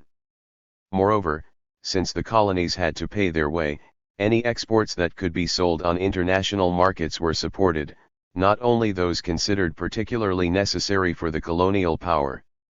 Does this imply that the colonies were deliberately ascribed a position in the evolving international division of labor different from and more detrimental than the one they would otherwise have assumed?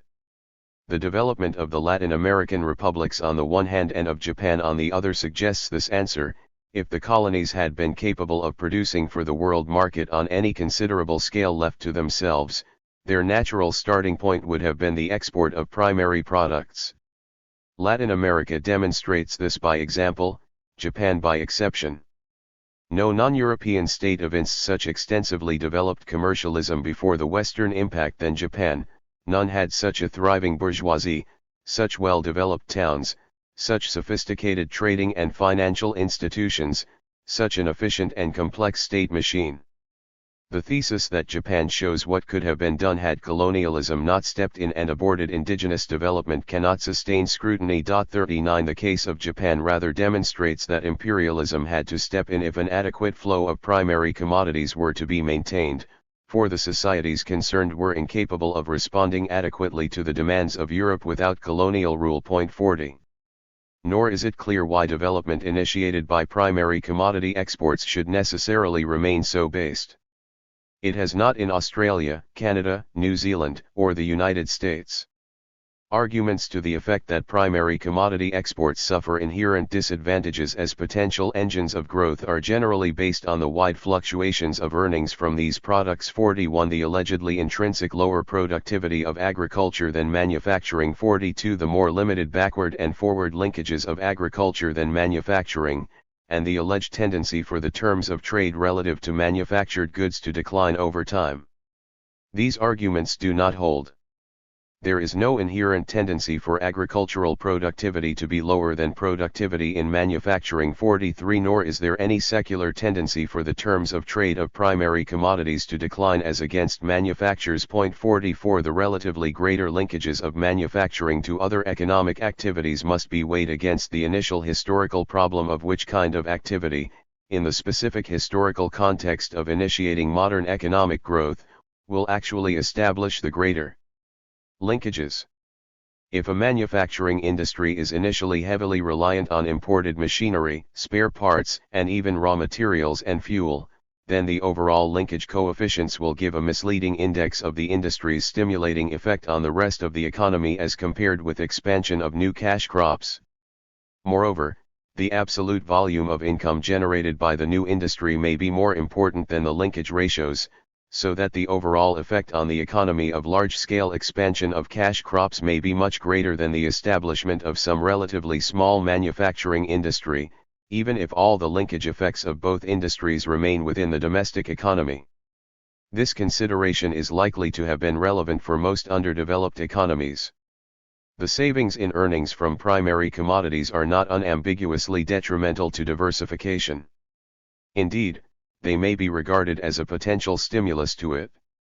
This argument has been applied primarily to planning in third world countries after independence, and it is precisely in the post-independence period that vigorous progress in diversification, especially through industrialization, has shown that whatever obstacles to diversification primary production may have offered, they have not been decisive. 45. Quite apart from all these considerations, since the technical conditions of production of different primary export commodities vary widely and since any given commodity can be produced by varying processes, it is irrelevant to talk about primary commodities and their linkages in aggregate. 46.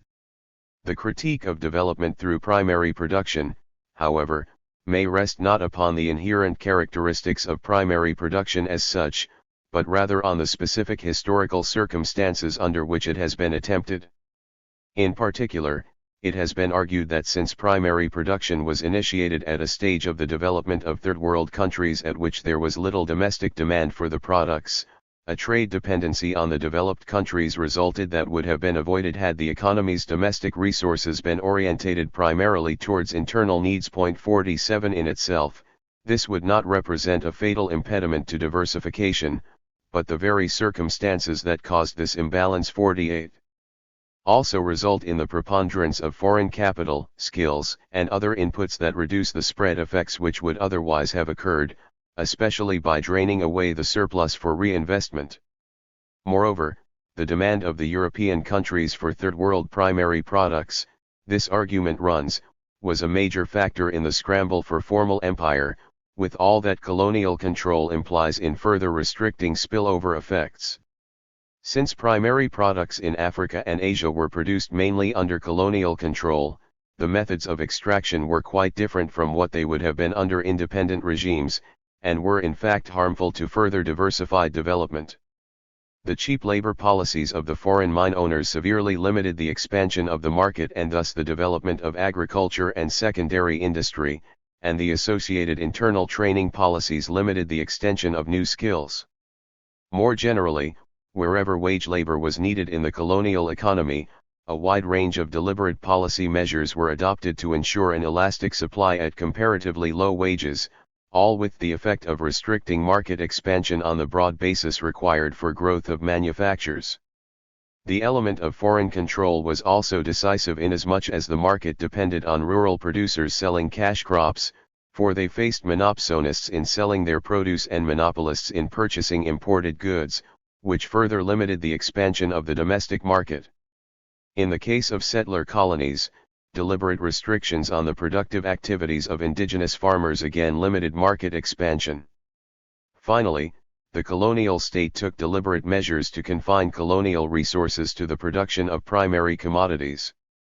Infrastructural development was so oriented, and industrialization, whether under the impetus of domestic or foreign capital, was blocked administratively or rendered impossible by free trade in manufactures with the metropolitan country, despite the fact that tariff barriers had been indispensable to every industrial nation in overcoming the handicap of Britain's critical lead and the consequent competition from cheap British manufactures. Such is the indictment. 49.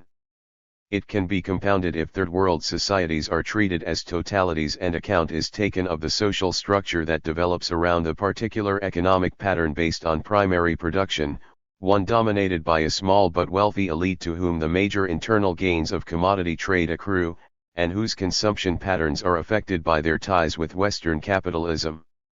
This imparts a bias towards imports, and therefore trade deficits, while it simultaneously restricts the growth of the mass consumption market. 50. 3 points may be made about this indictment of an orientation towards primary production in the context of colonial control. 1. It depends on the selective summation of negative aspects of primary commodity development out of the experience of a wide range of countries over different periods of time. An equally selective summary of positive aspects could be made. 2. The lack of an independent state is critical to the maintenance of many of the obstacles to diversification from a basis of primary products. 51. 3. Most of the backwash effects described above do not actually cause underdevelopment, or in Myrdal's words, the initiation of a cumulative process towards the impoverishment of underdeveloped countries. 52, but merely limit the spread effects of development. But these would in any case not have been present to anything like the same extent had there been no colonial control in the first place. The second and third points taken together imply the possibility that the post-colonial period will experience markedly accelerated advances in diversification as compared with the pre-colonial period, because of a. The importance of an independent state in facilitating the transformation of a primary commodity export sector into an engine of growth, and b. The existence of a latent spread potential. This possibility is incompatible with the development of underdevelopment thesis, but the possibility has become an actuality. 53. Defenders of the distorted structure view, of course, may argue that the new structure is also distorted. But since the new structure is becoming remarkably like that of the developed economies, it is not at all clear in what sense the economies of the less developed countries are becoming ever more underdeveloped. Nor can it be seriously maintained that the development of underdevelopment is confined to the colonial period, since the elements of modernization implanted then have served as the basis of post-independence diversification, even though the transition has not always been continuous. In sum, the view that the integration of the third world economies into the world market as suppliers of primary products for the advanced capitalist countries has frozen these countries in a distorted economic and social structure that creates a constant worsening of economic conditions as a result of the cumulative processes thereby initiated cannot be sustained. The position occupied by the less developed countries in the international division of labor was neither artificial nor less beneficial than the alternatives, given the state of development of the world market, as is shown by the evidence of non-colonial countries like Japan and those of Latin America. Moreover, there is nothing inherent in the economics or technology of primary production that prevents it from acting as a growth stimulus to a more diversified economy. Nor do the characteristics of primary production, in a colonial context, create irremovable barriers to diversification. The colonial situation merely restrains or limits factors of diversification that it has itself set in motion. Preservation of archaic modes of production. The preservation by imperialism of archaic or pre-capitalist modes of production may be considered a factor tending to rigidify an economy into a primary commodity structure, or it may be regarded as a tendency that operates even when this structure is crumbling or has already broken down. In either case, this argument holds, it tends to hinder modernization of the economy concerned. 54 Preservation of pre-capitalist modes of production has most often been conceived as a socio-political process that embraces the entire society, frustrating and stultifying those progressive social forces which, without the intervention of imperialism, would have acted to modernize society. This analytical approach is generally applied to societies considered feudal, where it is supposed that imperialism, consciously allying itself politically and impersonally reinforcing economically the socio-economic structures of feudalism, prevents, or tends to prevent, the emergence of progressive bourgeois forces. 55. A narrower sort of conservation may be said to operate with respect to specific modes of production within the overall society.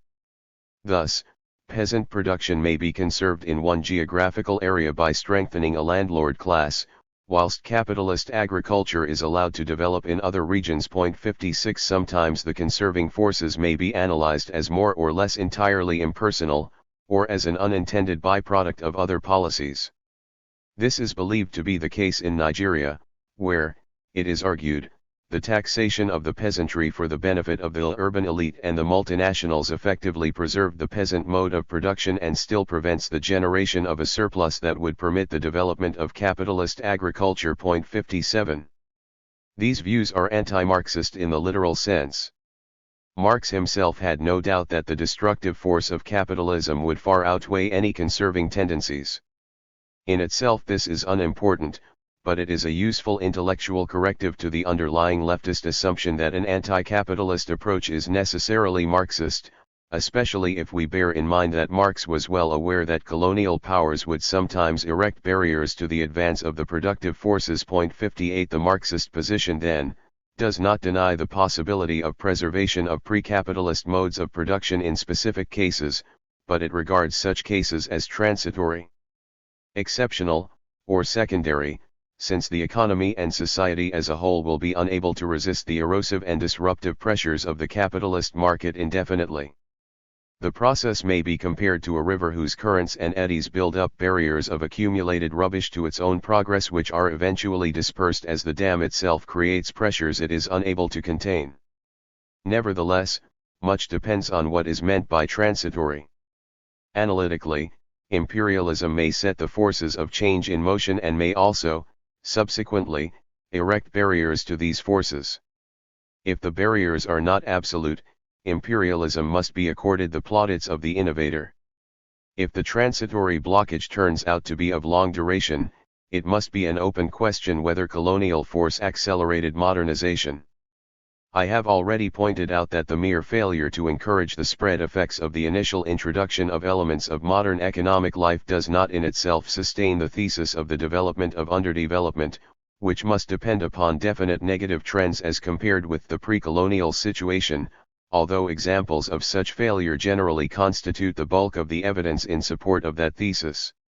It must be added that often what is seen as a failure of spread effects actually represents the uneven development of capitalism, in which the temporary stagnation of one sector may be the condition for the rapid advance of another. 59 Capitalism penetrates third world societies through a process that combines policy and unplanned expansion.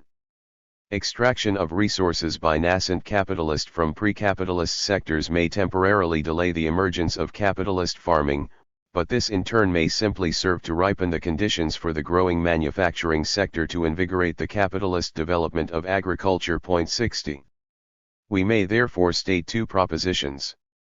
First, the misapprehension that pre-capitalist modes of production are being preserved arises from the logical error of assuming that the failure to encourage spread effects is equivalent to the initiation or enforcement of backwash effects. Second, the phases of conservation of backward modes of production in certain sectors are merely necessary conditions for the capitalist development of other sectors, which will in turn react upon the initially retarded sectors. These two propositions will be sufficient to explain most of the apparent cases of reactionary conservation. The view that imperialism has helped to maintain feudal or semi-feudal systems against the thrust of a rising bourgeoisie is largely undercut by the almost universal willingness of feudal classes to transform themselves, at least partly, into capitalist industrializes once conditions are ripe. 61 This has been the case particularly in Latin America. 62 It should further be recalled that in most of Latin America and in the Philippines, Britain and the United States played an important role in overturning Spanish rule.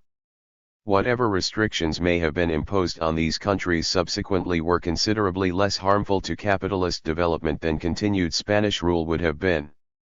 Finally, in cases in which a modernizing nascent middle class did challenge feudalism, this challenge was often a direct response to imperialism, which far from frustrating such a movement already in existence, created one that would otherwise have been very much slower to emerge. 63.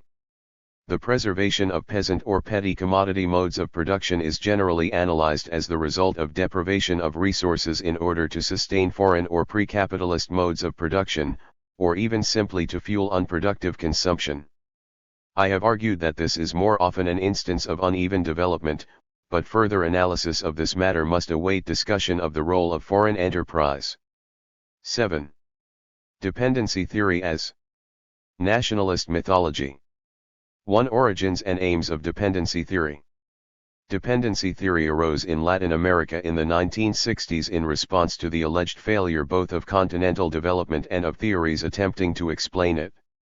More specifically, it was a reaction to what was considered the failure of import substitution industrialization during the immediately preceding period. 1 But the inadequacy of existing theory and the propriety of formulating a new approach were grounded above all in the desire to elaborate adequate policies for national development. Analysis was secondary. In itself this need not have adversely affected analysis, had the theorists either controlled policy or represented a class or group realistically capable of doing so, 2 or, for that matter, had they been able to probe the politics of economic policy. 3 But since none of these conditions pertained, the policy orientation rendered analysis prey to nationalist utopias.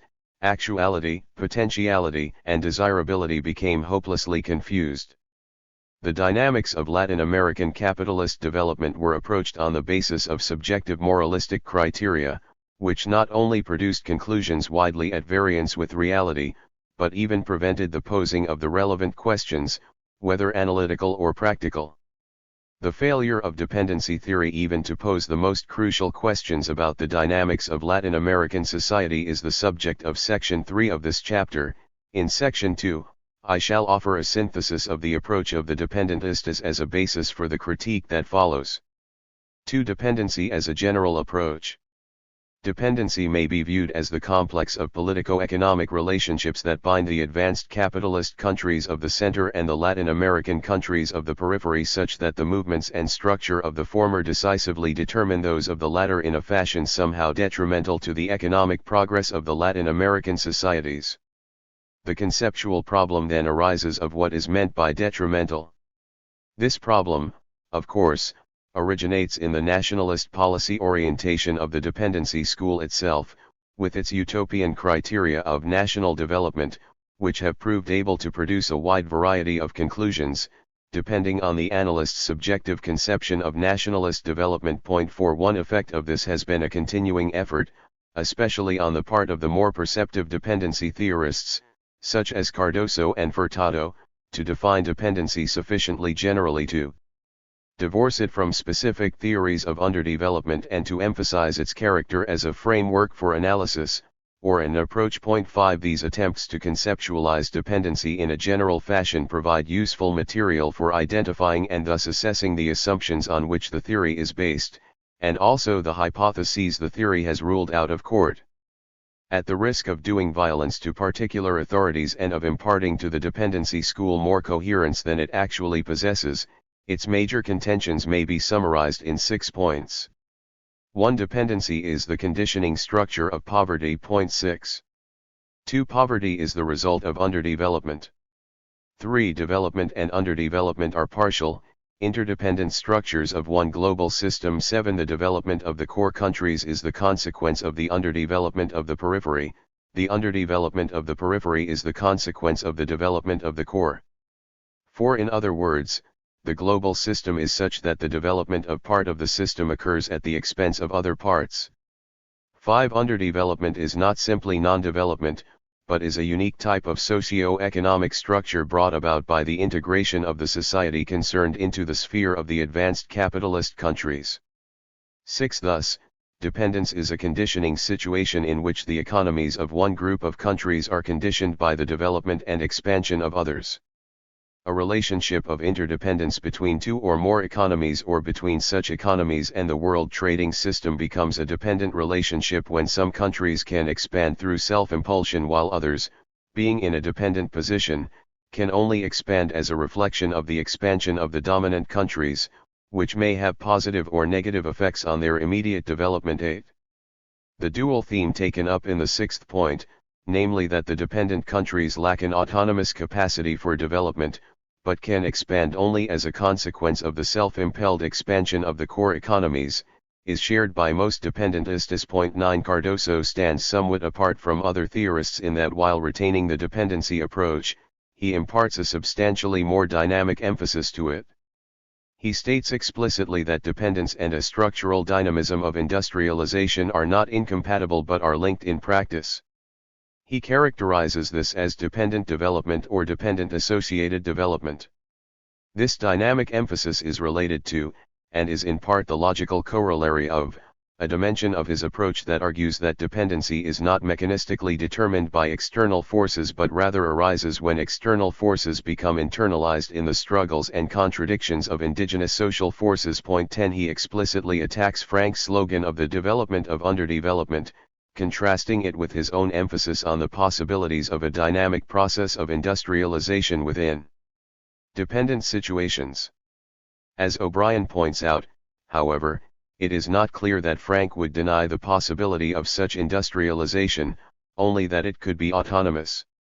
Moreover, since Cardoso himself accepts the underdevelopment concept and conceives of it as the obverse of the development of the core countries and a consequence of their domination of the periphery, it seems that Cardoso's substantive difference of emphasis as regards the dynamic character of Latin American development is not matched by an emancipation from the same theoretical framework.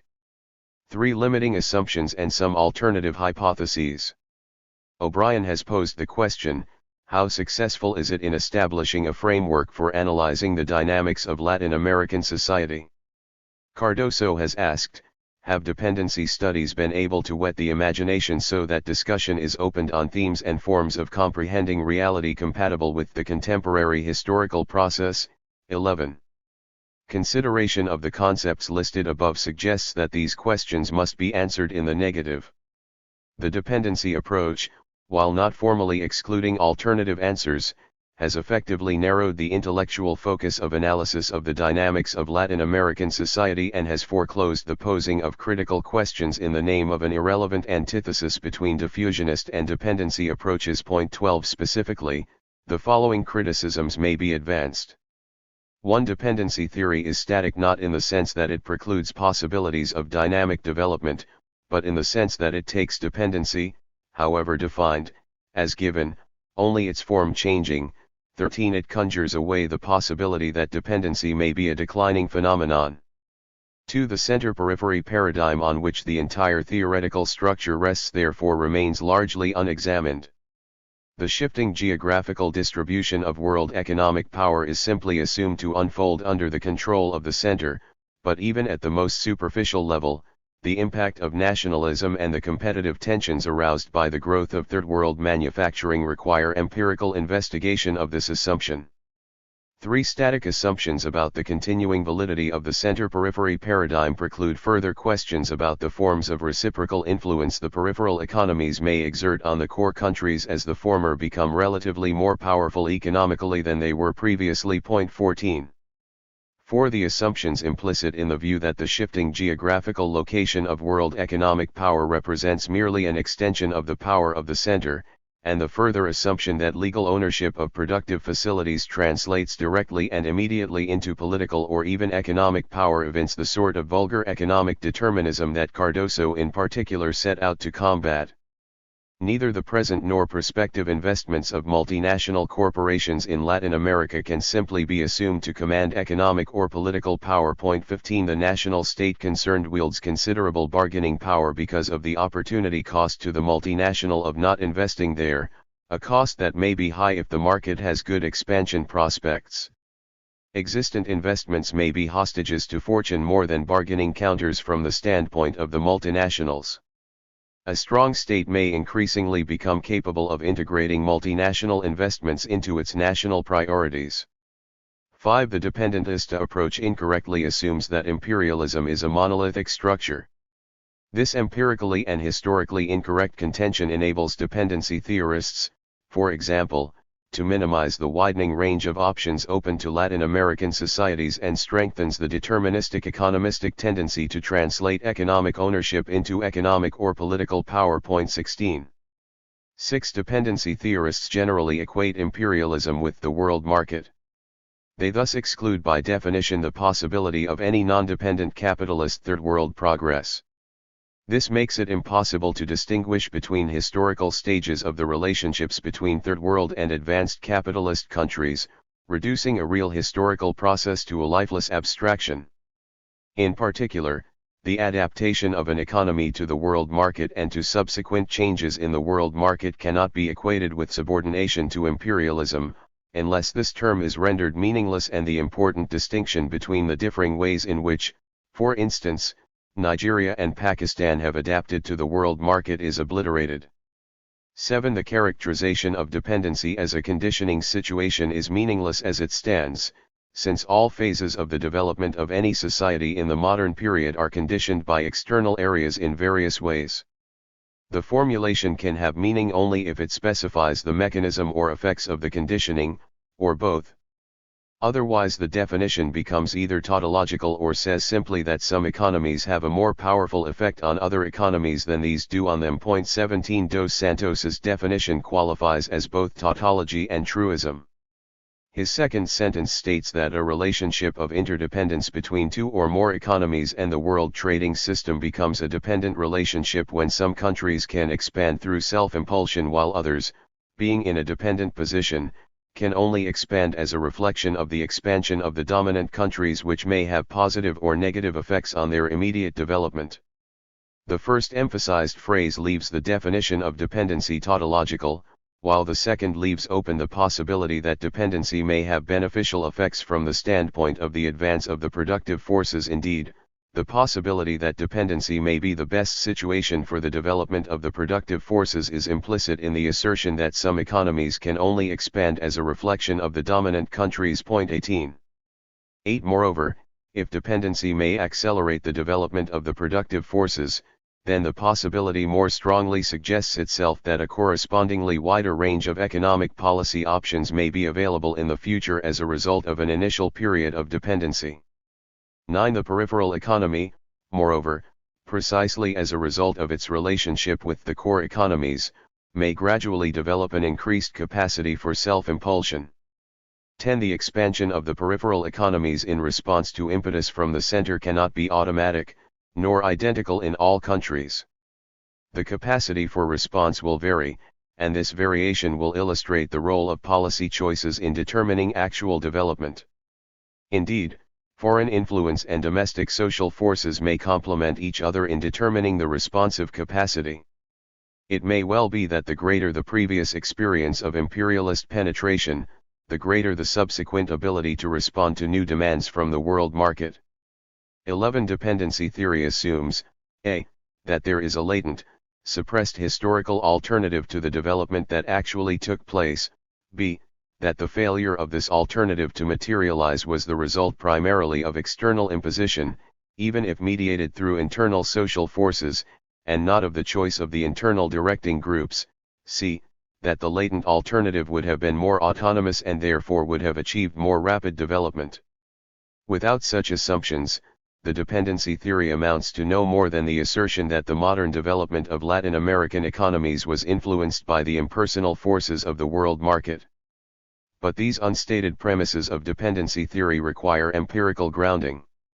In particular, it is certainly insufficient simply to assume that indigenous elites whose material interests are bound up with external trade or foreign investment in the domestic economy are essentially the local embodiment of world market forces by virtue of this relationship. 19. Their initial controlling position may have been the cause of their command over the material gains of external connection. More important, the ruling elite's dominant position cannot originate solely from external sources, since there must obviously be an internal dimension to trade and foreign investment. If their dominance in the society concerned results from their control of trade, which makes them wealthy, then this domination cannot be considered externally imposed unless some additional political element injected by the trading partners is specified. All this implies that the historical course of development of the Latin American economies may have been the result of choice and not of domination. Further, it cannot be taken for granted that social forces capable of embodying the allegedly suppressed alternative actually exist. Even more important, it cannot be assumed a priori, and it is justified neither by economic theory nor by historical experience, that autonomous development is always more rapid, or even more balanced, than dependent development. 20. 12. The superiority of the autonomous path is often assumed on the view that dependent development restricts freedom of choice by closing other options. But any path of development necessarily forecloses other options or combinations of options. This is as true of autonomous as of world market-oriented development. The term autonomous can be quite misleading. An inward-centered path may indeed offer indigenous rulers more policy options in numerical terms. But at the same time, retardation of the development of the economy through the restriction of the impact of dynamic external forces may reduce the absolute range of choices available to the society concerned, quite apart from the possibility that a more rapidly expanded economy, even if brought into being by dependent policies, may eventually create both the social forces and economic conditions for a much more soundly based policy of greater domestic control.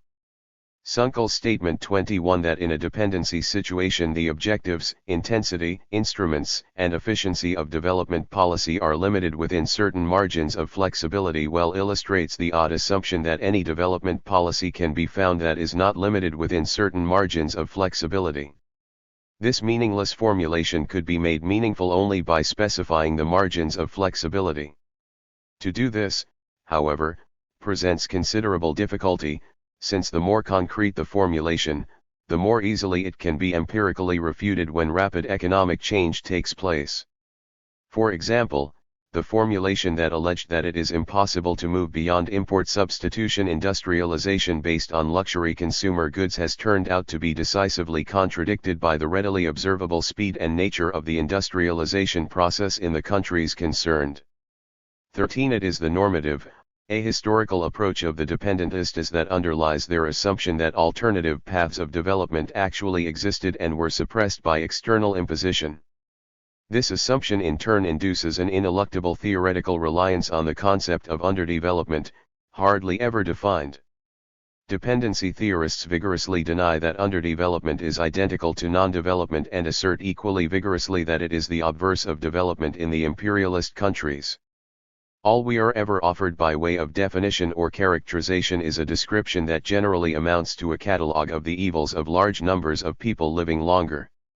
The joint assertion that underdevelopment is not non-development and that underdevelopment is the Siamese twin of development in the center, combined with the failure to define underdevelopment, forges a conceptual construction that, a. excludes by definition the possibility that the less developed countries have been becoming progressively more developed, in terms both of the expansion of the productive forces and of material welfare, as a result of their rising integration into the world market, partially because of imperialism, b. affords an empty concept into which any subjective normative criteria may be fitted so as to expound an apparent historical alternative, or even more important, a better alternative. 22 There is no reason to abandon the view that underdevelopment is non-development, measured in terms of poverty relative to the advanced capitalist countries. The substitution of some other concept of underdevelopment, structurally rooted and therefore resistant to change, has served only to divert attention from the dynamic elements of change in the Third World societies and to fuel nationalist mythology. 23. It may be added that the notion of the development of underdevelopment is even less definable than that of underdevelopment itself, even more difficult to substantiate without resorting ever more crudely to normative utopian criteria. 24. 4. Structural changes, relations between poor and rich countries.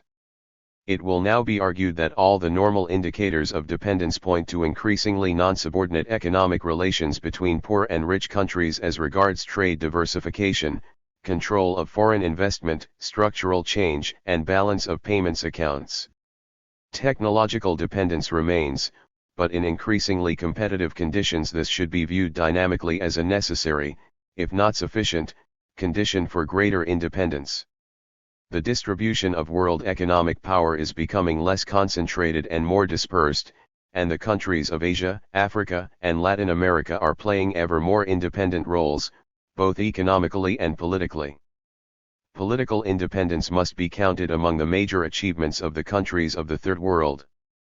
Paradoxically, failure to recognize the magnitude of this achievement, a failure symbolized by the popularity of neocolonialist and dependence theories, has itself fostered a psychological slavery to the past, characterized by international beggary, moral hypocrisy, and the use of foreign scapegoats to excuse domestic failures.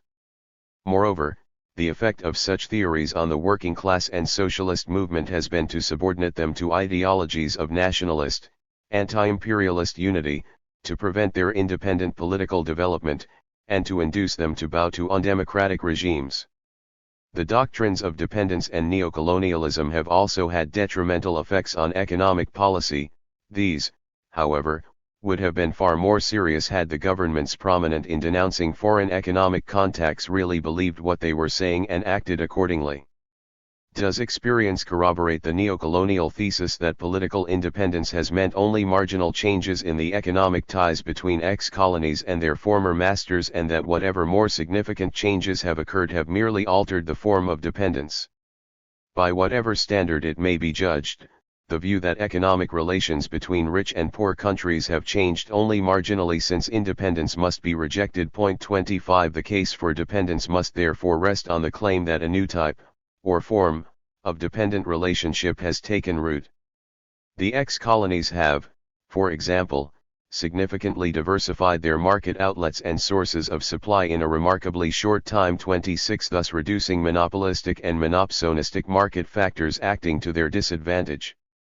To a substantial degree they have diversified their exports into manufactured goods, which by 1970 accounted for more than 25% of the value of their exports.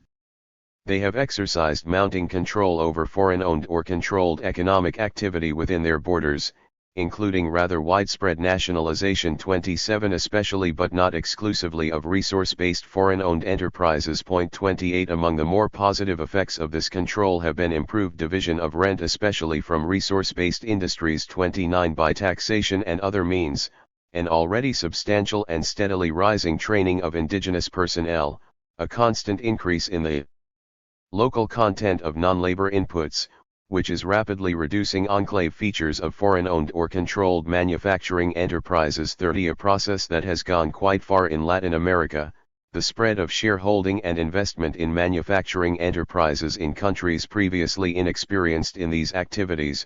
31. The expansion of exports of manufactures. 32. And the transfer of modern technology. Many, even most, of these achievements are largely the result of the operation of economic processes per se, but it is important to note that all have been strengthened and their advance accelerated by deliberate policy. National control of foreign enterprise has been most important in increasing rent share for resource-based enterprises and in widening linkages of foreign manufacturing enterprises with the rest of the economy.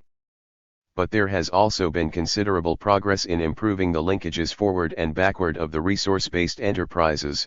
Processing of minerals and the development of refineries and petroleum-based industries have become increasingly widespread. The lack of any significant trend towards a reduction in profit shares of expatriate manufacturing enterprise is the result of a rational desire to obtain the benefits of advanced technology and organization.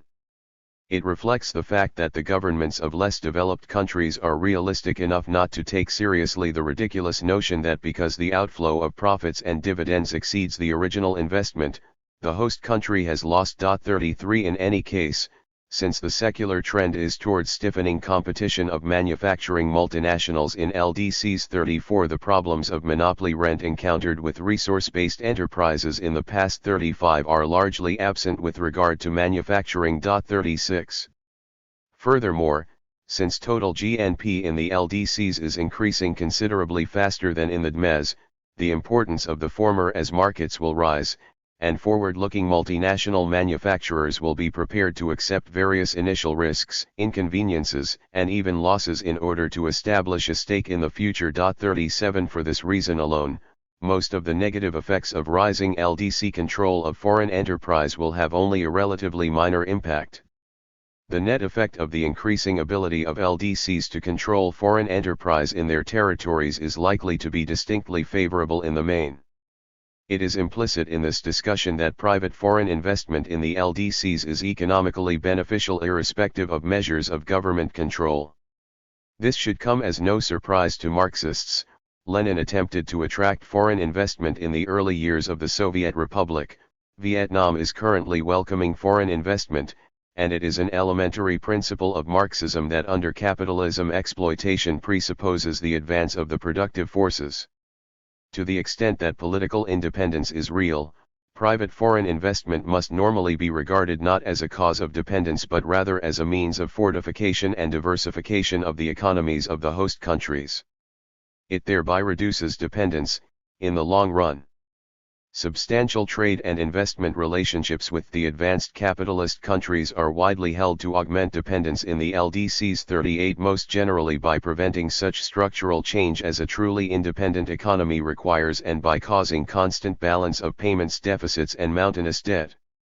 That the trade and investment relationships of developed to underdeveloped countries inherently tend to cause chronic balance of payments and debt problems for the latter is incorrect in principle. 39. In practice it has been frequently disproven. 40. And the recurrent payments problems of many countries can be shown to be due to specific policies rather than inherent tendencies.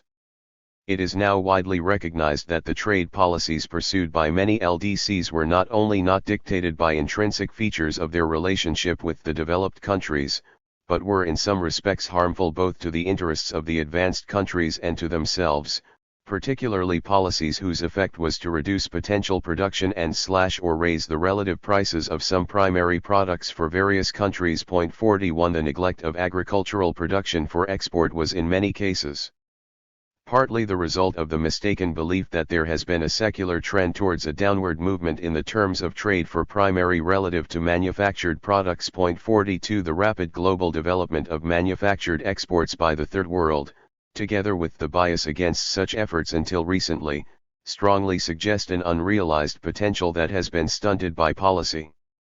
Similar remarks apply to the compounding of payments problems by rising food imports. Here again policy has played a crucial role in the related problems of resource allocation and incentives to producers. In spite of these policy mistakes, now widely recognized, the payments performance of the LDCs as a whole improved during the 1960s, the fastest decade of growth for the LDCs in this century.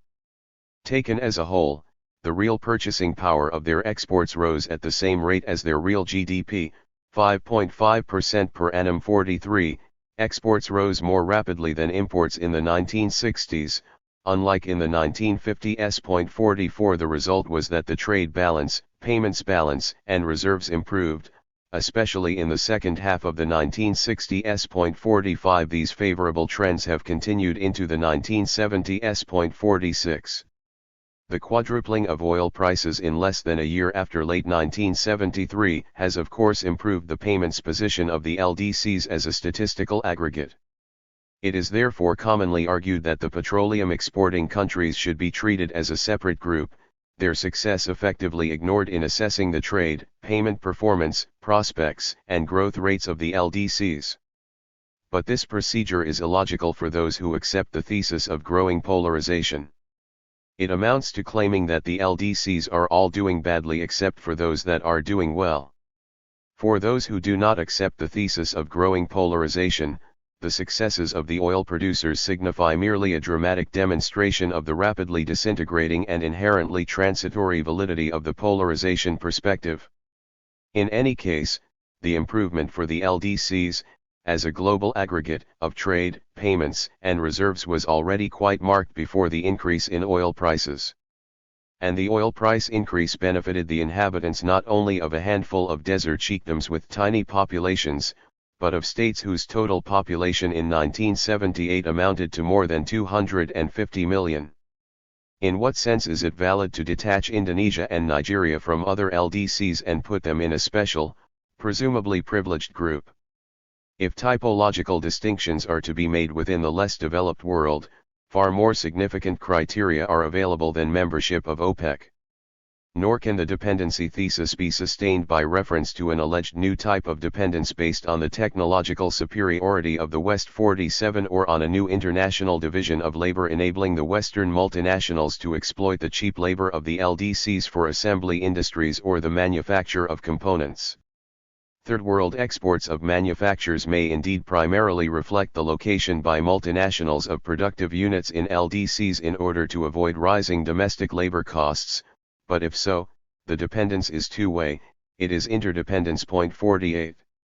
Dependence on Western technology flows logically from a perfectly sensible desire to make use of that technology, and the amazing achievements of some of the LDCs in the 20th century would have been inconceivable without this technological transfer. Any LDC, of course, can terminate its dependence on Western technology by doing without it. But a moment's contemplation of the implications, in terms of massively higher disease rates alone, for example 49, is sufficient to illustrate the distorted outlook of the many development economists who refer to the advanced technology of the industrialized countries almost as if it were a disaster for the Third World. Here as elsewhere, dependence is two-way. Technology can be purchased, and competition among sellers ensures that the only serious limitations on its availability to the LDCs are their capacities to use it. These capacities rise irreversibly and almost automatically as an integral dimension of the advance of commercialization and industrialization, and of the mushrooming of education and the acquisition of experience, including bargaining experience.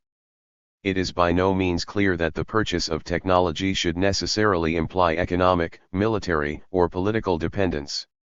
The allegedly peculiar character of know-how, that its heavy costs to the purchaser reflect various forms of monopoly power rather than real cost, to a much greater extent than is the case with other commodities. 50, is misleading, for it neglects the corresponding benefits. Further, although the costs of know-how may include elements of monopoly rent, this component of the cost is likely to decline as the bargaining power of the LDCs rises. Perhaps even more important, the indirect or external benefits of technology cannot be monopolized by those who have incurred the costs of its production, a point that is particularly obvious and important in the long run. It is never very clear exactly what is meant by indigenous technology, but one must not lose sight of the time element, for as Japan has shown, initial acquisition of foreign technology, however costly, can lead eventually to great economic power, itself the basis for substantial independent technological innovation. 51 Western technology has already brought about considerable economic achievements in Africa, Asia, and Latin America. The process of borrowing technology can be regarded as creating dependence only if it is viewed statically. Dependence is frequently supposed to be the result of a non-diversified economic structure, characterized in particular by the limited development of manufacturing industry. 52 and reliance on primary products for the generation of foreign exchange. In an analysis of particular interest because it has almost broken free of the whole dependency approach, Cardoso summarizes the basic characteristics of dependency as follows. Basically, the dependency situation is maintained because, in addition to the already stated factors of direct control by the multinationals and dependence on the external market, the industrial sector develops in an incomplete form. The production goods sector, which is the centerpin of accumulation in a central economy, does not develop fully. Ordinarily, economists refer to technological dependency, and it means that the economy has to import machines and industrial inputs, and consequently has to stimulate exports to generate the necessary foreign exchange. 53. No doubt there is an element of truth in this, although its validity was closely related to lack of sovereignty, since an independent state might well even intensify its reliance on a single commodity in order to improve exchange earnings as a preliminary to diversification. In any event, significant diversification of the economic structure has been occurring in the Third World, and growth rates of output during the past 25 years have been higher for heavy than for light industries in developing countries. The concept of dependence has always been imprecise, such significance as it has relates almost entirely to political control of one society by another. 54 Since national economies are becoming increasingly interdependent, the meaning of dependence is ever more elusive, not to say mystical. 55 Every multinational with a branch or subsidiary in an underdeveloped country is dependent on the continued goodwill of that country to ensure that its investment pays off, or possibly to ensure that it establishes an early stake in a potentially large and rapidly expanding market. The host country may be dependent on the firm for the organizational skills and technology to establish a new industry. If all the multinationals or the advanced capitalist countries as a group acted in concert, their bargaining power would undoubtedly be superior to that of the LDCs taken singly or as a group, but they do not, and their superior economic power is often used in competitive battles against one another. 56 But there is more.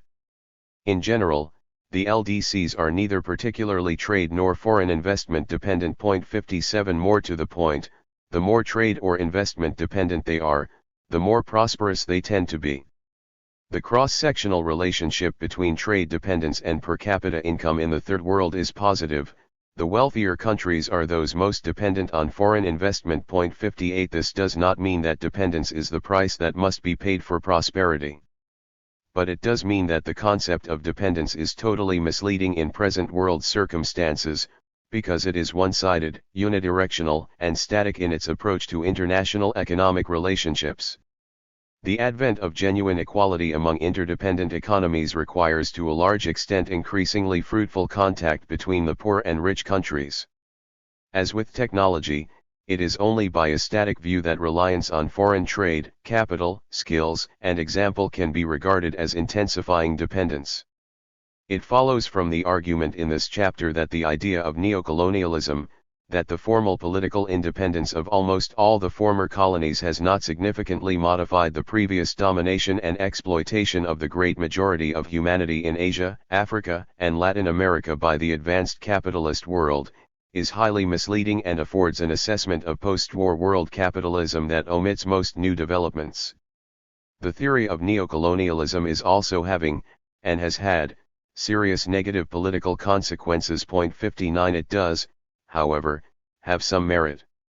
Clearly there was a lag between the achievement of formal independence and the ability of underdeveloped countries to exert their bargaining power.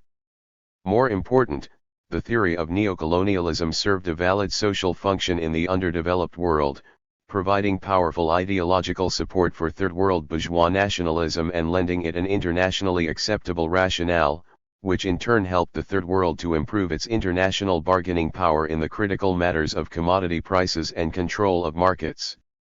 More generally, bourgeois nationalism is a fundamental ideological condition for the creation of modern nation-states out of states previously characterized by feudal particularism, religious and communal division, and all varieties of patriarchal backwardness. But the fact that the theory of neocolonialism helped bourgeois nationalism to sweep away many retarding influences impeding the development of capitalism and to forge modern nation-states does not eliminate its crucial weakness. The crux of the theory is to deny the importance of political independence in stimulating indigenous capitalism in the Third World. But any serious examination of the underdeveloped countries since independence demonstrates that these countries have made important gains in a context in which nationalism has forced the pace of economic development. 8. The illusion of underdevelopment. Facts of post-war progress. Earlier chapters have analyzed the origins and some of the inadequacies and consequences of the current worldview of the majority of the left, an important element of which is the belief that the post-war record of economic development in the Third World has been one of failure drifting inexorably towards catastrophe. The central components of this view can be summarized as follows. Point 1. 1. The material record of the LDCs, as measured by the standard indicator of per capita GNP, has been disappointingly poor, sometimes even negative. One of the results has been a widening gap, absolute and relative, between developed and underdeveloped countries. 2. More important, the absolute rise in per capita GNP in the LDCs has not been reflected in rising absolute standards of welfare for the majority of the population. There are many reasons for this too, among the most critical of which are regressive income distribution and patterns of output irrelevant to basic social needs, as well as forms of economic development tending towards increasing marginalization of ever wider sections of the population. Indeed, post-war Third World economic development has been characterized by negligible improvement, or even worsening material misery for the majority, only a small minority benefiting from development. 3. Even when material standards have improved, the result has been growth without development, a process whereby average purchasing power over goods and services rises, but without an improvement, and perhaps even with a decline, in the quality of life for the majority. Growth without development entails unjust income distribution, demolition of traditional values and communities without constructing worthwhile alternatives, rising crime rates, the loss of human dignity owing to worsening unemployment and underemployment, and, in general, the imposition of Western capitalist industrial culture, including unsuitable consumption patterns, on Third World societies. 4. In any case, such disappointingly small material progress as has been achieved is likely to be ephemeral, for it is threatened by starvation, ever-rising mass unemployment, and dwindling resources. Point 3. 5. The menace of starvation results from rapidly accelerating population growth, the pattern of international trade, and a political system dominated by privileged elites whose interests and consumption patterns are not directed towards the development of domestic food production. The reality of this threat is demonstrated by the failure of Third World agriculture throughout the post-war period. 6. Third World countries are already racked by mass unemployment, including large-scale urban and rural underemployment unprecedented since the localized experience of the advanced capitalist countries in the 1930s, and currently accelerating rates of population growth, the capital-intensive character of modern industry, and a host of other factors make it probable that by 1990 overall unemployment in the Third World will range between 58 and 73%. 4. 7. Dwindling resources pose a threat to the whole of humanity unless there is a fundamental change in the way of life of the rich minority in the advanced industrial countries. Currently known and estimated reserves of a range of commonly used and indispensable raw materials are likely, at current prospective rates of consumption, to last for comparatively short periods. The threat posed by this problem is greatest for the LDCs, since the superior political, military, and economic power of the Western countries affords them a powerful advantage in securing the greatest share of these dwindling resources. Moreover, because of the need, in the face of these scarcities, for a change in lifestyle, it is all the more imperative for the LDCs to leave the path of growth without development. 8. Internationally, the old pattern of direct colonial rule has given way to one of indirect dependence based on the West's monopoly of advanced technology. The international division of labor has changed, but not in a fashion that permits autonomous third world development. On the contrary, it perpetuates and even tightens the ties of dependence and accentuates the immoral and potentially politically disruptive division between rich and poor nations. Insofar as it can be distinguished from this liberal populist view, the specifically Marxist or neo-Marxist version of this outlook 5 emphasizes that the alleged failure of post-war third world development is evidence of the socially retrogressive character of capitalism in the age of imperialism and of the consequent inability of the system to match the material achievements of early, non-imperialist capitalism in the West. One influential conceptualization of this neo-Marxist approach relies heavily on the concept of the development of underdevelopment. It postulates that underdevelopment is a sui generis state of distorted development caused by Western imperialism. A corollary of this view is that capitalism in third world countries, being externally introduced, has no healthy internal roots or vigorous dynamic of its own. In what follows I shall argue that the empirical data belie this picture and that substantial, accelerating, and even historically unprecedented improvements in the growth of productive capacity 6 and the material welfare of the mass of the population have occurred in the Third World in the post-war period.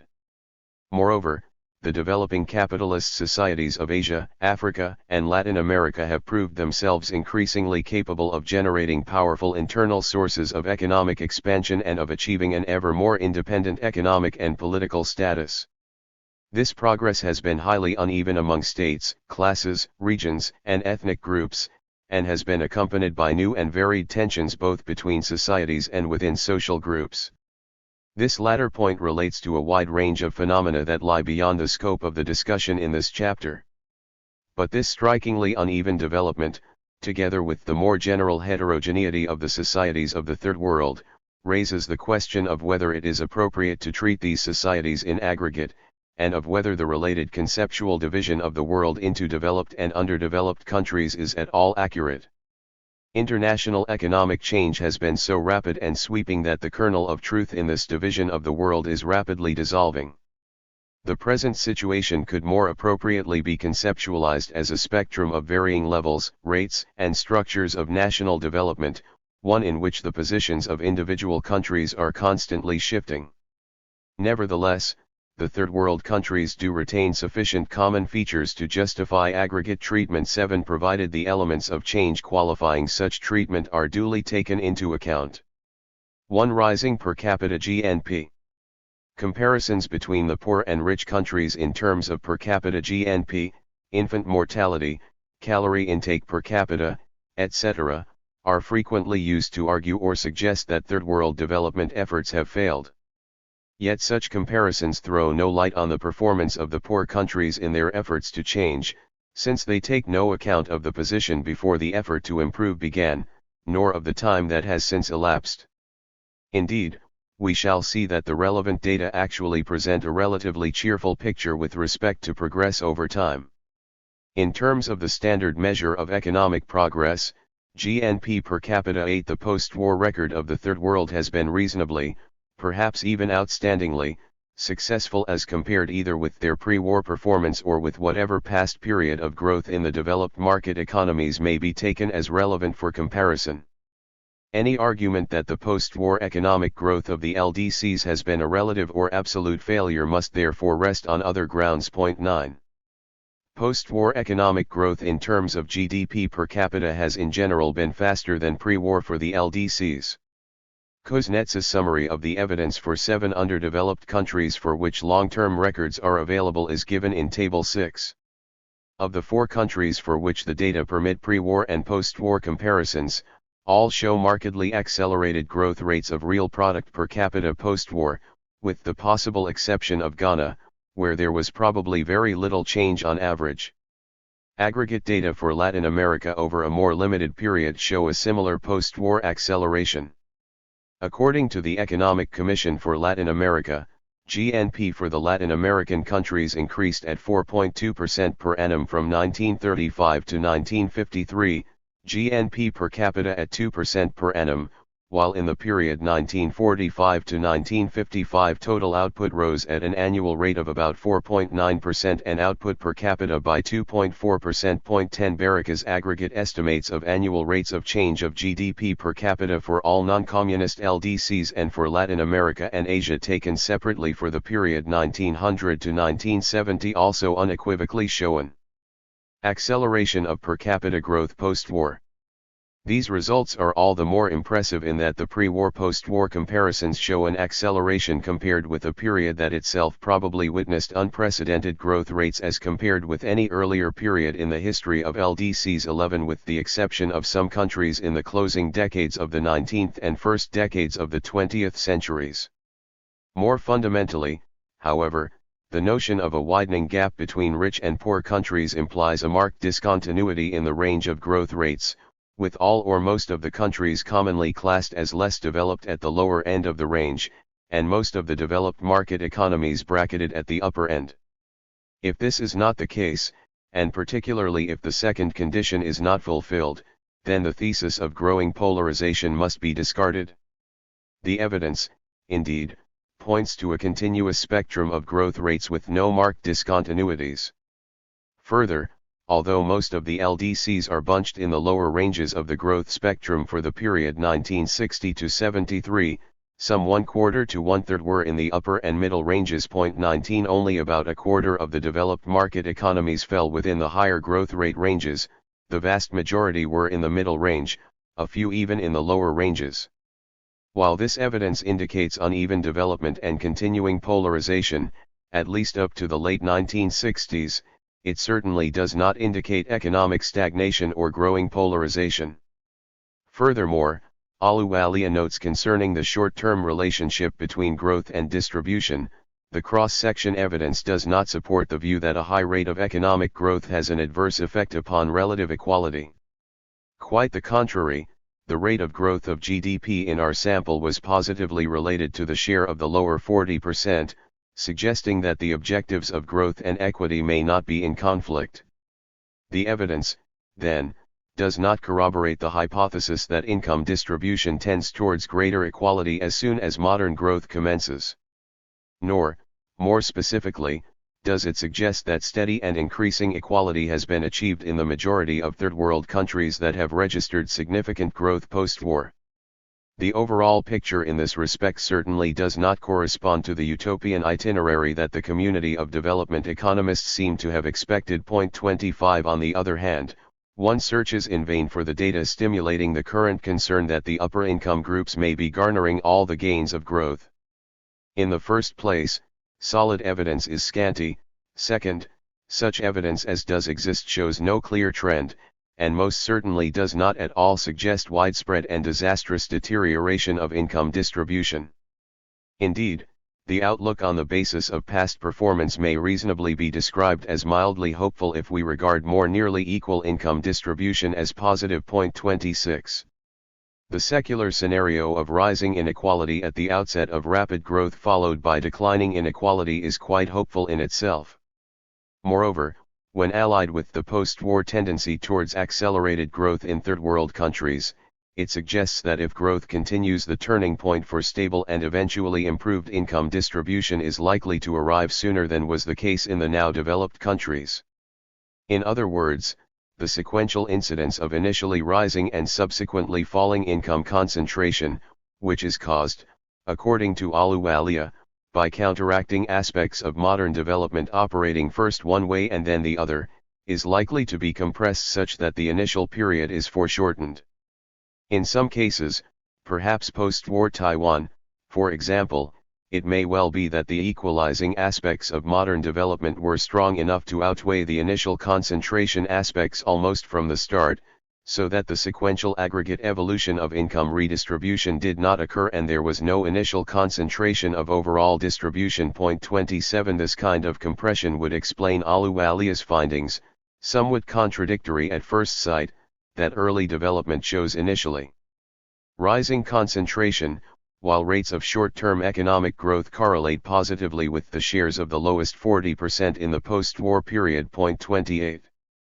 This apparent paradox may also be related to the great heterogeneity within and between these societies, which is bound to reduce the value of cross-sectional correlations as indicators of change over time, particularly in the earlier stages of growth, when societies are most heterogeneous. In societies with fragmented social structures, changes in the Gini coefficient may be the net result of shifts in disparate social groups within the same national territory, together with changes in the relative importance within society of these component social groups, all this aggravated by the incomparability of the purchasing power of groups with radically different lifestyles. In effect, these considerations would tend to render less certain the initial phase of overall increasing concentration, while not invalidating the secular tendency towards stabilization and a measure of reduction of inequalities. We repeat, then, there is no implication of general, widespread, early, or continuous improvements in distribution. On the contrary, traumatic disruptions in previously accepted relative incomes within and between sectors are highly likely, particularly in the case of the development of social differentiation in agriculture as commercialization penetrates, although in some areas this will lead not to increased concentration but to the replacement of one type of social differentiation by another. Point 29. Nevertheless, the rejection of a Panglossian approach should not blur the logical implications of the empirical data.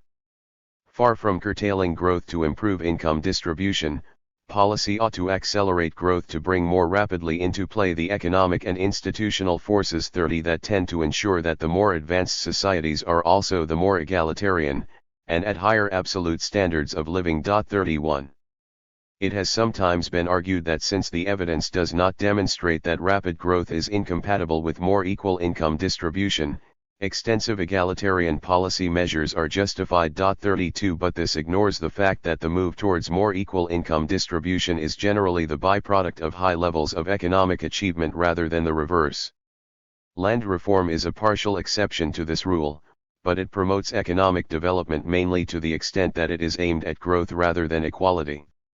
A recent study on Latin America suggests that as capitalist development increasingly pervades agriculture and latifundistas become more akin to large-scale commercial farmers, land reform becomes less important, if not completely irrelevant and economically disastrous. 33 Distribution, of course, is much less unequal in Asia and Africa, where land redistribution is therefore even more likely to have damaging effects on output, and greater concentration may be the precondition for rapidly expanding output. The view that growing inequality is detrimental to material welfare is rooted in neoclassical assumptions of declining marginal utility of consumption with given tastes. But such a static analysis can suggest no presumption of declining welfare with growing inequality in a growing economy, especially since tastes are changing rapidly and the situation is not a zero-sum game. This analysis is purely consumption-oriented. It ignores both the effects of real or anticipated differences in income on the growth of output through incentives to capital and labor, and the crucial role of such differences in resource reallocation during periods of rapid structural change, when barriers to the mobility of labor and capital are formidable. 34.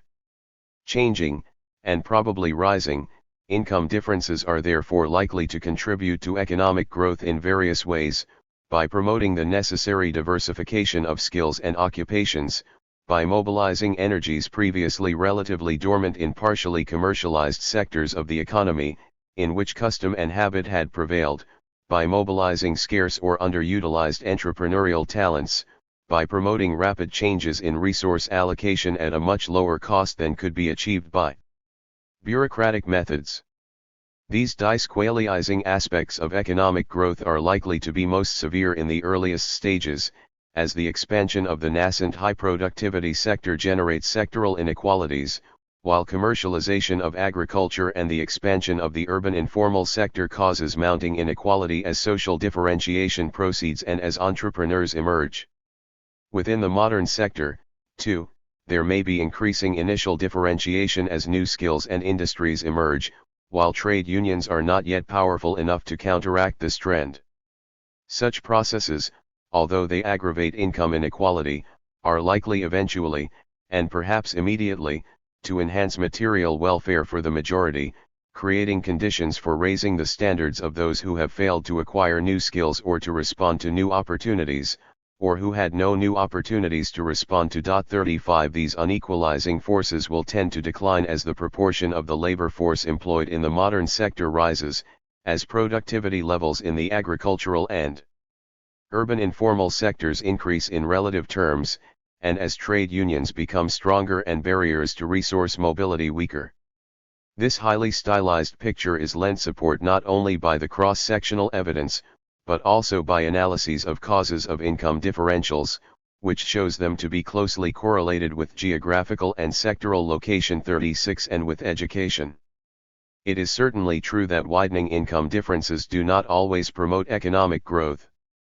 But the business and professional classes required for capitalist economic development will also transmit from generation to generation experience, traditions, and cultural traits appropriate to their calling, and socio-economic positions in competitive societies which, especially in the case of businessmen, demand that they keep advancing if they are to maintain their position.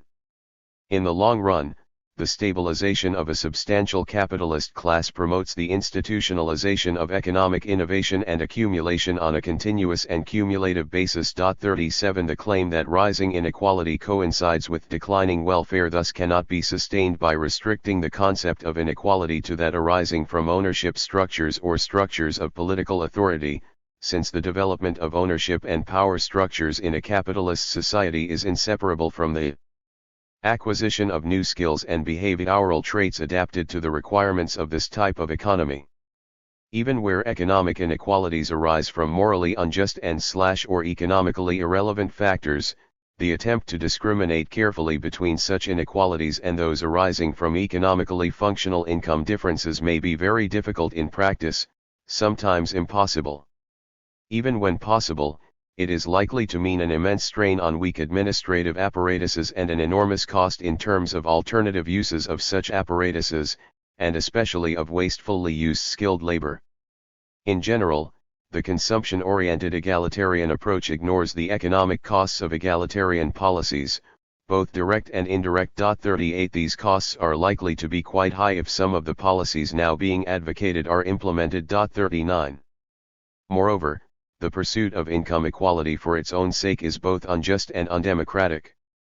It is unjust in that it would tend to equally reward different groups and individuals with different value judgments about consumption, leisure, intensity of work, acquisition of new skills, and the desirability of altering long-held customs and beliefs. The separation of reward from individual effort in societies characterized by extreme poverty would unjustly prevent individuals from fulfilling their social and personal obligations. It is undemocratic in that it is exceedingly unlikely that the current preoccupation of development economists with equality reflects the value judgments of the majority of the inhabitants of the Third World currently emerging into or adapting to the exchange economy. An aspiration to keep up with the Joneses, or even to avoid starvation, logically implies neither a desire for an egalitarian economic policy, nor support for equality for those worse off than oneself. 40 Yet increased participation by the population in government is illogically assumed to be consistent with egalitarian policies. 41 In sum, such increasing income inequalities as are manifest in the Third World, and the evidence does not support the view that they dominate over trends towards greater equality, cannot be assumed to be detrimental to the poorest sections of the community. 42 Except in a strictly arithmetical sense, since there are strong grounds for arguing that these inequalities are as much a cause as a consequence of economic growth and therefore of an eventual absolute improvement in the living standards of the majority. 3. Marginalization. The term marginalization generally refers to the rising unemployment or underemployment of the labor force. It may be applied to situations in which workers are working short hours or are engaged in comparatively unproductive or low-paying occupations. 43 The latter conception of underemployment is often inaccurately applied to conditions in which a rising proportion of the workforce is engaged in activities like crime or beggary, which effectively amount to obtaining a share of the productively earned income of the rest of the labor force. The misleading impression has often been given that unemployment rates in the LDCs are extremely high and even rising, especially in urban areas. This picture is usually based on employment exchange statistics. The only worthwhile evidence, however, is derived from census or sample survey data, and it actually shows that open unemployment in the urban areas of the LDCs is considerably less than has generally been supposed, often comparable to rates in the DMEs. A recent ILO estimate of aggregate open unemployment in the Third World puts the figure as low as 5% in 1976.44. This is consistent with a number of studies that have revealed unexpectedly low rates in individual countries. 45 It is difficult to establish long-term trends for the poor countries as a whole on the basis of hard data of this type, but the limited evidence available lends no support to the view that unemployment rates have been rising. It rather suggests the contrary. The FAO report on the state of food and agriculture 1973 noted that of the 13 LDCs that conducted regular sample surveys of the labor force in the 1960s, 5 showed a downward trend in the rate of open unemployment and 1 an upward trend. In the others the trend was unclear. It does not seem likely that this can be explained principally by shifting participation rates. 46 Since the decline in crude participation rates that actually occurred in developing market economies in the 1960s was mainly due to a reduction in the proportion of the population of working age, together with a widespread tendency towards decreasing activity rates for males in the youngest and oldest brackets. There was little variation in activity rates for men in the central age groups, who provide most of the labor supply in most countries. 47. The case for such remarkable suggestions as those of Singer must therefore rest upon underemployment. If we adopt the short hours approach to underemployment, the only non-tautological and measurable approach for the urban labor force, a survey of the available evidence shows that average hours worked by the total urban labor force are generally high, that those wishing to work longer hours are frequently doing so already, that there is no particular relationship between time worked and extra time wanted, that estimates of the extra work demanded as an equivalent percentage of full time. Unemployment tends to be only about 2 or 3%, and that those working short hours tend to be concentrated at the extremes of the age range of the labor force.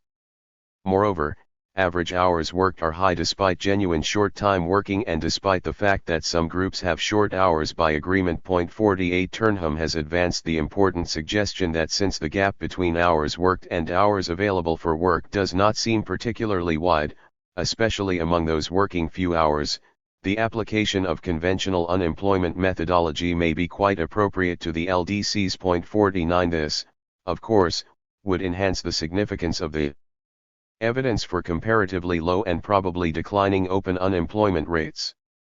Attention has accordingly been focused increasingly on the use of poverty or low productivity as measures of underemployment, for the emotional resonance of the term unemployment, with all its overtones of the 1930s, must be preserved at all costs. Quite often the simple assumption is that the portion of the urban workforce not employed in the modern sector must be substantially underemployed. But since poverty and low productivity have many causes other than unemployment or involuntary short hours, they can be measures of underemployment only by definition. As such, they cannot in themselves indicate a large marginal population, unless the enterprises of the urban informal sector can be shown to be marginal by some criterion other than productivity or income. It is now clear from recent research 50 that it cannot be assumed automatically that the activities of the urban informal sector are primarily of a time-filling, redistributive 51 or duplicatory character. 52 The relative importance of such parasitic activities within the informal sector is unknown, but the least that can be said is that in most of the large cities of the Third World a wide variety of essential goods and services are provided at relatively low cost to a substantial proportion of the population by the informal sector. 53 There is disagreement as to whether the informal sector is basically residual and stagnant or whether it comprises significant elements of internal dynamism in terms of innovation, accumulation, and the upward mobility of the more successful operators. A strong case can be made for the latter view 54, which implies the existence of an expanding wage labor force in the informal sector 55, and suggests that the dichotomy between formal and informal sector may be excessively rigid. A wide range of service activities often taken as prima facie evidence of underemployment appear actually to be functional to the general growth of the urban economy. Many of them are linked directly to the needs and growth of the secondary sector. 56 The proliferation of various types of traders has been convincingly presented as an economically efficient adaptation to the structure of the economy. 57 These traders undertake modern and traditional occupations involving the use of modern technologies, from photography and cab driving to small-scale engineering. 58 And profit maximization is found even among the self-employed and craftsmen.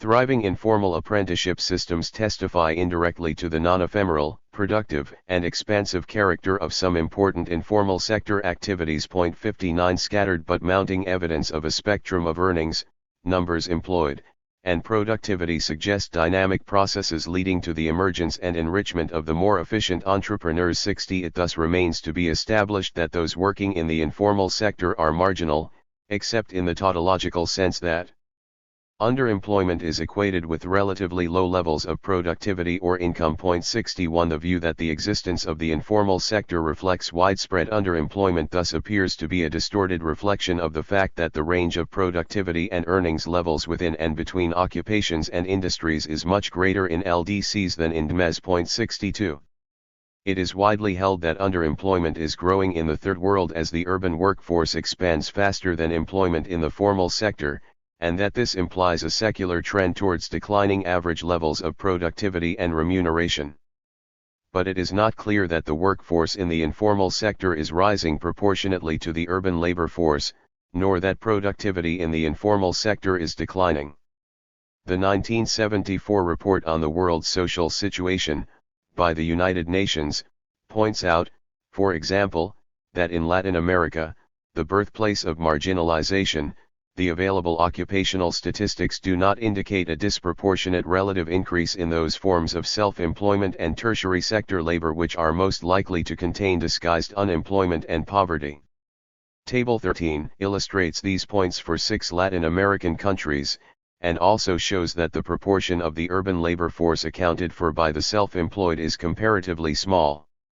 In addition, there is evidence from a number of other developing countries that the wage labor force is expanding at the expense of other types of employment. 63 Thus, Table 14 shows that in the majority of developing economies for which data is available, the proportion of wage earners as a percentage of the economically active population rose between 1960 and 1970. 64 Little or nothing is known about the trends of productivity and real earnings in the urban informal sector, but it has generally been found that per capita remuneration there is higher than for the openings available in the rural sector.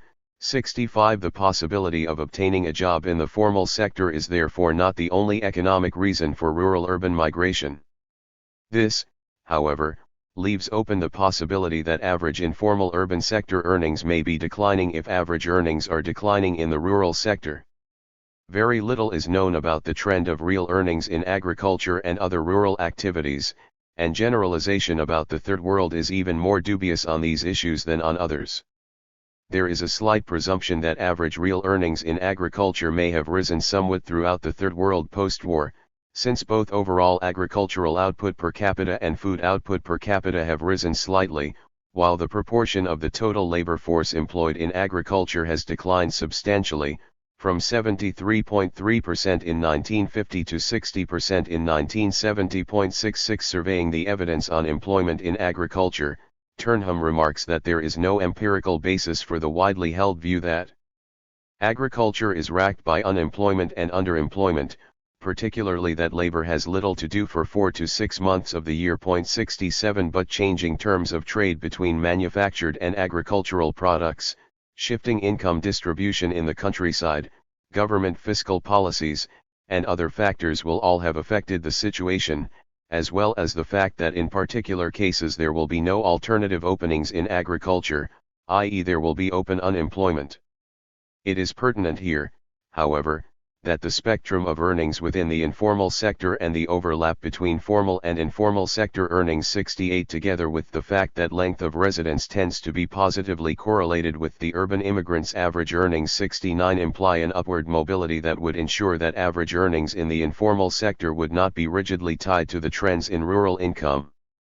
The interpretation of rising urban underemployment in terms of shifts from more to less productive and remunerative occupations is consistent with the concept of disguised unemployment from which the underemployment approach originated. 70 In the original conception, this move from occupations of higher to lower productivity was supposed to be due to a decline in effective demand. It is more likely that what is called underemployment in the Third World, at least in the urban areas, is the result of a shift from less to more remunerative occupations, at least for the bulk of rural urban migrants. The principal basis for characterizing them as underemployed is that they fall below some arbitrary dividing line demarcating the superior productivity or earnings of the rest of the urban labor force, even if the incomes of the underemployed have actually improved over time. The concept of marginalization implies the effective disruption or weakening of the linkages of a growing number of the population with the central activities of the economy. As is common in development economics, a term that arose with a valid descriptive function has acquired a sophisticated, conceptual superstructure. 71 In fact, so-called marginalization is a way of referring to the anarchic, chaotic, unplanned, sometimes brutal, but nevertheless vigorous fashion in which urbanization expands the market, stimulates commercialization of the whole of society, and thereby increases the division of labor and thus the integration of society, as Adam Smith noted long ago. The real process is just the opposite of that implied by the word, it is one of increasing integration. The shanty towns, unlike slums, are not the result of deterioration, but represent improvements over rural conditions. 72 And many are improved over time. 73 The rural-urban migration, together with the return flows to the villages, is a progressive force in breaking up subsistence activities, institutions, and attitudes that held up material progress. Rural life in general and agricultural practice in particular are consequently transformed.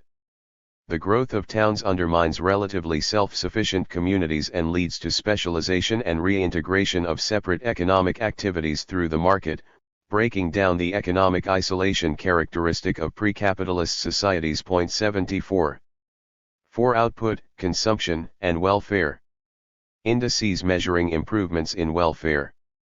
The thesis that the rising volume of goods and services available in the Third World since the Second World War is not oriented towards the basic needs of the majority of the population often forms a dimension of the marginalization approach. 75 And a major source of the dissatisfaction of development economists with the first development decade. This position is often phrased in terms of distortions from some usually unstated norms that seldom existed historically, or alternatively from consumption patterns that allegedly would have existed but for the artificial wants created by advertising and exposure to Western-type consumption patterns. 76. This argument is closely related to another point, that GNP per capita is an inadequate proxy for welfare or development if those terms are taken to refer in some sense to the needs of the great majority of the population rather than the privileged few. Uneven distribution alone ensures that GNP per capita is a value-loaded proxy, since market valuations are inherently biased to afford greater weight to consumption by the rich. Moreover, the incomplete development of the market in LDCs and the high degree of market imperfections undermine the validity of GNP calculations even on their own terms. Finally, the statistical basis of such calculations in many, perhaps most, LDCs is so weak that measures of GNP per capita are liable to errors as great as several 100%. All these points are valid to a great extent. 77 But they leave open the extent to which figures on GNP per capita give a misleading impression both of shifts in the level and pace of development and welfare over time and of comparisons between countries. The large element of statistical error, for example, is far less serious for rates of change than for absolute levels of GNP per capita. The measure of relative progress in one country over time by this statistic may therefore be much more nearly accurate than its measure of national differences. More fundamentally, however, composite measures of development or welfare on the basis of physical indicators show a close association between per capita GNP and the Living or Development Index.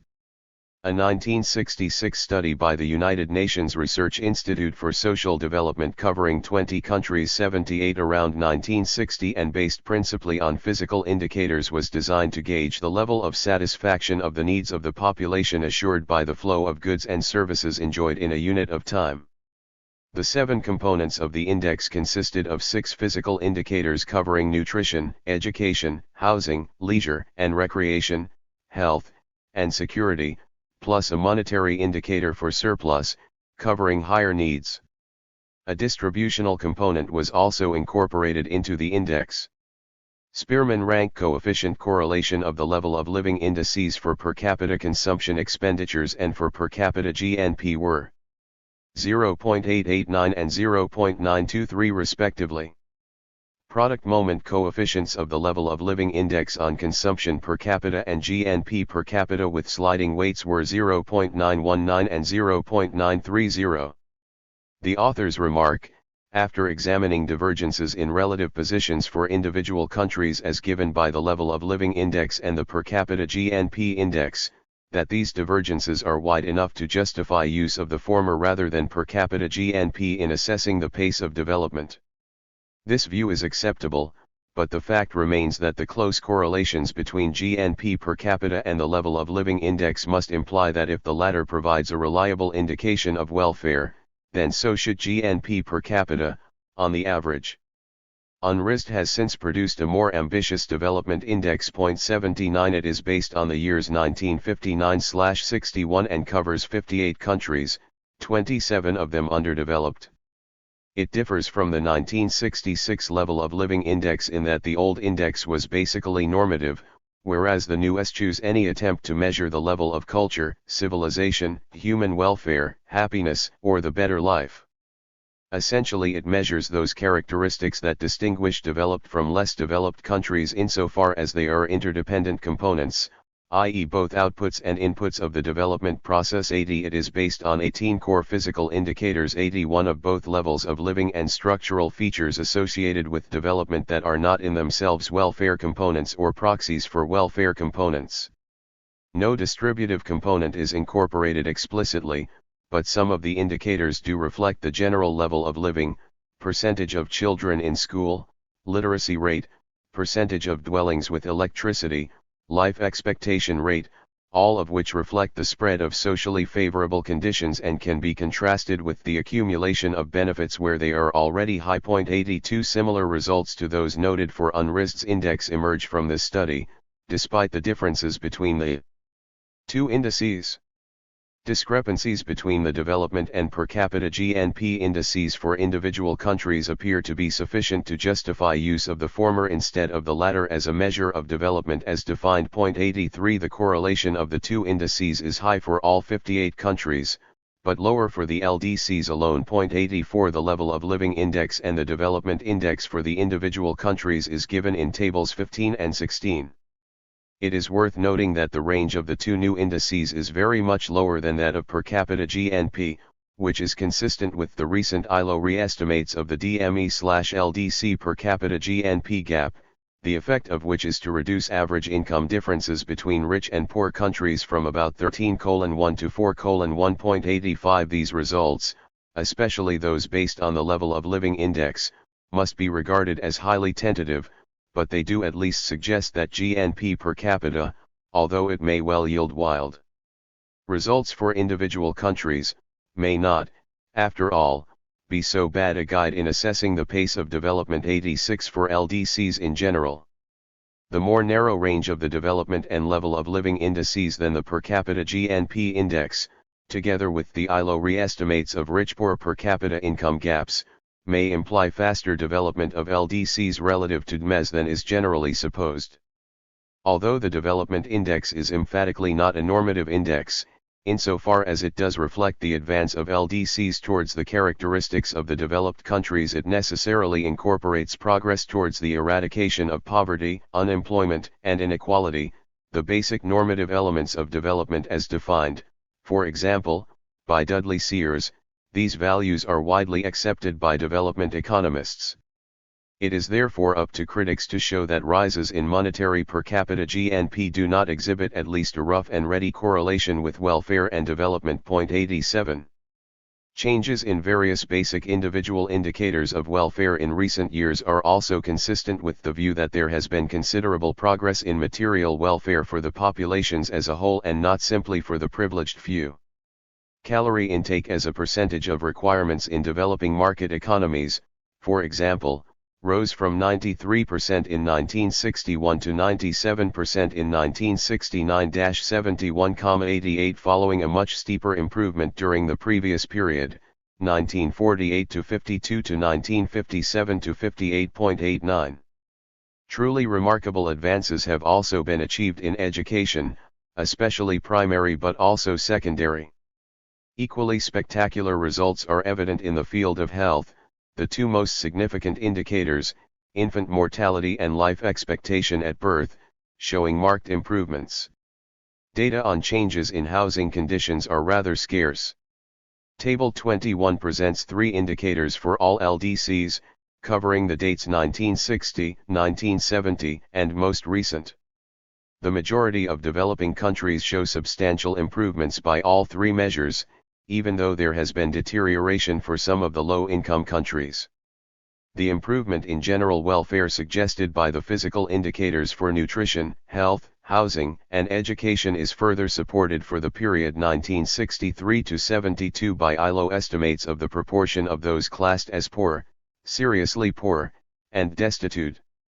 The percentage of the total population falling into each of these categories was on the decline in the developing economies taken in aggregate and for Asia, Africa, and Latin America taken separately. The sole exception was the category of those below the highest poverty line in Asia. The relative size of this group remained constant.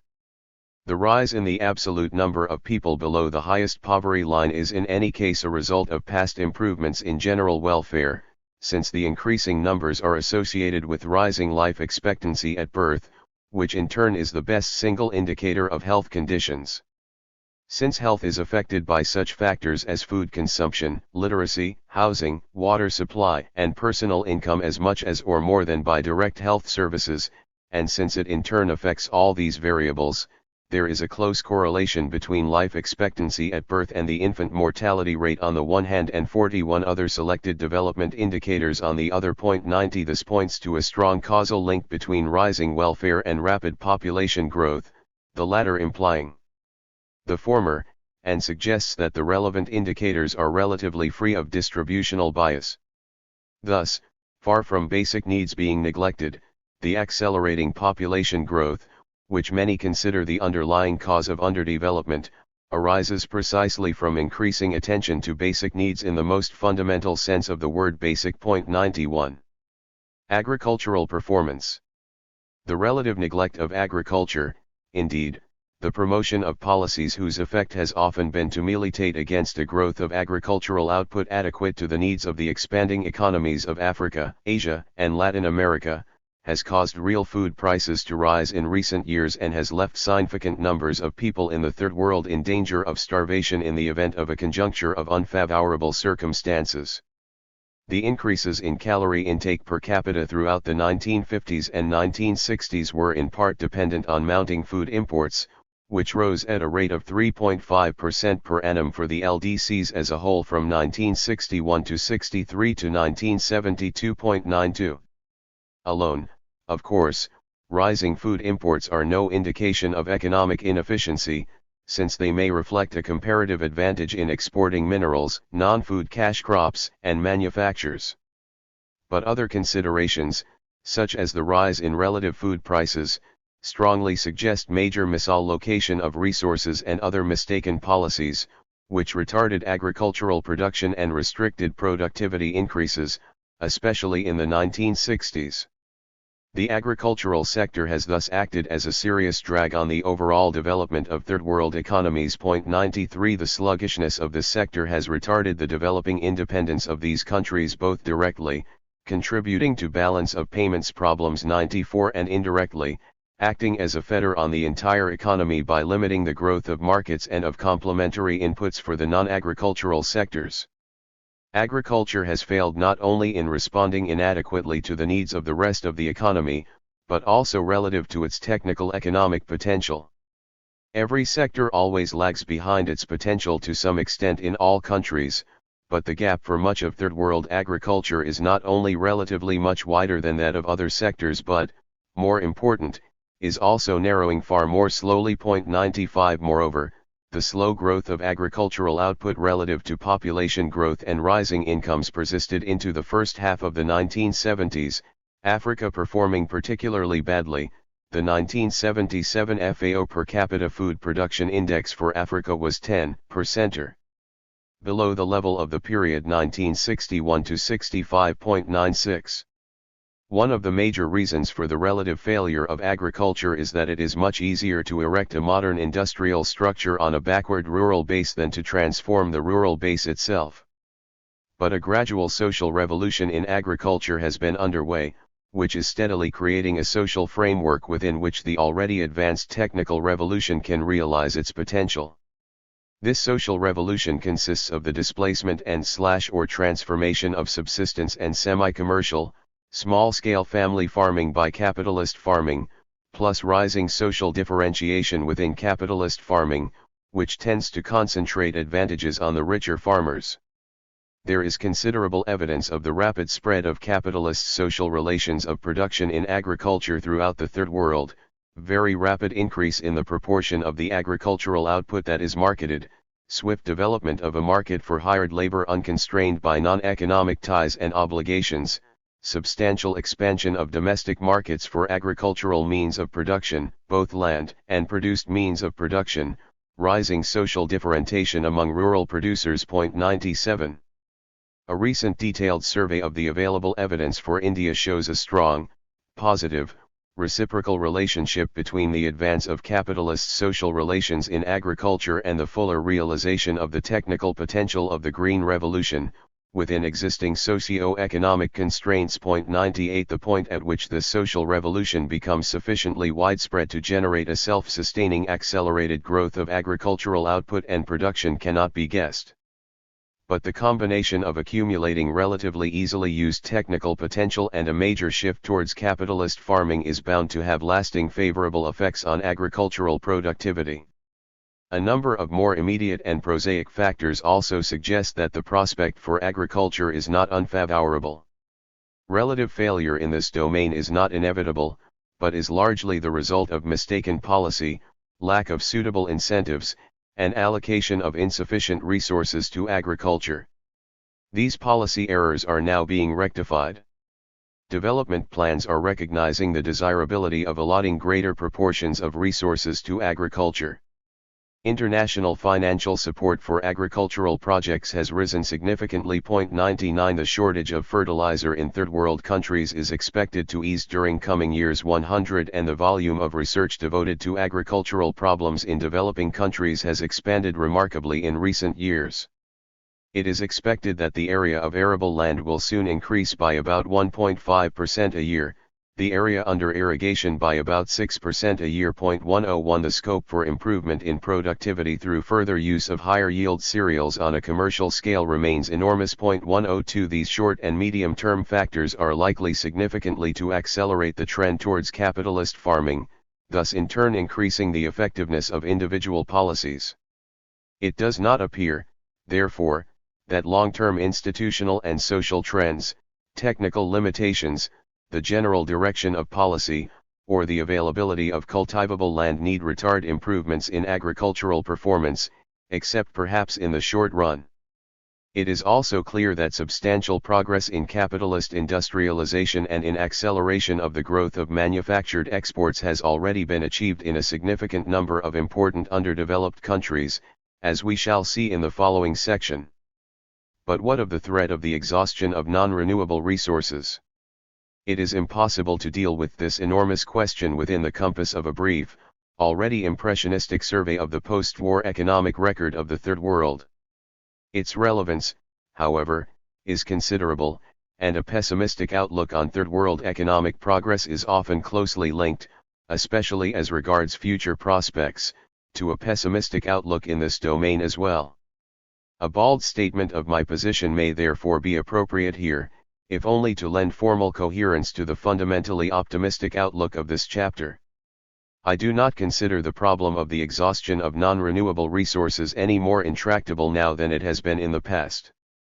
To begin with, non-renewable resources have always been on the road to exhaustion. This was so for known and estimated reserves of coal, for example, from the moment the first lump was burned. What must be shown is that some critical point is approaching. The evidence of relative prices is that there is no clear trend. 103 Moreover, resources are not fixed but are a function of changing technology and economic efficiency. Innovation renders resources available where none previously existed. At one time neither oil nor uranium were resources. The sum total of physical resources is therefore always expanding. 104 Finally, historical perspective suggests that the innovatory economic capacity to remove specific supply bottlenecks is unlikely to lessen. Indeed, innovation and its incorporation into economic processes have been advancing at an accelerating pace, often well ahead of specific bottlenecks, as innovation becomes an ever more autonomous process. If there has been a good deal of technical inefficiency in the use of fuel and materials, this is because it was not economic to devote real resources to reducing this inefficiency. In other words, it was not inefficiency in economic terms. There is no clear evidence that it has even yet become more economic to devote greater resources to economizing in the use of exhaustible resources. 105 But if the necessity does arise, nothing in historical experience suggests that modern industrial society will be unable to rise to the challenge. On the contrary, the capacity of the human species to master such problems has nearly always surpassed expectations. Here the conventional wisdom of yesterday remains wisdom today. The real problem is man's ability to master himself and his society, and not his ability to bend nature to his will. 5. Industrialization. Growth of manufacturing output. Despite assertions and predictions to the contrary, the underdeveloped world as a whole has made considerable progress in industrialization during the post-war period. By the 1950s, the Third World already accounted for a higher proportion of the world's manufacturing output than it had before the war. Whereas in 1937 the manufacturing output of the developed capitalist countries was about 9 times that of Latin America, Africa, and Asia, by 1959 the ratio had been reduced to 7 to 1.106. Moreover, this tendency for manufacturing output to rise faster in the underdeveloped than in the developed world has continued. Third world manufacturing output grew at about 7% per annum between 1960 and 1968, while that of the advanced capitalist world grew at about 6% per annum. 107. In the period 1971 to 76 both light and heavy manufacturing output in developing countries rose at an average annual rate more than twice that achieved in the developed capitalist countries. 108 Even though industrial growth in the developed capitalist world during the 1960s was exceptionally high by historical standards, with overall GNP growth easily exceeding the OECD growth target of 50% or over the decade. It may be argued that this apparent success is merely a reflection of the high statistical growth rates associated with small industrial bases and is therefore illusory, or that the record of the underdeveloped countries compared with that of the developed capitalist countries is rather poor in terms of output per head. Inspection of the figures for individual countries over a rather long period, however, shows that many underdeveloped countries are able to maintain faster rates of growth of manufacturing output than the industrialized economies.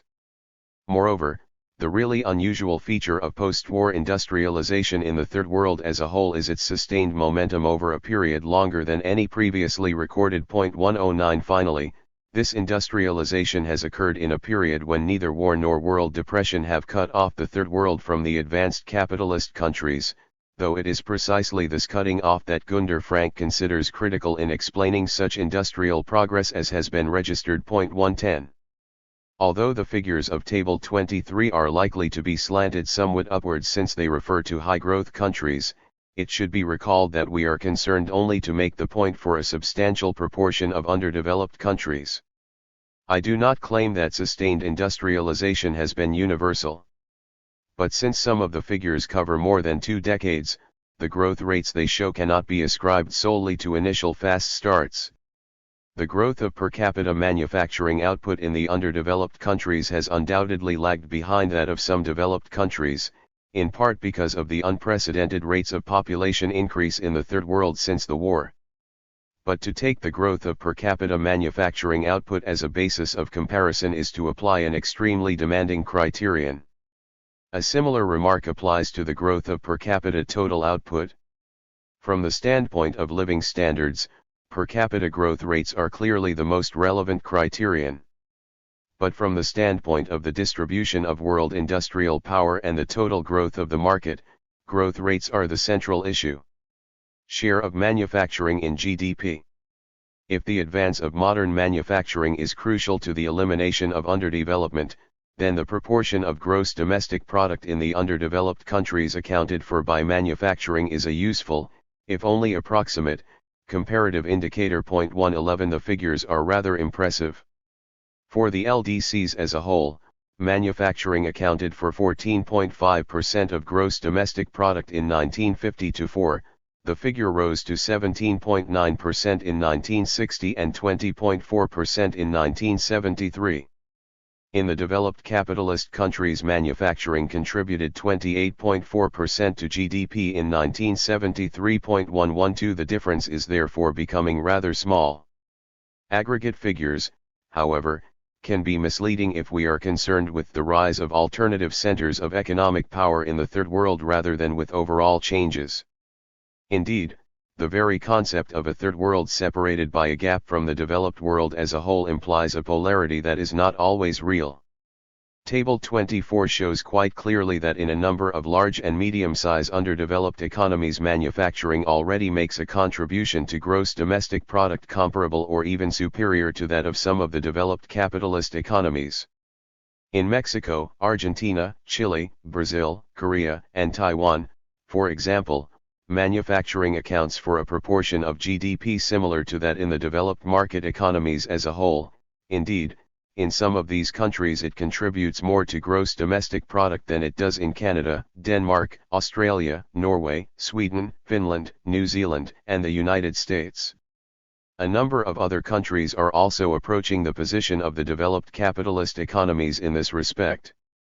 Costa Rica, Uruguay, and Peru now fall in the same range as Canada, New Zealand, Spain, Norway, Finland, and Australia.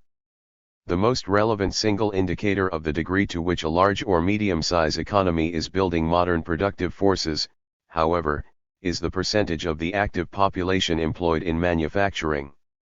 A high contribution to GDP by manufacturing may simply reflect the primitive character of agriculture. Occupational comparisons are therefore better guides to the degree of development of productive forces than sectoral output comparisons, for an occupational comparison will show whether a large proportion of the population is engaged in low productivity labor or whether there is a spread of high productivity employment through the active population, as in developed countries.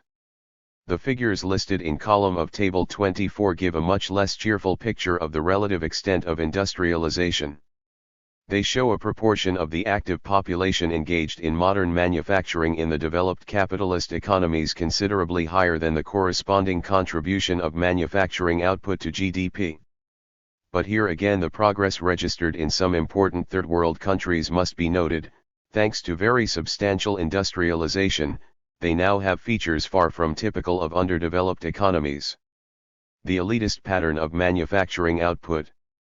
It may, however, be argued that much, if not most, of this industrial growth is oriented towards consumption by wealthy elites whose politico-economic stranglehold over the nation ensures the continuation of this growth pattern, which thereby becomes self-reinforcing, since their consumption requirements make for greater capital intensity, which in turn aggravates unemployment and keeps wages depressed. 113. This argument is plainly incorrect for the Third World countries that include the vast majority of the populations of Africa and Asia, where the market for luxury goods is too small to sustain profitable production 114, and where the manufacturing sector is based on a mass market catering to lower and middle income consumers 115. In some countries with relatively high per capita income levels and a substantial degree of industrialization, production of durable consumer goods has been rising rather rapidly. An important and detailed study of consumption patterns in Brazil as revealed by Household Expenditure Surveys 116 has seriously undermined the conventional picture of demand profiles for durable consumer goods in a country that has come to be regarded as the outstanding instance of distorted income distribution. This study shows that the diffusion of a wide range of durable consumer goods was not at all confined to a small minority.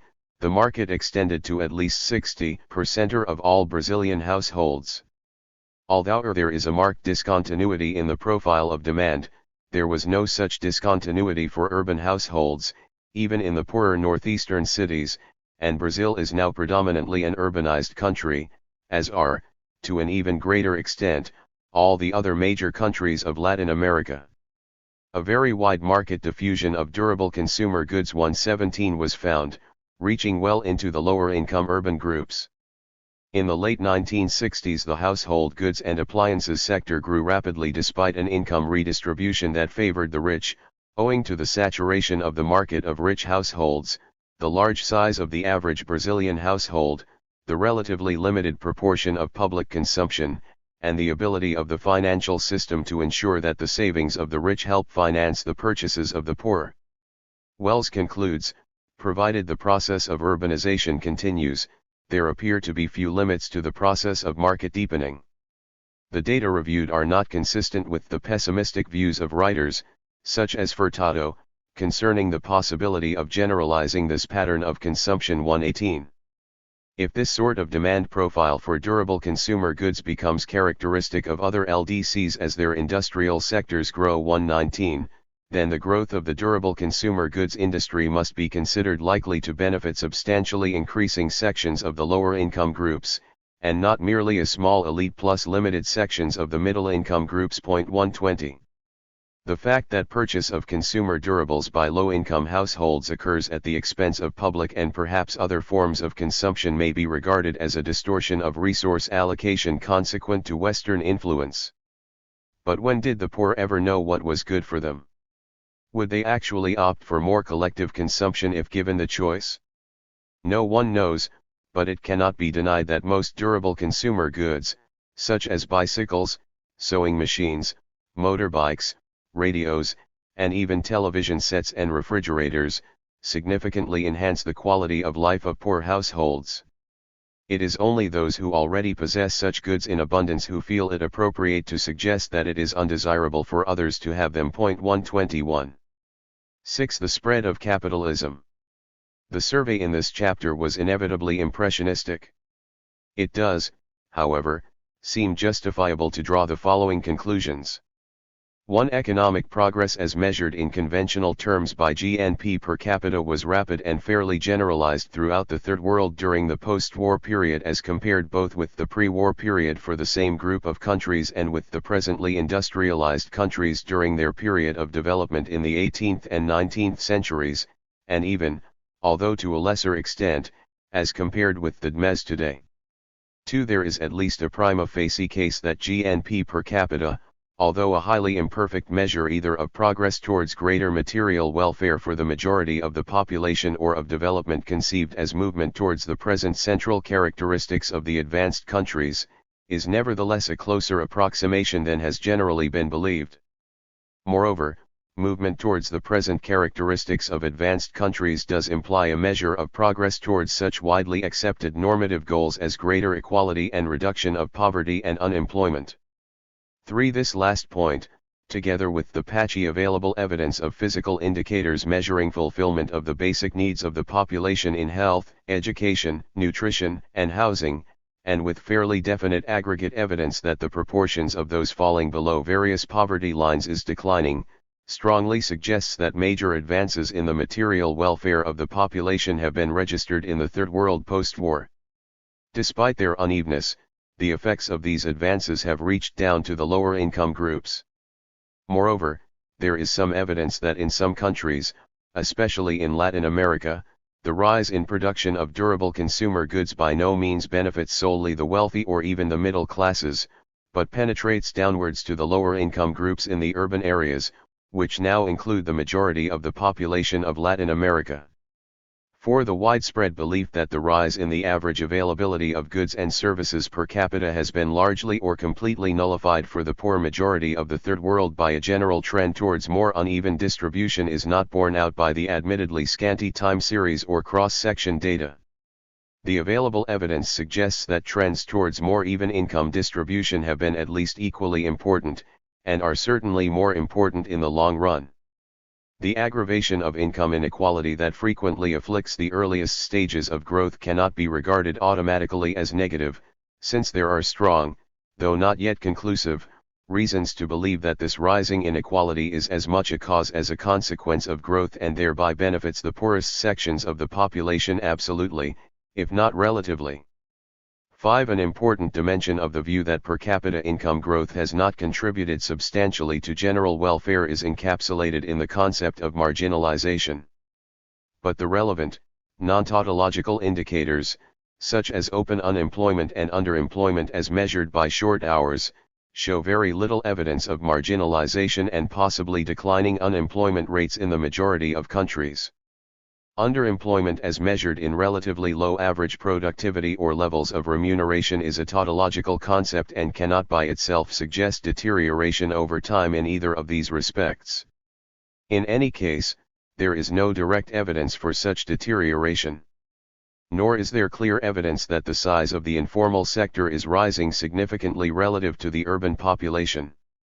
On the other hand, there is mounting evidence that the informal or unumerated sector, generally taken to include the bulk of the underemployed, provides a wide range of necessary goods and services for a substantial section of the urban population. Moreover, it appears to possess not insignificant dynamic features permitting the advance of accumulation, innovation, productivity, earnings, and entrepreneurship. The underemployment concept appears to be a misnomer expressing the important fact of much wider ranges of productivity and remuneration between and within sectors than in the developed countries, particularly at the lower end of the scale. Evidence for underemployment in agriculture is even more imperfect, but seems to show that it is not as great as has been commonly assumed. More generally, it can be argued that apparent marginalization in urban areas is actually a progressive phenomenon reflecting the fuller integration of the population into the economy as the market widens and activities become more interdependent through increasing specialization. 6. Thus, contrary to widespread populist liberal opinion, the Third World has not been marked by stagnation, relative or absolute, in the post-war period. On the contrary, significant progress in material welfare and the development of the productive forces has been made, in an acceleration of pre-war trends. This fact also runs counter to current Marxist views, which have stressed the alleged impossibility of vigorous national development in the Third World within a capitalist framework. The period since the Second World War has seen titanic strides forward in the establishment, consolidation, and growth of capitalism in the Third World, with corresponding advances in material welfare and the expansion of the productive forces. Development has been highly uneven, as is entirely characteristic of capitalism. Many countries were still afflicted by significant remnants of subsistence after the war, whilst others, such as Argentina and Uruguay, were already mainly capitalist. Although the capitalist system was introduced largely externally and often by force, its intrinsic dynamic, superior to that of pre-capitalist societies, is even more marked now than it was when capitalism succeeded feudalism in Europe and Japan. What was initially an external force quickly struck deep indigenous roots and manifested a vigorous internal momentum. The reality of this picture of vibrant, grassroots capitalist development in the Third World is attested to by the abundant evidence of rapidly rising commercialization and the resulting social differentiation, coupled with the relative expansion of wage labor at the expense of family or self-employment. An exclusive focus on manufacturing industry and the role of foreign capital therein can divert attention from the underlying force of the spread of capitalism from below 122, quite apart from the fact that the growth of modern industry has been remarkably vigorous and shows every sign of continuing to become integrated into the national economies of the LDCs. The attention now correctly being focused on the relatively poor performance of agriculture should not obscure the profound underlying changes in agrarian social structure gradually gathering momentum. Sooner or later major advances will result, as agrarian capitalism becomes sufficiently developed to use more productive methods and inputs. The squandering of many of the benefits of Third World post-war economic development due to major policy blunders has failed to halt the gathering momentum of capitalist advance and associated material progress. Many of these blunders are now widely recognized by all schools of thought, for example the neglect of agriculture in favor of industrialization and the pessimistic bias against the development of an exporting manufacturing sector and the overvaluation of exchange rates. The character of these errors suggests the nature of the underlying problem. Development economics in the 1950s and 1960s was rent by conflicting trends, and the one that favored rapid industrialization primarily for the home market as the first priority became extremely influential. This approach was strongly influenced by the Soviet example of development through rapid industrialization, by Western liberal egalitarian ideals, and by an anti-imperialist bent related to both Leninism and liberalism, which tended to regard underdevelopment as caused largely by the character of international economic relations between wealthy capitalist centers and the countries of Latin America, Asia, and Africa. For obvious reasons, this liberal populist trend in development economics met with a warm response from the governments of many underdeveloped states. But the main problem with the liberal populist approach, which its proponents did not always face squarely, was that the economies with which they were concerned were developing in a capitalist direction, in most if not all cases irreversibly so, barring communist revolution.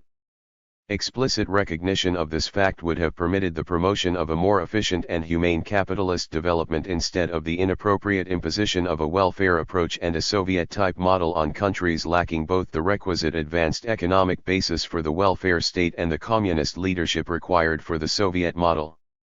Failure to recognize that the social realities for which policy was formulated were the realities of capitalist development caused neglect of the elementary requirements of promoting such development, especially the expansion of commercialization in agriculture, crucial both to the spread of growth-conducive attitudes and habits and to the expansion of the agricultural surplus essential for successful industrialization.